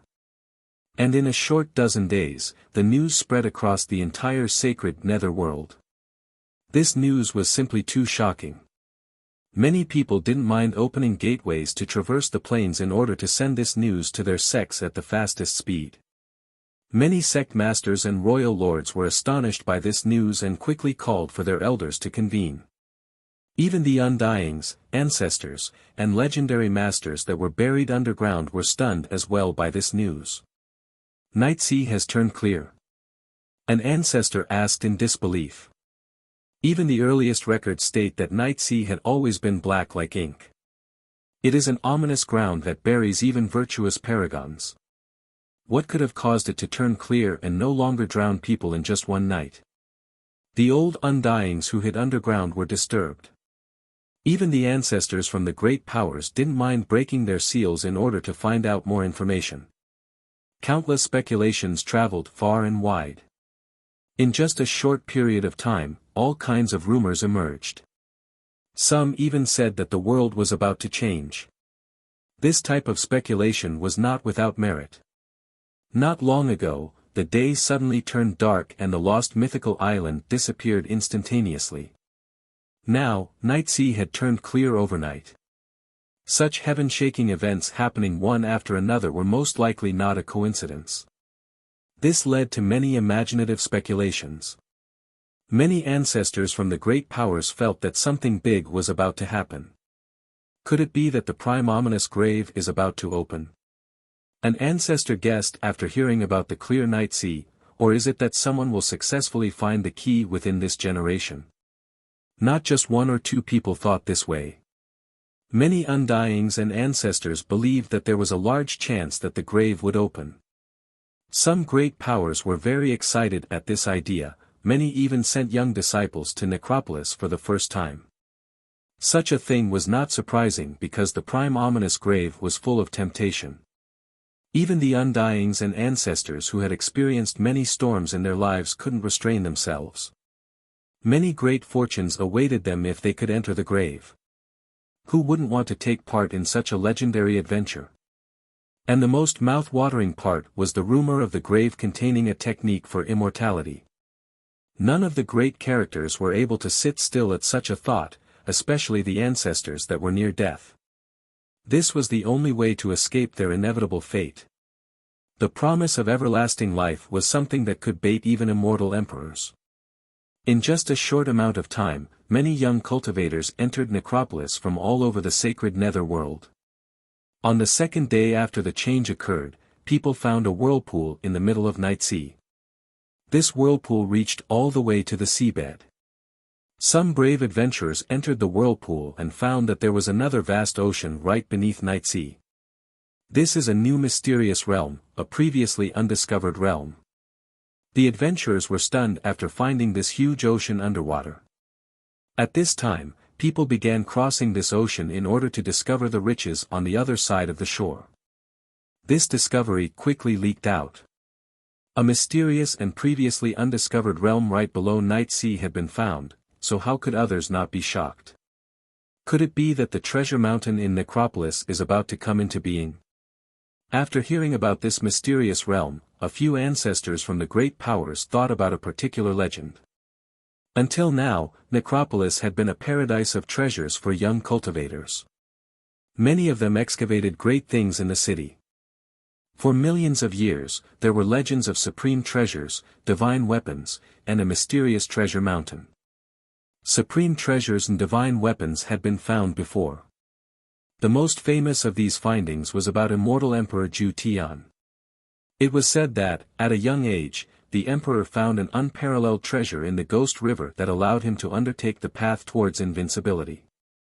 This tale was known and passed down to future generations. Because of immortal Emperor Ju Tian's fortune, countless people ran to Necropolis later on in search of treasures. Necropolis, indeed, had supreme treasures and divine weapons. These were not just baseless rumors, however, the mythical treasure mountain had always been a mystery. A very long time ago, it was said that there was a treasure mountain in Necropolis. The specifics and name of the mountain remained unknown. Rumor has it that this treasure could kill even gods and seal all the experts in this world. In short, there were many beliefs surrounding this particular mountain, but no one had seen it before. Even immortal emperors had come to Necropolis in search for it, but they were all unsuccessful. Because no one had actually seen it before, two differing views arose. One stated that there was no treasure mountain at Necropolis and that it was only a rumor. The other one stated that the treasure mountain indeed exists and that it had something to do with the immortal art for everlasting life. The second view was greatly supported by the fact that immortal Emperor Du came back to Necropolis in search for this treasure mountain at an old age. Thus, many people made the connection between the two. The sudden change in Night Sea along with the discovery of a new, mysterious underground realm caused people to contemplate many things. For millions of years, no one had seen this treasure mountain, but now, there was a previously undiscovered realm right below Night Sea. This led people to think that the mountain was inside this mysterious realm. After this idea took shape, countless great powers sent young cultivators to Necropolis. Regardless of whether it was for the key to the prime ominous grave or for the mythical treasure mountain, it was worth the risk. Because of this, in just 10 short days, disciples and descendants of the great powers continuously appeared at Necropolis, many of them were famous geniuses. Within a short period of time, Necropolis became very lively as the young crowd flocked to the city. Even the descendants were willing to venture into this dangerous place. A few particularly strong people garnered quite a bit of attention. For example, Ghost Monk. With a chant, a monk trod the sky to arrive. The moment this monk appeared inside Necropolis, Buddhist chants resounded as if many Buddhas themselves had arrived. However, this scene was different in that, instead of having a peaceful atmosphere typical of the faith, there was a nether and dark air as if evil Buddhas had arrived. This monk exuded a cold yet sacred presence. He seemed to have turned into a nether Buddha, causing others to be quite wary. The young lord of the Zen Ghost tribe, Ghost Monk has come. The Zen Ghost tribe was a big tribe in the Green River. It was a very powerful group within the ghost race. Their members were born with shaven heads and ordainment markings, so they were meant to be monks since birth. Ghost Monk was a member of this tribe. He was a famous genius in the western Green River. Rumor has it that he had obtained a secret Zen law that paved the way towards a promising future. Ghost Monk arriving should come as no surprise, but even 100 Clan's child is here. A young cultivator said. 100 Clan's child is also here. The genius that can be bestowed the legendary title of God Monarch. There was no lack of geniuses amongst the youths that arrived at Necropolis. However, compared to distinguished characters like Ghost Monk, these other geniuses paled in comparison. At the western Green River, 100 Clan's child was a genius on the same level as Ghost Monk. These two were called the two young experts of the Green River, very exceptional amongst the younger generation. 100 Clan's child came from the Kingdom of Gods, a great country that once had 8 god monarchs, quite a fearful accomplishment. 100 Clan's child was the favorite of the Kingdom of God's elders since they believed that he could also become a god monarch in the future. I have arrived. The appearance of another man was even more jolting. A huge foot descended from the heavens as he stepped into Night Sea. Once he was standing above Night Sea, even the rising water could not drown his figure. The moment this foot disappeared, everyone saw a short young man standing above Night Sea's surface. He was only half the height of an ordinary man, but no one dared to look at him with disdain. This short young man's body was filled with muscles, brimming with power as if his bare hands could tear apart dragons and tigers. The most distinctive aspect of this young man was the divine flames burning in his eyes that intertwined to create universal laws. The power of the Grand Tao was frightening like the roars of tidal waves, causing spectators to shudder. Titanic Crescent Saint Child.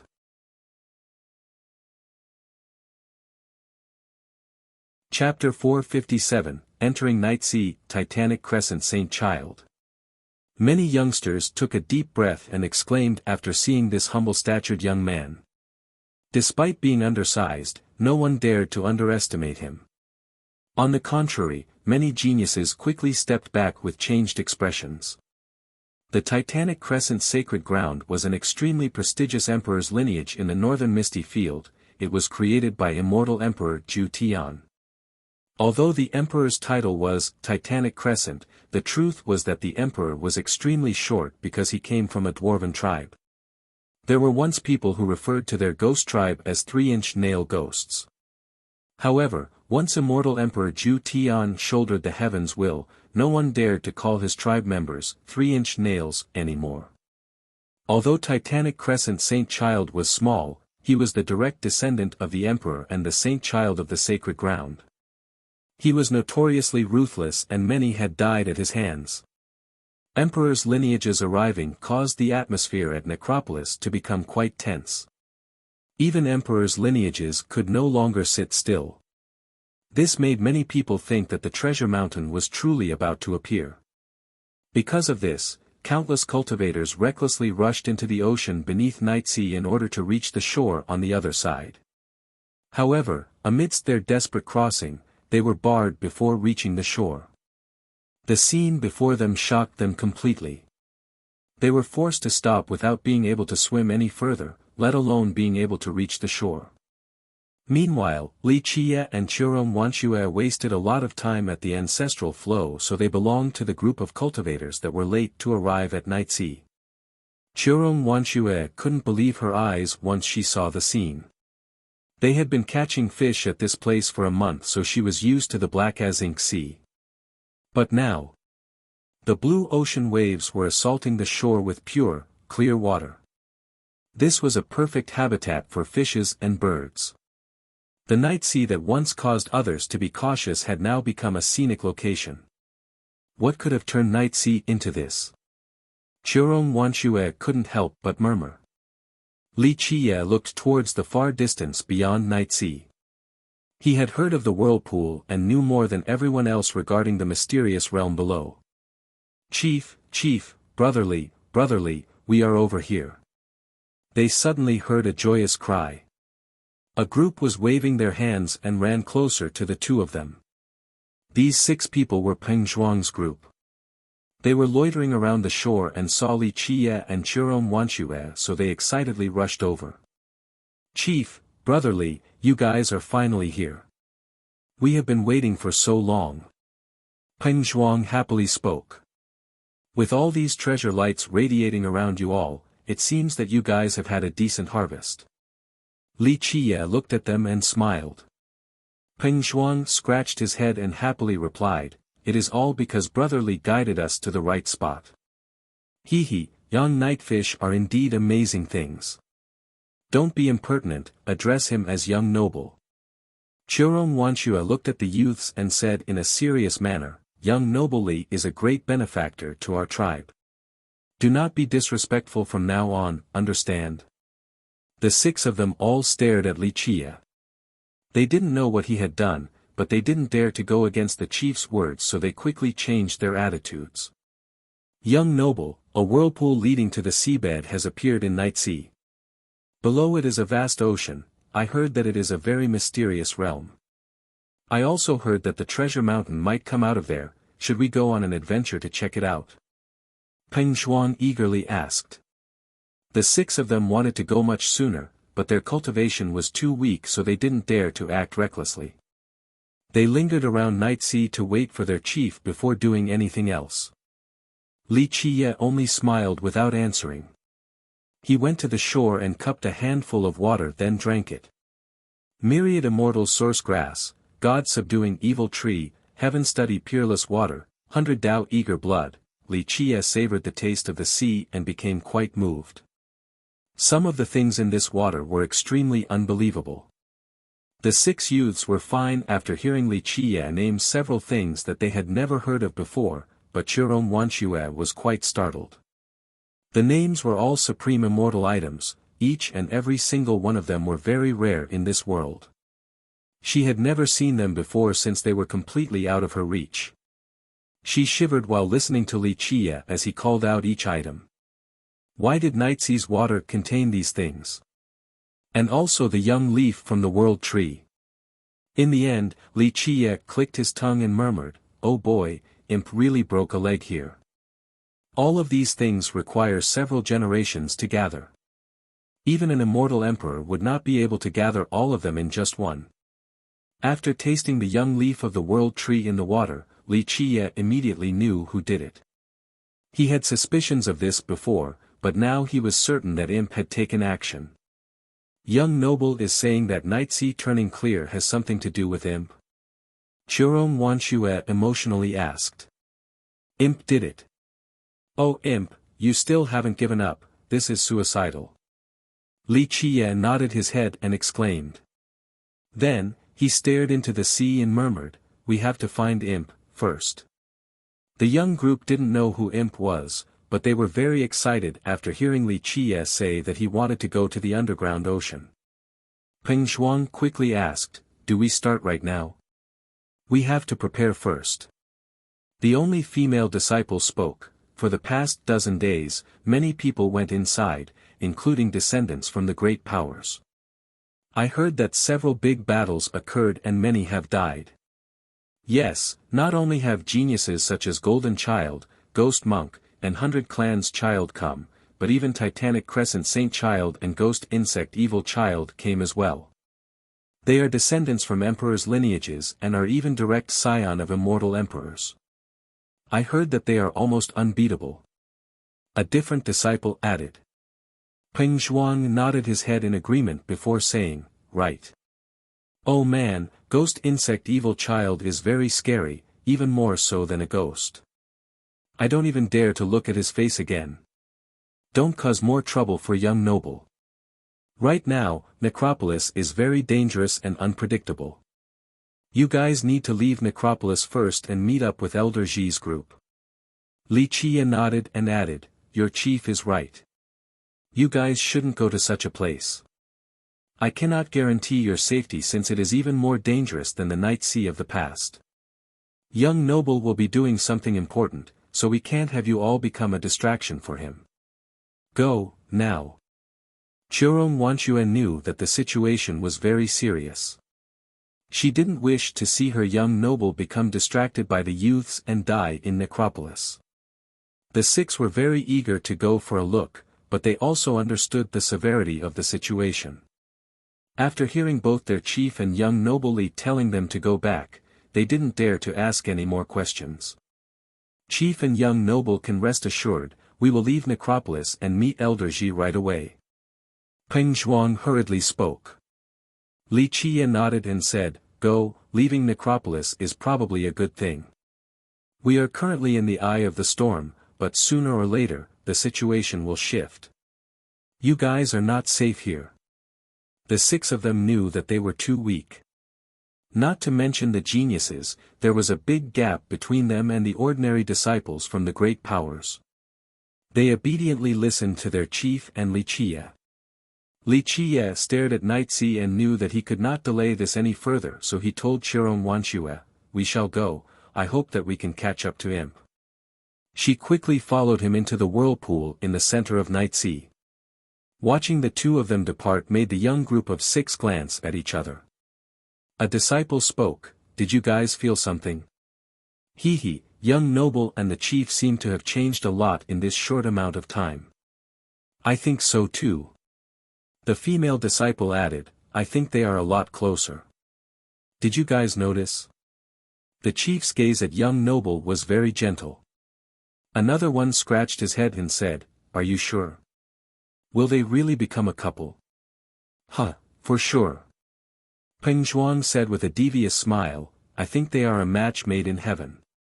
In my opinion, they are about to get together. Really? The rest responded in unison.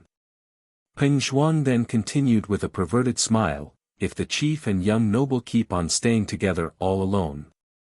He, a flame will then spark, am I right? The other 5 disciples looked at each other and exclaimed at the same time, it really is a possibility.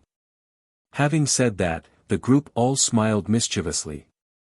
Once Li Qie and Churon Wanxue reached the center, they found a giant whirlpool as water was surging into the vortex. After seeing the whirlpool, Li Qie jumped down right away while hugging Churon Wanxue. They kept on swirling downward until their feet eventually reached the seabed. After exiting the whirlpool, they noticed an ocean suffused with a slight golden shade as if it was a vast sea of gold. Titanic Crescent Saint Child. Many youngsters took a deep breath and exclaimed after seeing this humble-statured young man.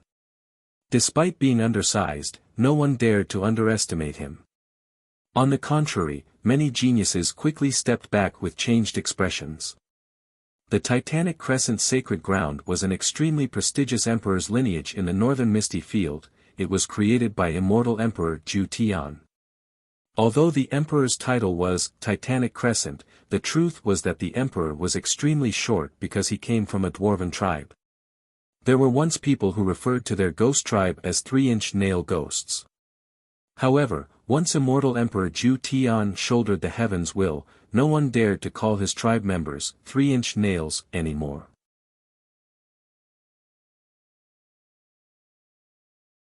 Chapter 458, Conjuring the Storm. At this point, Churon Wanxue couldn't help but point to the sky above and ask, "What's that?" The sky was shrouded by thick clouds of blood that spanned the entire ocean. It was as if blood was flowing in these clouds that blocked the sky. Occasionally, flashes of lightning would appear as if they were about to rend the sky asunder. Li Qie looked at the clouds of blood and replied, "That is a very terrifying thing." He then looked at the vast sea and continued, "We have to go. We have tarried for too long, Imp might have already reached that place. Do we fly?" Churon Wanxue asked while looking at the vast sea. "No, we can't fly in this place. If you forcefully fly, lightning will tear you apart. An invincible power looms over this place so no one can fly. We will have to ride the waves." After hearing this, Churon Wanxue attempted to fly up. She only got a few meters off the ground before an extremely heavy force pushed her back down. This ocean is very vast. If we ride the waves, it will still take several days. I'll assist you for a while. Li Qie hugged her by the waist and didn't give her the time to refuse. He surfed on the ocean surface with a speed as fast as lightning. Churon Wanxue started to blush since she was being held by the waist by Li Qie's robust hand. And when she leaned against his tough physique, she felt hot all over as she lost her strength. A numbing sensation slowly spread throughout her body. Churon Wanxue's eyes rippled with emotions as she secretly glanced at Li Qie, but he was still riding the waves nonchalantly. She gently leaned on his shoulder. Although this vast expanse didn't only have the two of them, she was lost in this feeling of safety and didn't care for the eyes of others. She only wanted to hug him even tighter. Even though Li Qie was as fast as lightning, this sea was extremely vast, so he could not reach the shore in a short amount of time. During this trip, other cultivators were also recklessly flocking deeper into the unknown. Some were riding treasure ships, some were riding aquatic creatures, and some were riding the waves like Li Qie. However, all of them stopped at a deeper juncture in the ocean. Many tried different methods to pass this, but all had failed. Even geniuses had to give up at this point, such as Ghost Monk, Golden Child, and 100 Clans Child. Even Emperor's descendants such as Titanic Crescent Saint Child and Ghost Insect Evil Child were blocked as well. These arrogant prodigies utilized a variety of methods and exhausted many treasures to no avail. Everyone felt that the treasure mountain of Necropolis had to be on the other side, so no one was willing to leave. They all stayed here, waiting. Many of them decided to form alliances to surpass this difficult blockade. Of course, the biggest camp was Ghost Insect Evil Child's because he was the descendant of an emperor's lineage. The groups of Ghost Monk and 100 Clans Child also had very high appeal. Amidst the discussions on how to proceed through this sea, a surprising piece of news emanated throughout the entire sacred netherworld. Tian Luanhui has come out from his cultivation session and is coming to Necropolis to learn more about the mysticisms of this place. No one knew who spread this news at such a rapid pace. This news reached the eastern nether border and Necropolis. Not to mention the younger generation, even the previous generation became quite alarmed. After hearing this, a ghost king from the previous generation exclaimed, Tian Luanhui, the most mysterious of the three heroes, has finally made a move. Tian Luanhui, one of the three heroes in the sacred netherworld, could be described as a force that could cause the world to cower. He came from the Alira's ancient kingdom and was its descendant. Some even said that the current ghost king of the kingdom wanted to pass his throne to Tian Luanhui but was refused since Tian Luanhui wished to focus on cultivation. The Alira's ancient kingdom was a lineage with 2 emperors. Although it was not comparable to the forever brilliant Myriad Bones throne, it was still very formidable. Some considered it a miracle of the emperor's era. 2 emperors came out from the kingdom with the gap of a single generation. This was indeed a very rare occurrence. What was even more unusual was that the founding emperor, along with the second emperor, had 2 very unique imperial titles. They were called Immortal Emperor Ishur and Immortal Emperor Ershur. Some in the sacred netherworld believed that Immortal Emperor Ishur inside Tian Luanhui was awakening in order to become an immortal emperor once more in this generation. Tian Luanhui, who had been keeping a low profile for a long time, suddenly coming out from his cultivation session and going to Necropolis set off huge waves. Even ghost kings from the previous generation were very wary of Tian Luanhui. This man has the knowledge of an immortal emperor. If he explores Necropolis, perhaps he could unlock its secret and even obtain the treasure mountain. A ghost king exclaimed with a changed expression after hearing about Tian Luanhui's arrival. Everyone knew that Tian Luanhui might be Immortal Emperor Ishur's reincarnation. If this was the case, then with his rich knowledge, there was a big chance of him solving Necropolis mysteries and obtaining the treasure mountain. The news of Tian Luanhui going to the eastern nether border was first received by the territory's largest lineage, the Myriad Bones throne. Since Tian Luanhui has come out, how could I, Dizwa, be missing? An extremely domineering voice and attitude came out from inside the Myriad Bones throne. Dizwa, one of the 3 heroes, finally declared his intention. This message was also spread across the world, resulting in the sadness of many young men. Even heavenly sovereigns from the previous generation lamented with soft sighs. Dizwa was qualified to be arrogant. As one of the 3 heroes, he was no lesser than Tian Luanhui. Although his birth did not shock the world like Tian Luanhui's and he didn't have the halo of an immortal emperor at that time, becoming the inheritor of the Myriad Bones throne was indicative of his abilities. In a sect that produced 3 emperors, devilish geniuses were as common as stray dogs. Dizwa being able to rise to the top and seize his fame spoke plenty to his strength. If Tian Luanhui was born as the heaven's proud son, then Dizwa had used his own strength and talent to earn his name. As his name would suggest, the throne of the kingdom was Dizwa's alone. He alone was invincible, basking in all the glory. His talents and strength deterred the entire world as his battle record would cause others to turn pale. At this point, Jerome Wanshue couldn't help but point to the sky above and ask, "What's that?" The sky was shrouded by thick clouds of blood that spanned the entire ocean. It was as if blood was flowing in these clouds that blocked the sky. Occasionally, flashes of lightning would appear as if they were about to rend the sky asunder. Li Qiye looked at the clouds of blood and replied, "That is a very terrifying thing." He then looked at the vast sea and continued, "We have to go. We have tarried for too long, Imp might have already reached that place."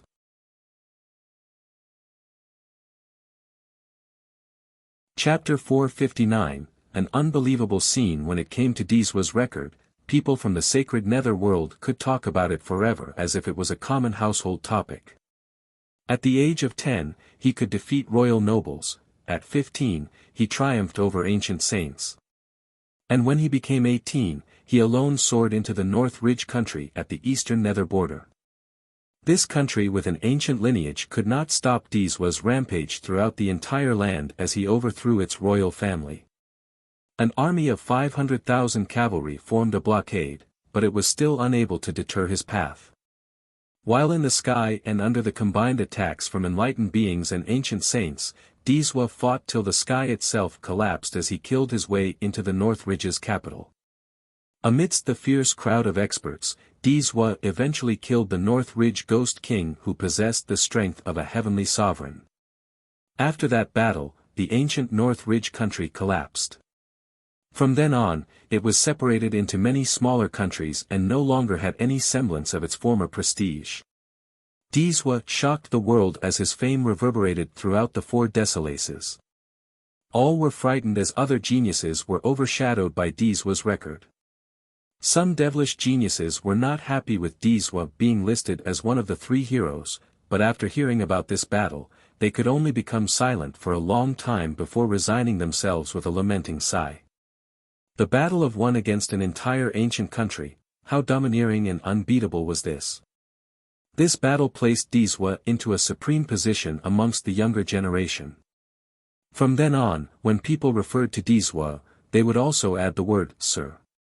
Today, Dizwa's eventual arrival at Necropolis would turn the excited anticipation of many geniuses into resignation.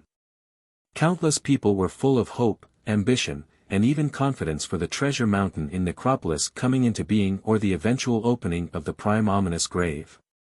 This turmoil would bring about a new change, allowing an opportunity for them to shine and create a new, illustrious reputation. But now, after hearing about Dizwa's arrival, all of these ambitious youngsters couldn't help but feel their aspirations collapsing. The three heroes were like unsurpassable mountains who continuously pressured all the minds of the younger generation. Even the most arrogant genius would have to acquiesce in the face of a devil's pawn like Dizwa. This scene was already astonishing enough, but it was far from over. Opposite of the Golden Ocean was the Black Sea. At its edge, hundreds of thousands of ferry handlers were in a formation. People who had been to Night Sea had never seen so many handlers like this before. Some once assumed that there were only 100 handlers at most, but now, they knew that this was certainly not the case. Standing right at the edge of the Black Sea was an enormous black shadow akin to a giant. Its foot was trampling the ocean while its head towered over the sky. The shadow's head was not revealed, but it exuded a dark air that caused others to feel the creeps. It was as if this shadow had come from the depths of hell. Anyone who looked at this shadow would shiver in fear. The countless fairy handlers present all spewed out a never-ending black blood energy that eventually aggregated into a mysterious and strange-looking magical rune that hovered over the head of the gigantic black shadow. This rune sent down red strands of light that pierced into the head of this giant. Nobody dared to look at this eerie and mysterious rune. A young expert who wasn't afraid of evil forces wanted to study this black rune. After looking at it for 5 minutes, he suddenly fell down as his soul was devoured. He didn't even have the chance to scream. A fish king swallowing the sky and a gigantic black shadow were confronting each other in this ocean, dividing it into halves, one golden and one black. They both exuded a presence that caused people to tremble and forced them to stay far away. Judging from their posturing, the two seemed to be especially cautious. The moment they took action, it would mean the rending of the heaven and earth, the annihilation of all existences. This dominating scene caused everyone to sit on the sideline, waiting. And it wasn't only because of this inevitable battle. Without a fairy handler, cultivators could not venture past the Black Sea. This Black Sea was just like the old Night Sea. Once one set foot inside, they would drown in this black water. Without a fairy handler, death was assured. Versus.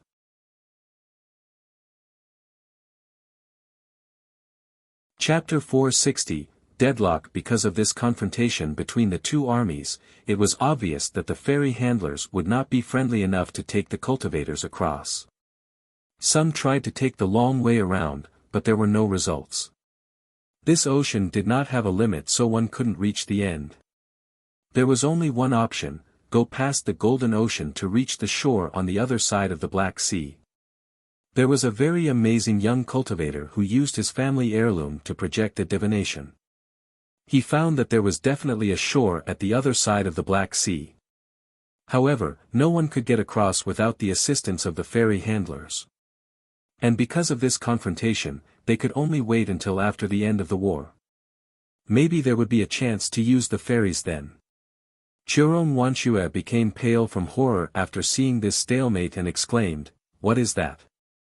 She couldn't believe her own eyes that reflected this shocking scene. When she looked up at the supreme immortal article in the sky, Li Qie quickly covered her eyes and shook his head to say, "Don't look at that article. It is the most profound and mystical article in this heaven and earth. One glance is fine, but with your cultivation, a second glance will result in death." After hearing this, Chiron Wanshue didn't dare to look again. She took a deep breath and gazed towards the two armies in the distance. What exactly is happening here? She emotionally asked. Li Qie looked at the Fish King and then the gigantic shadow before replying, "A battle for sovereignty." She seemed to gain a bit of understanding as to why people were only able to go out into Night Sea with the help of the fairy handlers. So it turned out that the handlers and the young nightfish were enemies. No wonder why all the handlers disappeared overnight after the change. So they had all gathered at this place. Did the sovereignty over Night Sea previously belong to the fairy handlers? Chiron Wanshue asked. Li Qie nodded lightly and replied, "You can put it that way. However, their opponents can also fight back." The young nightfish had always been waiting for an opportunity. Imp has disturbed the balance, so things are now different. Thus, the two sides were forced to meet each other. What exactly is going on? Chiron Wanshue couldn't help but curiously ask, what do the young nightfish and the fairy handlers represent? What is their status in Necropolis? The recent events had escaped the boundaries of her imagination. Everything she had seen before could not compare to her recent encounters.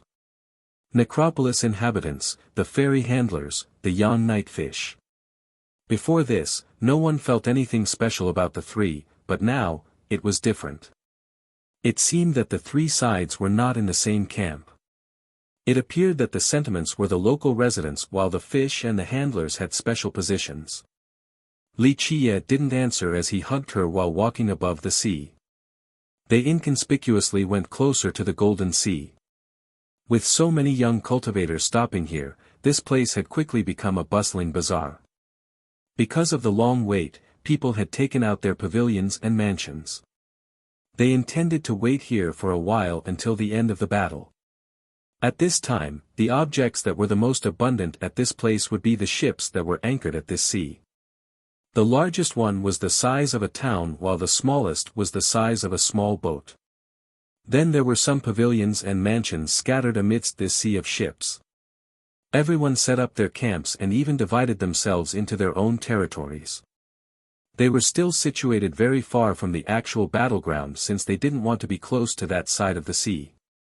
The battle between the Fish King and the gigantic shadow would be too terrifying. It could even shatter this world. So no one dared to get close.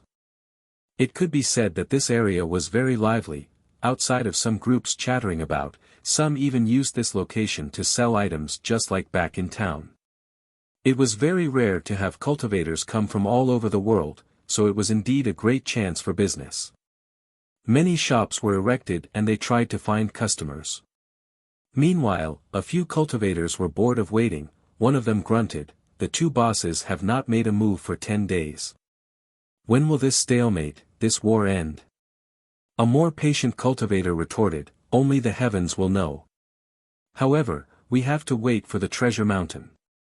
Throughout the millions of years, Necropolis had been thoroughly excavated, but no one was able to find it. The shore beyond this place is the only other possible location. One of the more optimistic members stated with no intent of leaving, "What are we afraid of? Wait until after the battle ends, then follow the fish. We can sneak attack them and maybe we'll even be able to pull up hundreds of thousands of fish. Then, we will be rich men. With that many fish, we would be able to trade for whatever we wanted." I had my eyes on a heavenly mineral in Necropolis, but that sentiment was adamant with his price of 300 fish. I will wait for this opportunity to make a fortune. Some of the impatient ones headed back in order to find the legendary key to the prime ominous grave. They didn't know that even if they dug 3 meters down all over Necropolis, they still wouldn't be able to find the key because it was already in Wuxia's possession.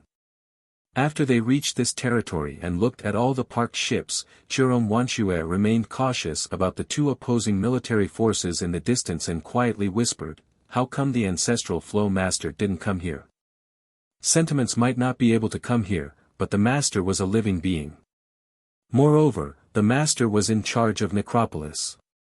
Now, a heaven-shaking war was about to break out at this place, so Jerome Wanshue was quite perplexed due to the master's lack of action. "This is only a small-scale battle, it won't be able to change anything." Imp broke the previous balance so the fish and the handlers were forced to fight. Li Qiye replied with a grin. Jerome Wanshue took a deep breath and asked, "This is only considered a small-scale battle? Anyone would be able to tell that the Fish King and the gigantic shadow were unfathomable existences capable of plucking the moon from the sky. The battle of these two would be able to annihilate the earth. In the face of these existences, even the most powerful youths would be mere ants. How could this battle possibly be considered small? What about a large-scale battle?" she had to ask. "A large-scale battle?"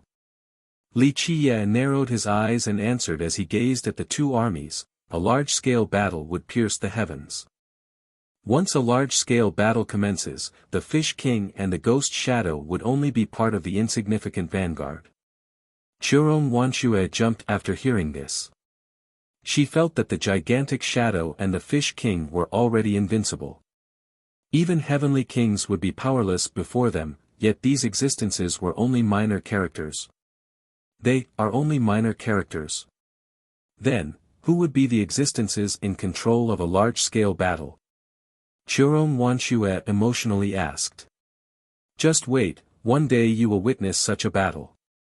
When that day comes, all the tribes in the sacred netherworld should pray for their safety. It will be a very destructive war." Li Qiye nonchalantly replied. Jerome Wanshue felt a chill in her heart because Li Qiye's words left her restless. Li Qiye advanced further above the sea while hugging Jerome Wanshue. They didn't make it too far before a young man approached. This young man looked like a romantic scholar without seeming to be weak. Many divine images were behind the young man as if there were spirits protecting his Tao path. Alongside sacred hymns, divine lights shot out from his body as if the gods were teaching him the Tao.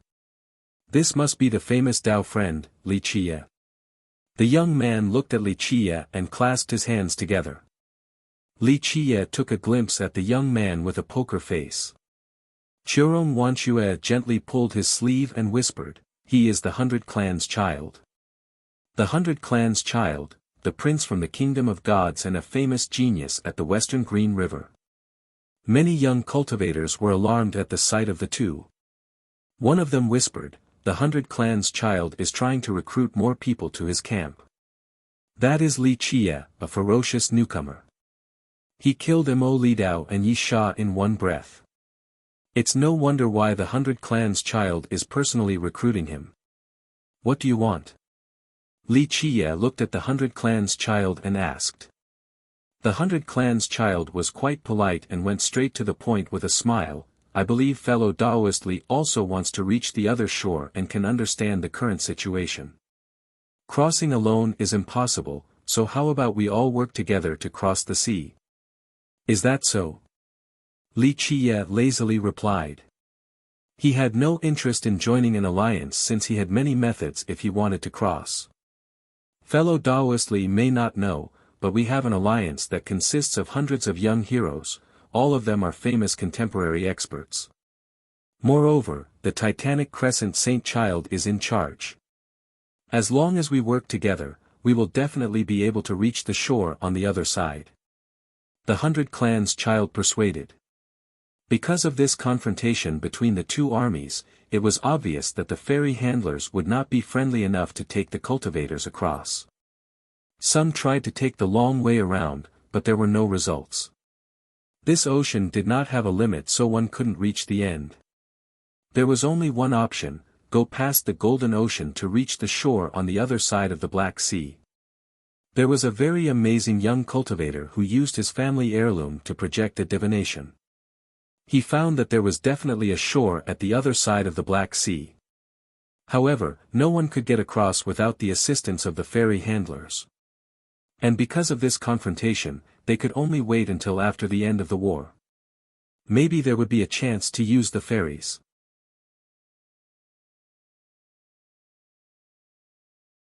Chapter 461, Ghost Insect Evil Child. At this time, many young cultivators formed alliances in order to work together to overcome the present predicament.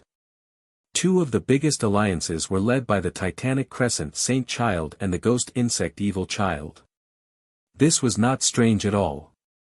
The Saint Child came from the Titanic Crescent sacred ground, while the Evil Child came from the Insect King imperial lineage. Both of these were emperors' lineages. The Saint Child and the Evil Child were the most exceptional and famous amongst the young generation, so naturally, they took the mantle of leadership. Because of their status and position, geniuses like the 100 Clans Child and Ghost Monk happily joined their alliances. Li Qiye gained a lot of fame after killing Mo Lidao and Yi Sha, so the 100 Clans Child's camp would be glad to have him become a member. Thanks, but I prefer to be alone. Li Qiye smiled, then shook his head, rejecting the offer. The 100 Clans Child did not give up, fellow Daoistly, as the proverb says, the bigger the crowd, the mightier they become. I'm afraid no one alone will be able to surpass this difficult trial. Our alliance has an expert, the Titanic Crescent Saint Child, so why don't you cooperate with us? Everyone will take care of each other and we shall reap the benefits from it. This so-called difficult trial only applies to other people, it is not a problem for me. Li Qiye lazily replied, seemingly lacking all interest. After hearing this, the 100 Clans Child's eyes narrowed as a glimmer flashed across his pupils. He then asked, so fellow Daoistly has a way to cross this ocean? Could you reveal a thing or two? Why do I have to tell you? Li Qiye leered at him and continued, you guys can go your own way and I shall go on mine without any entanglement. Li Qiye's arrogant attitude annoyed the 100 Clans Child. His country was ancient and powerful within the sacred nether world, although it was not equal to an emperor's lineage, it was only inferior by a slight margin. As its descendant and prince, his status was high and mighty. Today, he came to recruit Li Qiye because he had heard of Li Qiye's powerful cultivation. Otherwise, how could an ordinary human get into his sight? He didn't expect Li Qiye to give him no face, way too arrogant. He then replied in a deep tone, fellow Daoistly, one has to rely on friends once they go outside, if you have a good method, then please do share. You will also benefit in the future by doing so. Too wordy, Li Qiye waved his sleeve and said, I shall do as I please. Stop blabbering, my patience is limited. The 100 Clans Child's expression sank, this was far more than simple displeasure. So you are Li Qiye. Suddenly, an aggressive and arrogant voice came. A group led by a young man came closer. Many nearby cultivators quickly parted since they didn't want to mess with these people. Anyone who saw the young man leading the group would jump in fear. He wore a black robe and was as thin as a bamboo tree, it was as if a gust of wind could blow him over. However, this was not the reason to be horrified. There was a cyst-like protrusion on the young man's forehead, extremely disgusting. And something that resembled a bug was moving inside. There was indeed a worm inside this cyst-like protrusion and sometimes, it would stick its head out. It had a ferocious and nausea-inducing appearance. Anyone who looked at it would get an unbearably creepy sensation. The arrival of this young man grossed everyone out as they took a step back. Ghost insect evil child. The young cultivators all changed their expressions while the girls turned pale.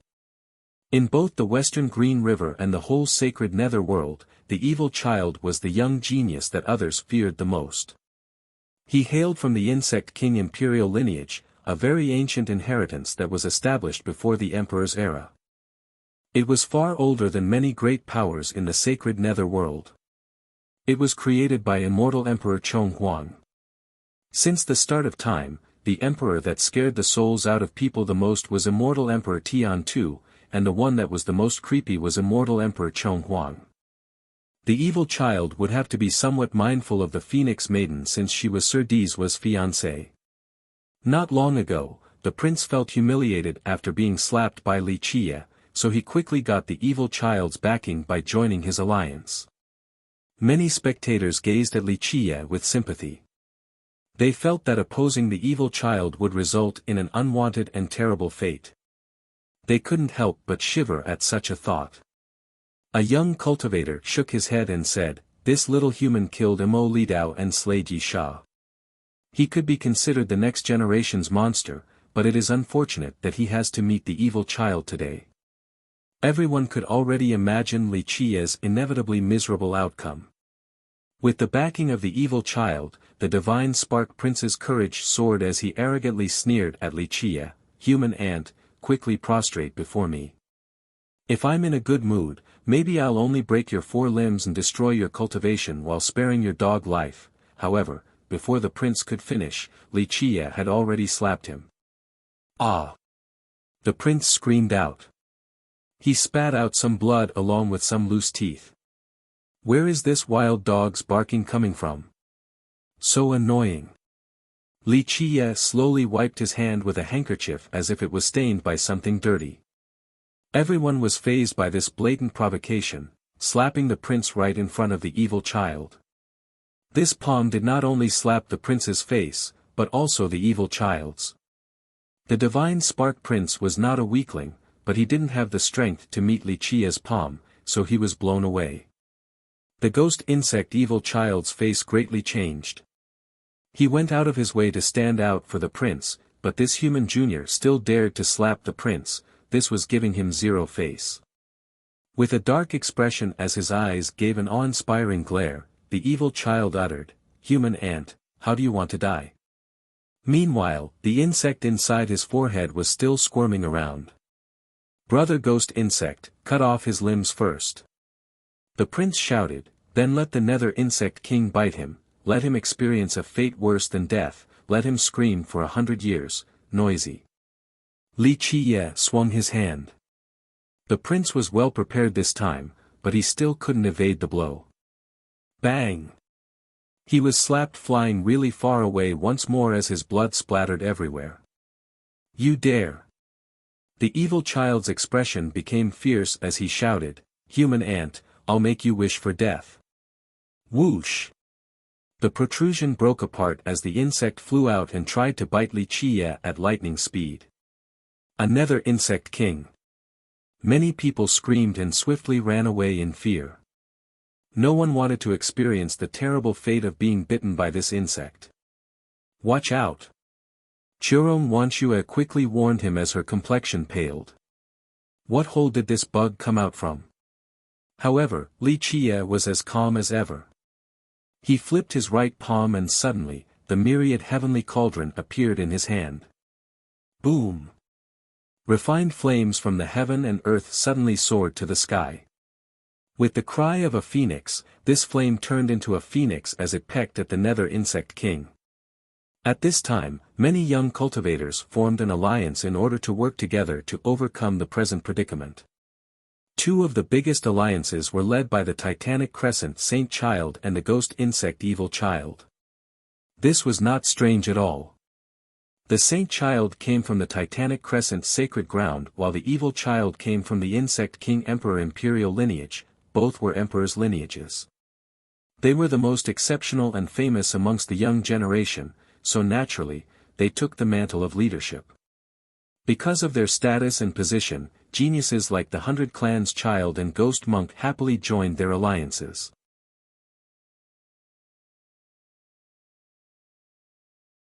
Chapter 462, Titanic Crescent Saint Child. The Nether Insect King became horrified. It let out a squeak before turning around to flee. It was very scared of this fiery phoenix created by the amalgamation of refined worldly flames. Li Chia's myriad heavenly cauldron was the #1 cauldron in this world since it had devoured countless refined flames. Its fire was the purest of its kind, something that was capable of refining all things. The Nether Insect King was not afraid of the flames from ordinary cauldrons, but the flames of this phoenix were its nemesis. If it was engulfed by these flames, then its destruction would be assured. An existence like the Nether Insect King was extremely nutritious for the myriad heavenly cauldron. The ghost insect evil child quickly caught up to the insect and shouted, "Return." The insect then crawled back and hid in the evil child's forehead, not daring to show itself again. After losing its goal, the fiery phoenix then flew back to the myriad heavenly cauldron. Everyone gasped because they knew that this insect was very fierce. Normally, it would not be scared of the heaven or earth, but just now, it lost its mind in fear as if it had met its maker and immediately fled. How could people not become astonished at such a scene? The source of terror, the Nether Insect King, actually ran away. Many cultivators then realized that the little cauldron in Li Chia's hand was an amazing treasure. Do you think you are invincible with just a little furnace? The evil child coldly spoke. The evil child, as the master of the insect, had always basked in the fear of others running away the instant they saw it. He didn't expect for the insect to flee so quickly and make him, the master, lose all face. If you have some skill, then come try it. If not, then get the hell out of my presence. Do not waste my time. Li Chia was too lazy to look at the evil child as he slowly spoke these words. Everyone looked at each other and felt that this brat was too arrogant and forceful. How many people would dare to enrage a descendant of an emperor's lineage like the evil child? Churong Wanshue's heart jumped as she secretly worried for Li Chia since the evil child was a famous genius in the sacred nether world. The evil child had an unsightly expression on his face at the moment. Outside of invincible existences like Dizwa, who amongst the younger generation would dare to challenge his prestige? His glare became sharp as ghastly energy surged all over the sky. This thing doesn't know life from death. The evil child, at this time, looked like an evil ghost from hell, especially with the worm wiggling around in his forehead. Careful. Churong Wanshue quickly warned Li Chia. Amitba, however, right when the evil child was about to attack, a Buddhist chant could be heard. A monk showed up next to Li Chia and cheerfully smiled at the evil child. "Ghost insect, you want to fight? Now, we'll play for a few moves. I heard that you once proclaimed that, outside of the 3 heroes, you were #1 amongst the descendants of the emperor's lineages. Today, this monk will verify your claim of being #1. This monk was the henpecked monk Daji. He came here out of nowhere. Earlier, people already thought that Li Chia was being too arrogant for provoking the evil child, but now, a monk climbed out of nowhere and also attacked him. What was going on today? Will there be even more people who will come out to stomp on a genius's foot? Jian Xian. The evil child's expression sank as he coldly declared, "You have no business here." Monk Daji shaved his head completely bald so no one recognized him, but they shuddered after hearing the name Jian Xian. Jian Xian. The Nether Crossing Swamp's descendant, the genius of the northern misty field. Those who knew who the monk was were very excited to watch the entertaining development. Both the evil child and the saint child were famous descendants from emperors' lineages, but so was Jian Xian. The Nether Crossing Swamp that was built by immortal Emperor Mingdu was not weaker than the Titanic Crescent Sacred Ground or the Insect King Imperial lineage. However, compared to these two descendants, Jian Xian was not as famous or bombastic as the other two. Regardless, in the sacred nether world, no one dared to view him with disdain, especially the young geniuses at the northern misty field. 10 years ago, a message came out from the Nether Crossing Swamp indicating that it wished to name Jian Xian as the official successor. Unfortunately, Jian Xian didn't want to bear this responsibility and fled. The ghost insect evil child and the Titanic Crescent Saint child were only descendants without an official position, but Jian Xian could have bore the responsibility 10 years ago, demonstrating that he gained the approval from the swamp's elders. This was indicative of his brilliance.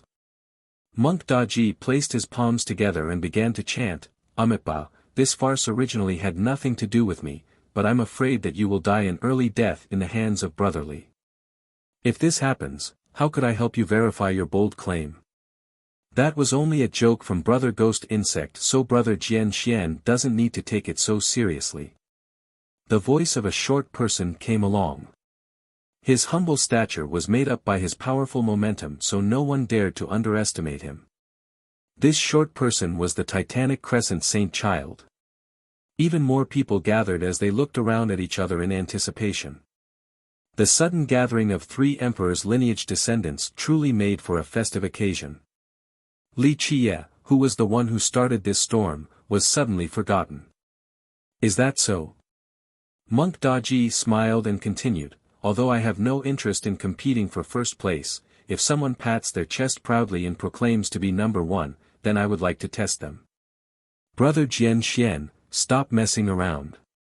The saint child quickly mediated, who in the sacred nether world doesn't know about your unparalleled talents? Li Qie glanced at them and couldn't be bothered to join in. He then hugged Churon Wanxue and turned around to leave.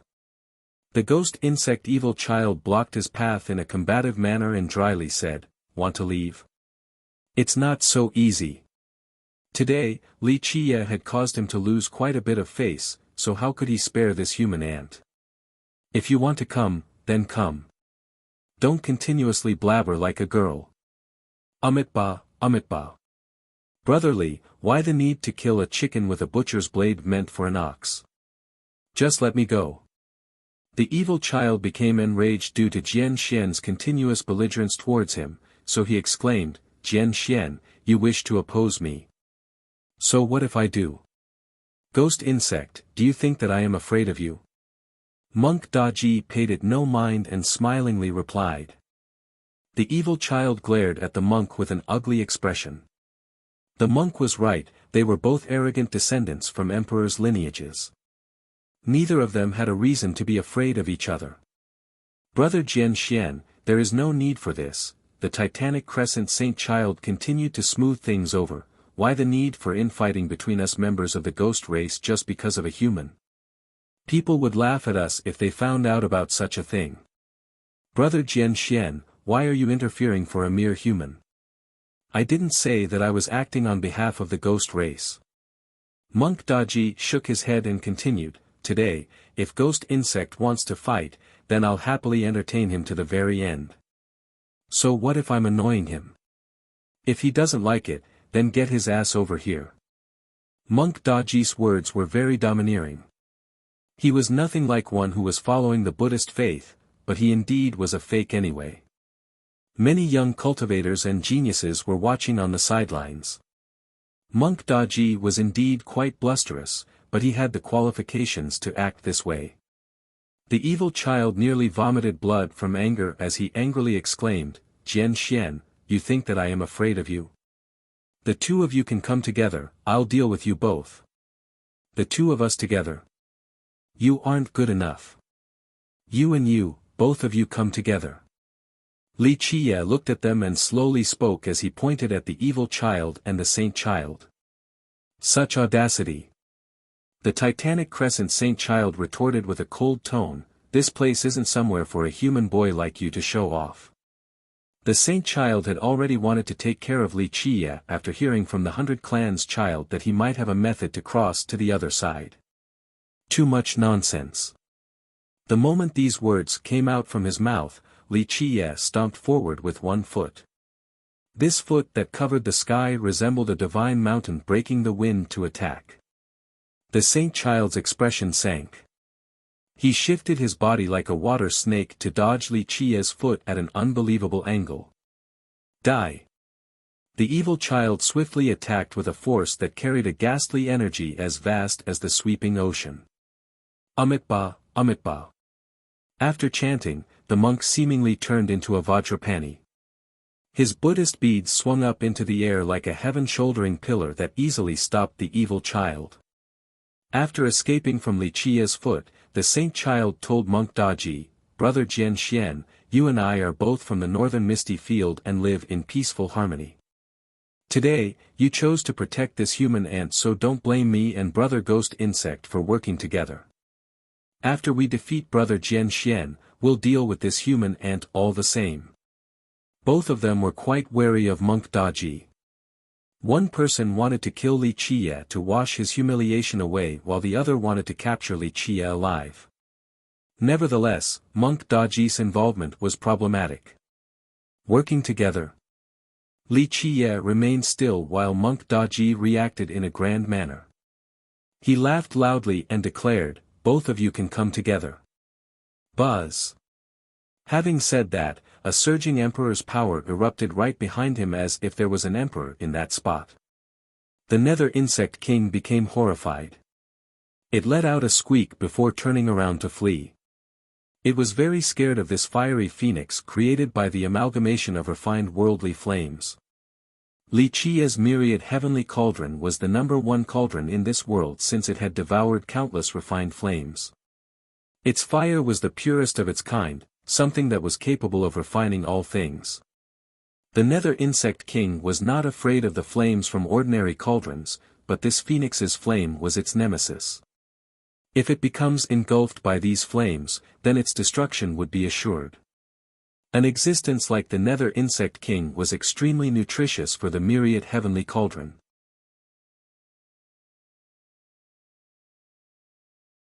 Chapter 463, A Few Secrets of the Nether Crossing Swamp. There wasn't a need for pointless chatter or posturing. The emperor's power swept by like the arrival of an immortal emperor as all 9 heavens and 10 earths prostrated before its might. The gigantic shadow and the sky-devouring fish also glanced towards this direction. Some shocked cultivators couldn't help but retreat while uttering, "An immortal emperor life treasure. An emperor's weapon." Both the evil child and the saint child lost their cool. So, as imperial descendants, don't tell me that you two didn't bring at least 1 or 2 emperor's weapons. It would be quite shameful if you guys didn't have even 1 immortal emperor life treasure. Are your elders that stingy? Monk Daji's words were so vile that it caused the ghost insect evil child and the titanic crescent saint child to turn ashen. All 3 were imperial descendants, so it was difficult to tell who would win in a one-on-one encounter. However, since the monk brought along an immortal emperor life treasure, the other 2 could only swallow their anger no matter how powerful they were. All 3 had similar levels of power, but the appearance of the emperor's weapon changed everything. The victor was instantly decided. Even if both of them joined forces, it wouldn't change the outcome versus Monk Daji with his weapon. Although they had heaven-defying emperor laws, they also didn't want to take such a risk. Once struck by the emperor's weapon, even their powerful bodies would disintegrate. Many people became speechless after hearing the monk. An item like an immortal emperor life treasure was definitely not ordinary. Even an emperor's lineage would normally only have 1 or 2 of them, so how could a young person such as him run rampant while wielding one of them? How heroic is it to win using an emperor's weapon? The evil child sarcastically retorted. He could not stop an emperor's weapon unless he cultivated an immortal physique. Monk Daji leered at the evil child and said, "So what if I am using an immortal weapon to bully you? Not convinced? Then come and bite me. You can't even take out an emperor's weapon, yet you are shamelessly calling yourself an imperial descendant." This fake monk put on a young master act, one without any of the grace befitting a member of the monastery. After being provoked by the monk, the evil child and the saint child quivered from anger. They came to Necropolis in a rush, so although they asked to borrow immortal emperor life treasures from their sects, the elders had not yet approved their requests. Monk Daji was different. He could have already accepted the Nether Crossing Swamp's leadership, so he naturally had the right to control the immortal Emperor life treasures. Very well, Jian Xian, just you wait. The evil child couldn't bear this frustration and threatened, don't think that only your Nether Crossing Swamp has immortal Emperor life treasures. Then I'll wait. Do you think I am afraid of a half-insect half-ghost monster like you? Monk Daji leered at him and retorted. The evil child left in exasperation. Although he really wanted to fight, a direct confrontation without an emperor's weapon would be akin to throwing an egg at a boulder. After the evil child left, the Titanic Crescent Saint Child looked at Li Qie before coldly telling Monk Daji, Brother Jian Xian, you can protect him for now, but not forever. The Saint Child wanted to obtain Li Qie's method of traversing the sea, but he didn't expect for Monk Daji to interfere and ruin his business. Monk Daji laughed and coldly stared at the Saint Child. Titanic Crescent, you think too highly of yourself, do you actually consider yourself to be invincible amongst the younger generation? Brotherly needing my protection? I only took action because I dislike you too and your arrogant conduct. Or could it be that you think you are the strongest genius in the northern misty field? The Titanic Crescent Sacred Ground and the Nether Crossing Swamp were both emperors' lineages in the misty field, and these two were their strongest descendants. The two sects would inevitably have some conflicts due to this. However, because Monk Daji rarely showed himself, the Saint Child proclaimed himself to be number one amongst the younger generation. This time, the monk purposely used a provocative stance against those two in order to dispel their arrogant behaviors. The Saint Child only snorted in the face of such taunts and turned around to leave. The other young cultivators didn't dare to discuss this matter. Geniuses like Golden Child and the 100 Clans Child also restrained themselves from commenting. This was a conflict between emperors' lineages. Although their sects were strong, they were still far from being comparable with emperors' lineages. Both the Saint Child and the monk were not people they wished to offend. The crowd dispersed and went on with their own business. Monk Daji clasped his hands together and spoke to Li Qie with a smile, Amitba, Amitba. Benefactorly, it seems that we are often brought together by fate. Oh. No longer hiding from your old lady? Li Qie snappily asked. Each time the monk appeared, he would ruin Li Qie's fun, so Li Qie was very annoyed with him. The monk wryly laughed and scratched his bald head. Li Qie laughed after seeing the monk like this, then he hugged Chiron Wanxue and kept going to the front. The monk quickly followed right behind them while looking at the grand scene ahead, the confrontation between the gigantic black shadow and the sky-devouring fish king. What does Benefactorly think about these existences? He curiously asked Li Qie. Li Qie was too lazy to look at the monk as he replied, Fake monk, you want me to talk? Your patriarch should have left behind a few words. I'm just casually asking. The monk forced a chuckle. He indeed knew quite a few things. Immortal Emperor Mingdu of the swamp came from Necropolis, so he naturally knew more about it than outsiders. Monk Daji didn't know whether his patriarch came from Necropolis or not, but there had been rumors along these lines. The Nether Crossing Swamp had records about Necropolis secrets that other emperors' lineages weren't privy to. He intentionally wanted to test Li Qie. Since Li Qie was able to see through the soaring Remembrance Village, he should definitely know some other things as well. Fake monk, what do you want to know? If it is within my knowledge, then I can tell you about a few things. Li Qie answered with a smile. The monk's eyes quickly lit up as he cheerfully responded with a smile, my sect has some secret record stating that this place had a great creation, an extremely amazing one for our ghost race. This creation. After obtaining it, it wouldn't be difficult to become an immortal emperor. Chiron Wanshue's expression greatly changed after hearing this. Wouldn't be difficult to become an immortal emperor? What kind of heaven-defying and invincible creation was this? It would drive anyone crazy. A grand creation for shouldering the heavens will, Li Qie became serious and continued, there truly is such a creation. I can tell you about this. Also, your swamp has a few things that could help you grab this creation. Really? Monk Daji's eyes brightened once more. He was like a Scrooge who stumbled upon a gold bar. He rubbed his palms together and smilingly pleaded, "Just what is this creation? Please tell me, Benefactor Li." Li Chia leisurely looked at the monk and answered, "Since you are a ghost, maybe you could actually obtain this creation. However, I have to tell you the bad news as well. This creation is not necessarily good and it might bring about bad fortune to your life." The monk was aghast as he stared at Li Chia and asked, "How does Benefactor Li know? So you have seen the secret writings of your patriarch. Fake monk, you know quite a few things, don't you?" Li Chia looked at him and responded with his own question. The monk took a deep breath. This was a secret of the swamp, but very few sect members knew about it.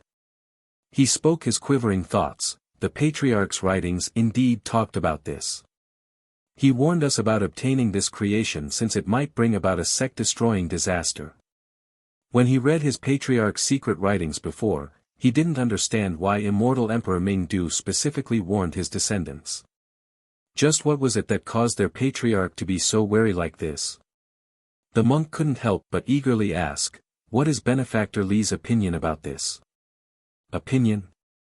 Li Chia said with leisure, "If you want to live longer, then stay far away from it. Otherwise, if you somehow got a hold of it, then the swamp would suffer a calamity unless your patriarch comes back to life." The monk's heart thumped after hearing this. He didn't think that Li Chia was only scaring him because the patriarch's writings specifically warned them about this. "Do you still want the creation?" Li Chia lightly inquired. Amitba, Amitba." Monk Daji shook his head and continued with an accepting smile, "My talents reach the sky itself. Even if I don't have that creation, I can still reach the peak and shoulder the heavens will. This generation's true prince shall be me." Despite such boastful words, one had to admit that Monk Daji was extremely outstanding. Otherwise, he would not have become the inheritor of the Nether Crossing Swamp. Li Chia and Churom Wanshue went to the battlefield between the two armies. He then smiled at the monk and asked, "Monk, can you cross the Black Sea before us?" The monk quickly shook his head as fast as a beating drum and replied, "Ha ha ha, Benefactor Li thinks too highly of me. Do you not see that no one here can do it? What can this skillless monk do when so many others have failed? Is that so?" Li Chia looked at him with a smile that didn't seem like a smile and calmly continued, "If I remember correctly, your patriarch, immortal Emperor Mingdu, left behind a treasure boat that could cross all oceans in this world. That boat should be able to cross Night Sea and the Black Sea ahead without any problems." The moments these words came out, the monk became completely shocked. There wasn't a need for needless chatter or posturing. The emperor's power swept by like the arrival of an immortal emperor as all 9 heavens and 10 earths prostrated before its might. The gigantic shadow and the sky-devouring fish also glanced towards this direction. Some shocked cultivators couldn't help but retreat while uttering, "An immortal emperor life treasure. An emperor's weapon." Both the evil child and the saint child lost their cool. So, as imperial descendants, don't tell me you two didn't bring at least 1 or 2 emperor's weapon.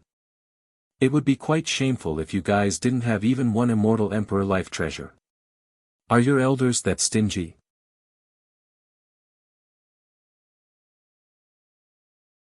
Chapter 464, Crossing the Sea. If you asked about the creation on the other side, then you must know about other things as well.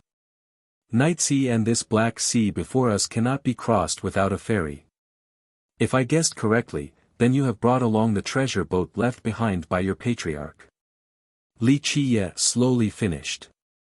These light words scared the soul out of Monk Daji. His patriarch indeed left behind a treasure boat.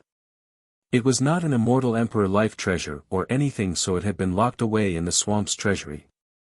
Very few disciples had seen this boat, yet an outsider like Li Chia was revealing its details. This gave the monk quite a fright.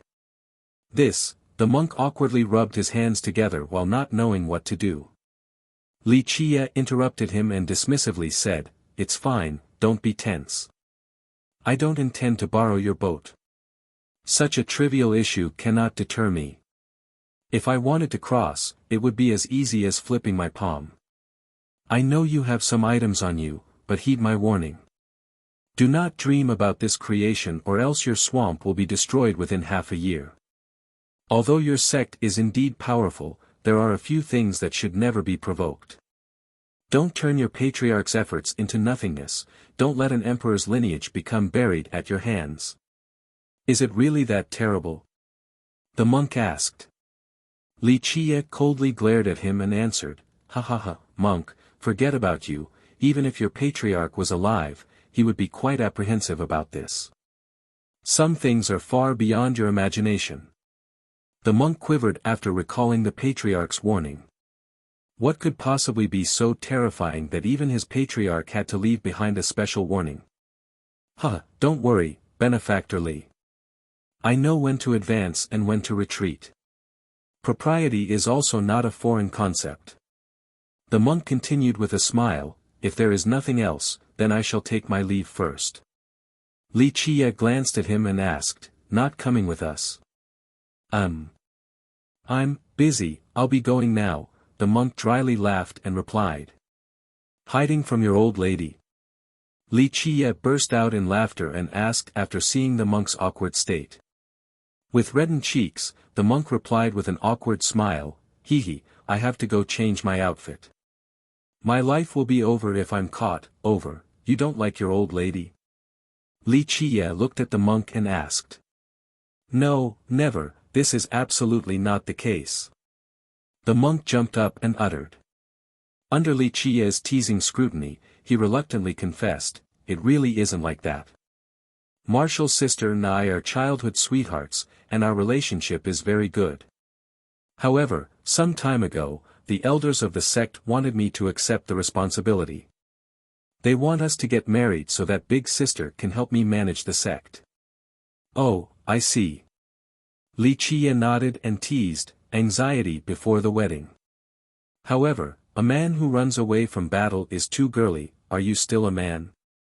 Monk Daji was very embarrassed. He then gave a mirthless smile and said, "Benefactor Li, I'll be going now." With that, his body shifted and disappeared without a trace. The Nether Crossing Swamp. Li Qie smiled and didn't say anything else. Li Qie had a good impression of the Nether Crossing Swamp. Even though, during that era, Li Qie kept his word and didn't train or give any advice to immortal Emperor Mingdu, the emperor still respected Li Qie as a teacher. This was because the emperor knew that he was only able to leave Necropolis and obtain a great creation due to the hard work of the Dark Crow. This creation created a firm foundation for the emperor after he left the city, allowing him to reach the apex and the heaven's will. Before anyone noticed, Li Qie and Churom Wanshue were standing at the edge of the Golden Ocean not too far from the young nightfish. The splashes from the thousands of fish could reach their bodies. Their movement caught the attention of many people. What are they trying to do? The majority of the cultivators stood far away since no one wanted to get close to such a battlefield, for it was suicidal. Once the gigantic shadow and the Fish King fought, even the strongest cultivators would be annihilated by the residual energy. "Don't tell me that they want to cross," a person speculated. "That is suicidal." The Divine Spark Prince sneered while staring at the two in the far distance. The other young geniuses, such as Golden Child and Ghost Monk, were also spectating. Many people wanted to cross the Black Sea up ahead, but all of their attempts were unsuccessful. Fei Cangqiong, the descendant of the nether-soaring ghost race, was said to have the fastest speed. He once claimed that he could fly to all the corners of the world. Earlier, he tried to fly over the ocean, but what was the result? He only drowned in the Black Sea. A person coldly said, "An ordinary human ant still dreams about flying over." Truly wishful thinking. Previous attempts included flying and utilizing treasures to quickly rush over, but all had failed. Once one stepped into the Black Sea's territory, they and all their treasures would fall and drown. After several ghost geniuses failed, no one dared to force their way across. Instead, they looked for other methods. Li Qiye looked at the gigantic shadow in the distance and focused his gaze on the thousands of handlers behind it. Seeing Li Qiye's expression, Churong Wanxue guessed what he wanted to do and anxiously asked, "Can we cross it?" "Don't worry, it is a piece of cake." Li Qiye smiled and said after picking a target, "Hug me tightly, we're about to go." Churong Wanxue listened and tightly hugged Li Qiye's waist while blushing. Li Qiye pulled her in even closer after taking a deep breath. Now, she was standing in front of him as he clasped her waist. The two of them were tightly pressed against each other face to face. Being in such an intimate pose while hugging her young noble's chest caused Churong Wanxue to become quite hot. However, Li Qiye was not in the mood to enjoy this romantic situation. He roared as his blood energy began to surge to perform the 1,000 hands against the 9 worlds. Myriad hands appeared behind his back as if they were lifting up 3,000 worlds. One pair of hands lifted the 9 words true bow. A divine arrow made from universal laws was placed on the gently drawn back bowstring. This mantra arrow was the last word, forward, from the 9 true words. This word turned into a universal law to become an unparalleled divine arrow. They actually want to cross. A bunch of youths were in an uproar. Can they do it? Many people secretly wished that Li Qiye would be successful. They began to lose hope after seeing so many failures, but if Li Qiye could do it, then it would prove that this mission was not impossible. However, there were also those who hoped that Li Qiye would fail, such as the divine spark prince. Humph. What an ignorant fool, just wait for your death without a burial. Poof. Li Qiye shot out the word, forward, this divine mantra arrow pierced through the wind and time itself. The moment this arrow was released, Li Qiye and Churong Wanxue both disappeared from this world as if they had evaporated. This arrow seemed to have crossed to the past from one spacetime to another and then disappeared without a trace. Where did they go? The spectating cultivators looked around to find Li Qiye and Churong Wanxue. Everything happened so fast. In just a split second, this arrow shot through the head of a handler. He didn't even have the chance to react before falling into the Black Sea. What was even more incredible was that Li Qiye and Churong Wanxue then appeared on the ferry in the same posture as when they disappeared, still tightly hugging each other. Impossible.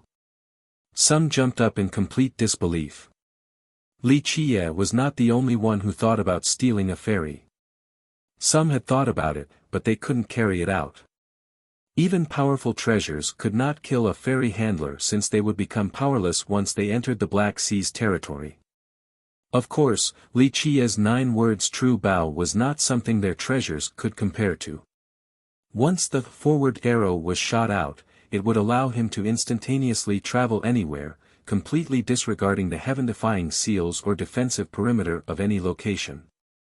After determining his target, he shot the word, forward.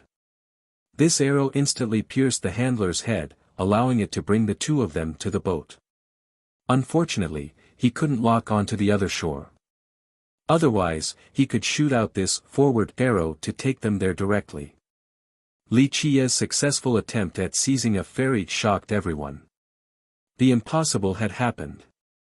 The divine spark prince was both shocked and angry, thus he spoke with a sneer, becoming enemies with the handlers. So foolish. Everyone knew that attacking a handler would bring about a personal disaster. Antagonizing the handlers and sentiments inside Necropolis would result in a bad end. After Li Qiye took over the boat, the gigantic shadow suddenly exuded a terrifying breath as thousands of handlers immediately surrounded him. It's over, this guy will be eaten alive by all those handlers. Someone exclaimed out loud. If you asked about the creation on the other side, then you must know about other things as well. Night Sea and this Black Sea before us cannot be crossed without a ferry. If I guessed correctly, then you have brought along the treasure boat left behind by your patriarch. Li Qiye slowly finished. These light words scared the soul out of Monk Daji. His patriarch indeed left behind a treasure boat. It was not an immortal emperor life treasure or anything, so it had been locked away in the swamp's treasury. Very few disciples had seen this boat, yet an outsider like Li Qie was revealing its details. This gave the monk quite a fright. The monk awkwardly rubbed his hands together while not knowing what to do.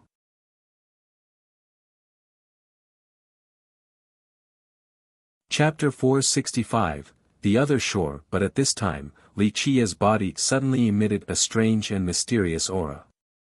"Don't mess with me or I'll butcher all of you," Li Qie coldly declared. This mysterious aura came from the item that Li Qie previously borrowed from the ancestral flow master. The gigantic shadow and the handlers were very wary of this thing. The shadow chose not to attack and all the handlers also withdrew. They didn't dare to look straight at Li Qie. The fairy was then pushed by a force that brought them to the other side. This scene stunned all the young cultivators. Someone thought that he was only seeing things and kept on rubbing his eyes. No way. Many didn't dare to believe such a thing. Li Qie killed a handler, yet the shadow and all the other handlers just let him off like that. They didn't know that Li Qie was carrying an extremely heaven-defying item, something that instilled absolute fear in these types of ghastly creatures. The crowd remained stunned for a long time as they watched Li Qie ride the ferry to disappear in the far horizon. "Bah, lucky bastard!" The divine Spark Prince exclaimed with an ugly expression. He gritted his teeth from anger since he didn't expect Li Qie to be able to reach the other shore alive. The titanic crescent Saint Child's eyes were flashing with glimmers as he whispered, "There is something amazing on that guy." Amitba, quite amazing," Monk Daji also couldn't help but murmur. Just like Li Qie had said, Monk Daji had a treasure boat that could let him cross the Black Sea. The boat left behind by immortal Emperor Mingdu. However, the monk would not carelessly use the ship because he was wary of the Black Shadow along with the handlers. He was unable to confirm whether they would mount an assault if he were to cross. At this moment, Li Qie was able to cross after killing a handler without suffering an appropriate response. This told Monk Daji that Li Qie possessed something even more frightening than himself. In the far distance, a red cloud suddenly flew closer at an unparalleled speed. Monk Daji's expression greatly changed as his neck shrank a bit into his body before quickly escaping in fear. The Black Sea was calm, there was nothing else besides the pitch-black water. Li Qie rode the ferry like a powerful arrow, drifting quickly towards the other shore. Qiurong Wanxue was still in a stunned state.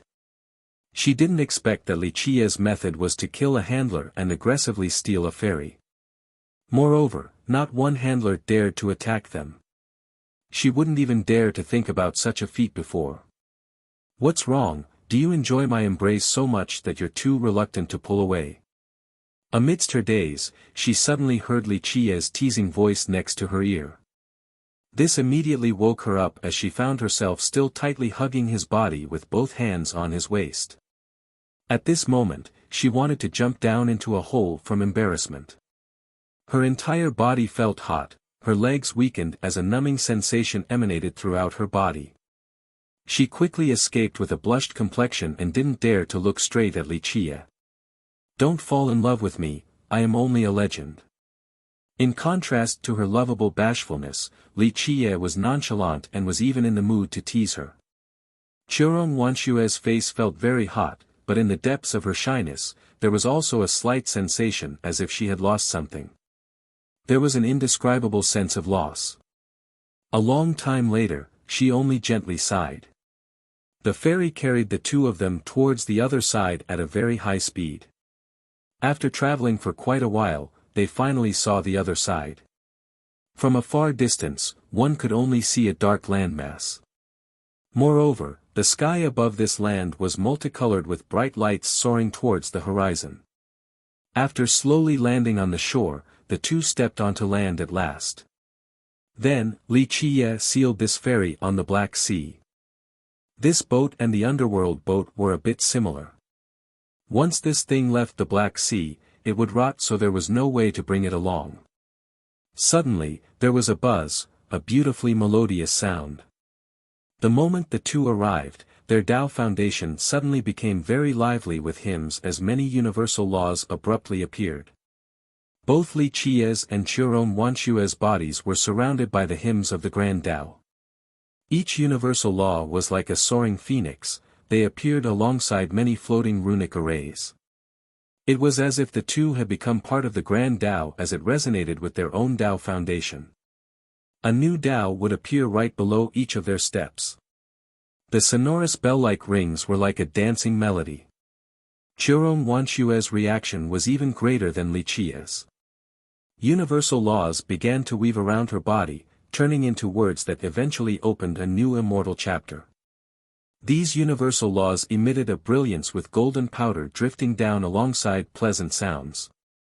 It could be said that each of her steps right now resulted in a new blooming lotus flower. The heaven and earth's Grand Tao chose to assist her, wherever she went, the Grand Tao would follow. What is going on? Churon Wanshue was startled. Although the Grand Tao gave her an incomparable feeling and great benefits, she herself knew that, with her talents and cultivation, she was very far from harmonizing with the Grand Tao, so walking with the Grand Tao was impossible. However, such a matter was happening to her right now, so how could she not jump from astonishment? This is a Tao land and you are a ghost. This Tao land has a lot to do with your ghost race. Li Qia answered with a smile. Churon Wanshue somehow managed to calm down and followed Li Qia deeper into this land. She found that it was very strange. Mountains and roads were expansive while majestic rivers covered this vast land. However, upon a closer inspection, one would see that the mountain ranges were erected by Tao bones, Tao laws formed the earth, and the riverbeds were made from Tao chapters while Tao runes caused the water to flow. All aspects of life on the ground were also similar in this regard. Whether it was the birds flying in the sky or the beasts running on the ground or the vegetation that didn't have life essence, they were all derived from the Grand Tao. A big tree towered to the sky before Churon Wanshue. This tree had a vigorous body with lush, verdant leaves, but another look would show that several Grand Tao universal laws came together to form its old and hard trunk. Smaller universal chains, the size of fine silk strings, came together to form the green leaves. Then there was a giant elephant that ran in front of them. One could see that a Tao foundation made its bones, Tao chapters made the meat, and its eyes were made from the energy of the Grand Tao. Just by staring at it, one would feel the power of the Grand Tao assaulting one's senses like oceanic tides. Similarly, there was a bird flying in the sky, Tao runes formed its feathers, a Tao source formed its body, and its eyes were the amalgamation of many Tao laws using spirit energy. It seemed as if this land was full of colorful life like a paradise or a sacred ground, but in reality, there was no life here. Everything was derived from the Grand Tao, they were only a form of the Tao and not true life. In the beginning, Churon Wanshue didn't clearly see and thought that this land was full of life. However, after following Li Qia for a while, she began to notice the clues. Although the creatures were playfully running around, with a more attentive look, one would be able to see that all of them lacked true life essence. What is this all about? She found this to be too unbelievable, it was even creepier than Necropolis. Although Necropolis was home to a large number of sentiments, they had their own consciousness and perception. They wanted to survive, so it could even be said that outside of not having physical flesh and blood, the sentiments were no different from their outside counterparts. But this place was different. Everything here was dependent on the Grand Tao. No matter if it was the growing trees or the flying little birds, they didn't have an autonomous consciousness or a natural will to survive, for they were only derivations of the Grand Tao. You can think of this place as a Tao land. To be more precise, it is a derivation of the Grand Tao from the heaven and earth. Li Qia smiled and responded. That can't be. Churon Wanshue was extremely shocked as she found it hard to believe. Everyone knew that amongst the 9 worlds and 8 desolaces, the 9 heavens and 10 earths, all the creatures in this world and the myriad of existences were all masterpieces from the heavenly grand Tao. The sky, the earth, all the existences, the world itself, and the 7 emotions and 6 desires, all of this came from the heavenly grand Tao. And the scene before her eyes was only a derivation from this grand Tao. They were unlike the real living creatures outside. Everything here was only made up of universal laws, cold and emotionless. This land was a gigantic and complex machine with orderly functions, but it had no life. You can consider it as the first form of the heavenly grand Tao, but it probably can't be considered as the first form either because this place cannot give birth to life. To be more precise, this is a very small or a miniature version of the heavenly grand Tao's derivation. The heavenly grand Tao truly exceeds our imagination. If there was an invincible existence capable of controlling this Tao along with all the worldly laws, then you would be able to see the scene before you again. Li Qiye smiled and added, of course, someone who can grasp this heavenly grand Tao before you is very rare in this world. He continued on with emotion. The true heavenly grand Tao is able to bear the 9 heavens and 10 earths and also capable of creating all living existences. It is mysterious and profound, something that is impossible for anyone to comprehend in its entirety. The true heavenly grand Tao is different from the heavenly grand Tao that cultivators usually talk about. The grand Tao mentioned by cultivators is only a small part of the overarching picture. The true heavenly grand Tao is a power, a universal law. Since time immemorial, there were immortal emperors who referred to the true heavenly grand Tao as the origin Tao of heaven and earth, the myriad Tao of heaven and earth, or the true Tao of heaven and earth. But at this time, Li Qiye's body suddenly emitted a strange and mysterious aura. "Don't mess with me or I'll butcher all of you," Li Qiye coldly declared. This mysterious aura came from the item that Li Qiye previously borrowed from the ancestral flow master. The gigantic shadow and the handlers were very wary of this thing. The shadow chose not to attack and all the handlers also withdrew. They didn't dare to look straight at Li Qiye. The fairy was then pushed by a force that brought them to the other side. You're tuning into the Han Li's Wuxia Chronicles YouTube channel. We're so grateful for your support and don't forget to subscribe to join us on this incredible journey through captivating stories. Your generosity through donations truly makes a world of difference, as it's the primary source of revenue that allows me to expand and enhance this channel for you. Thank you from the bottom of my heart for being a part of this adventure.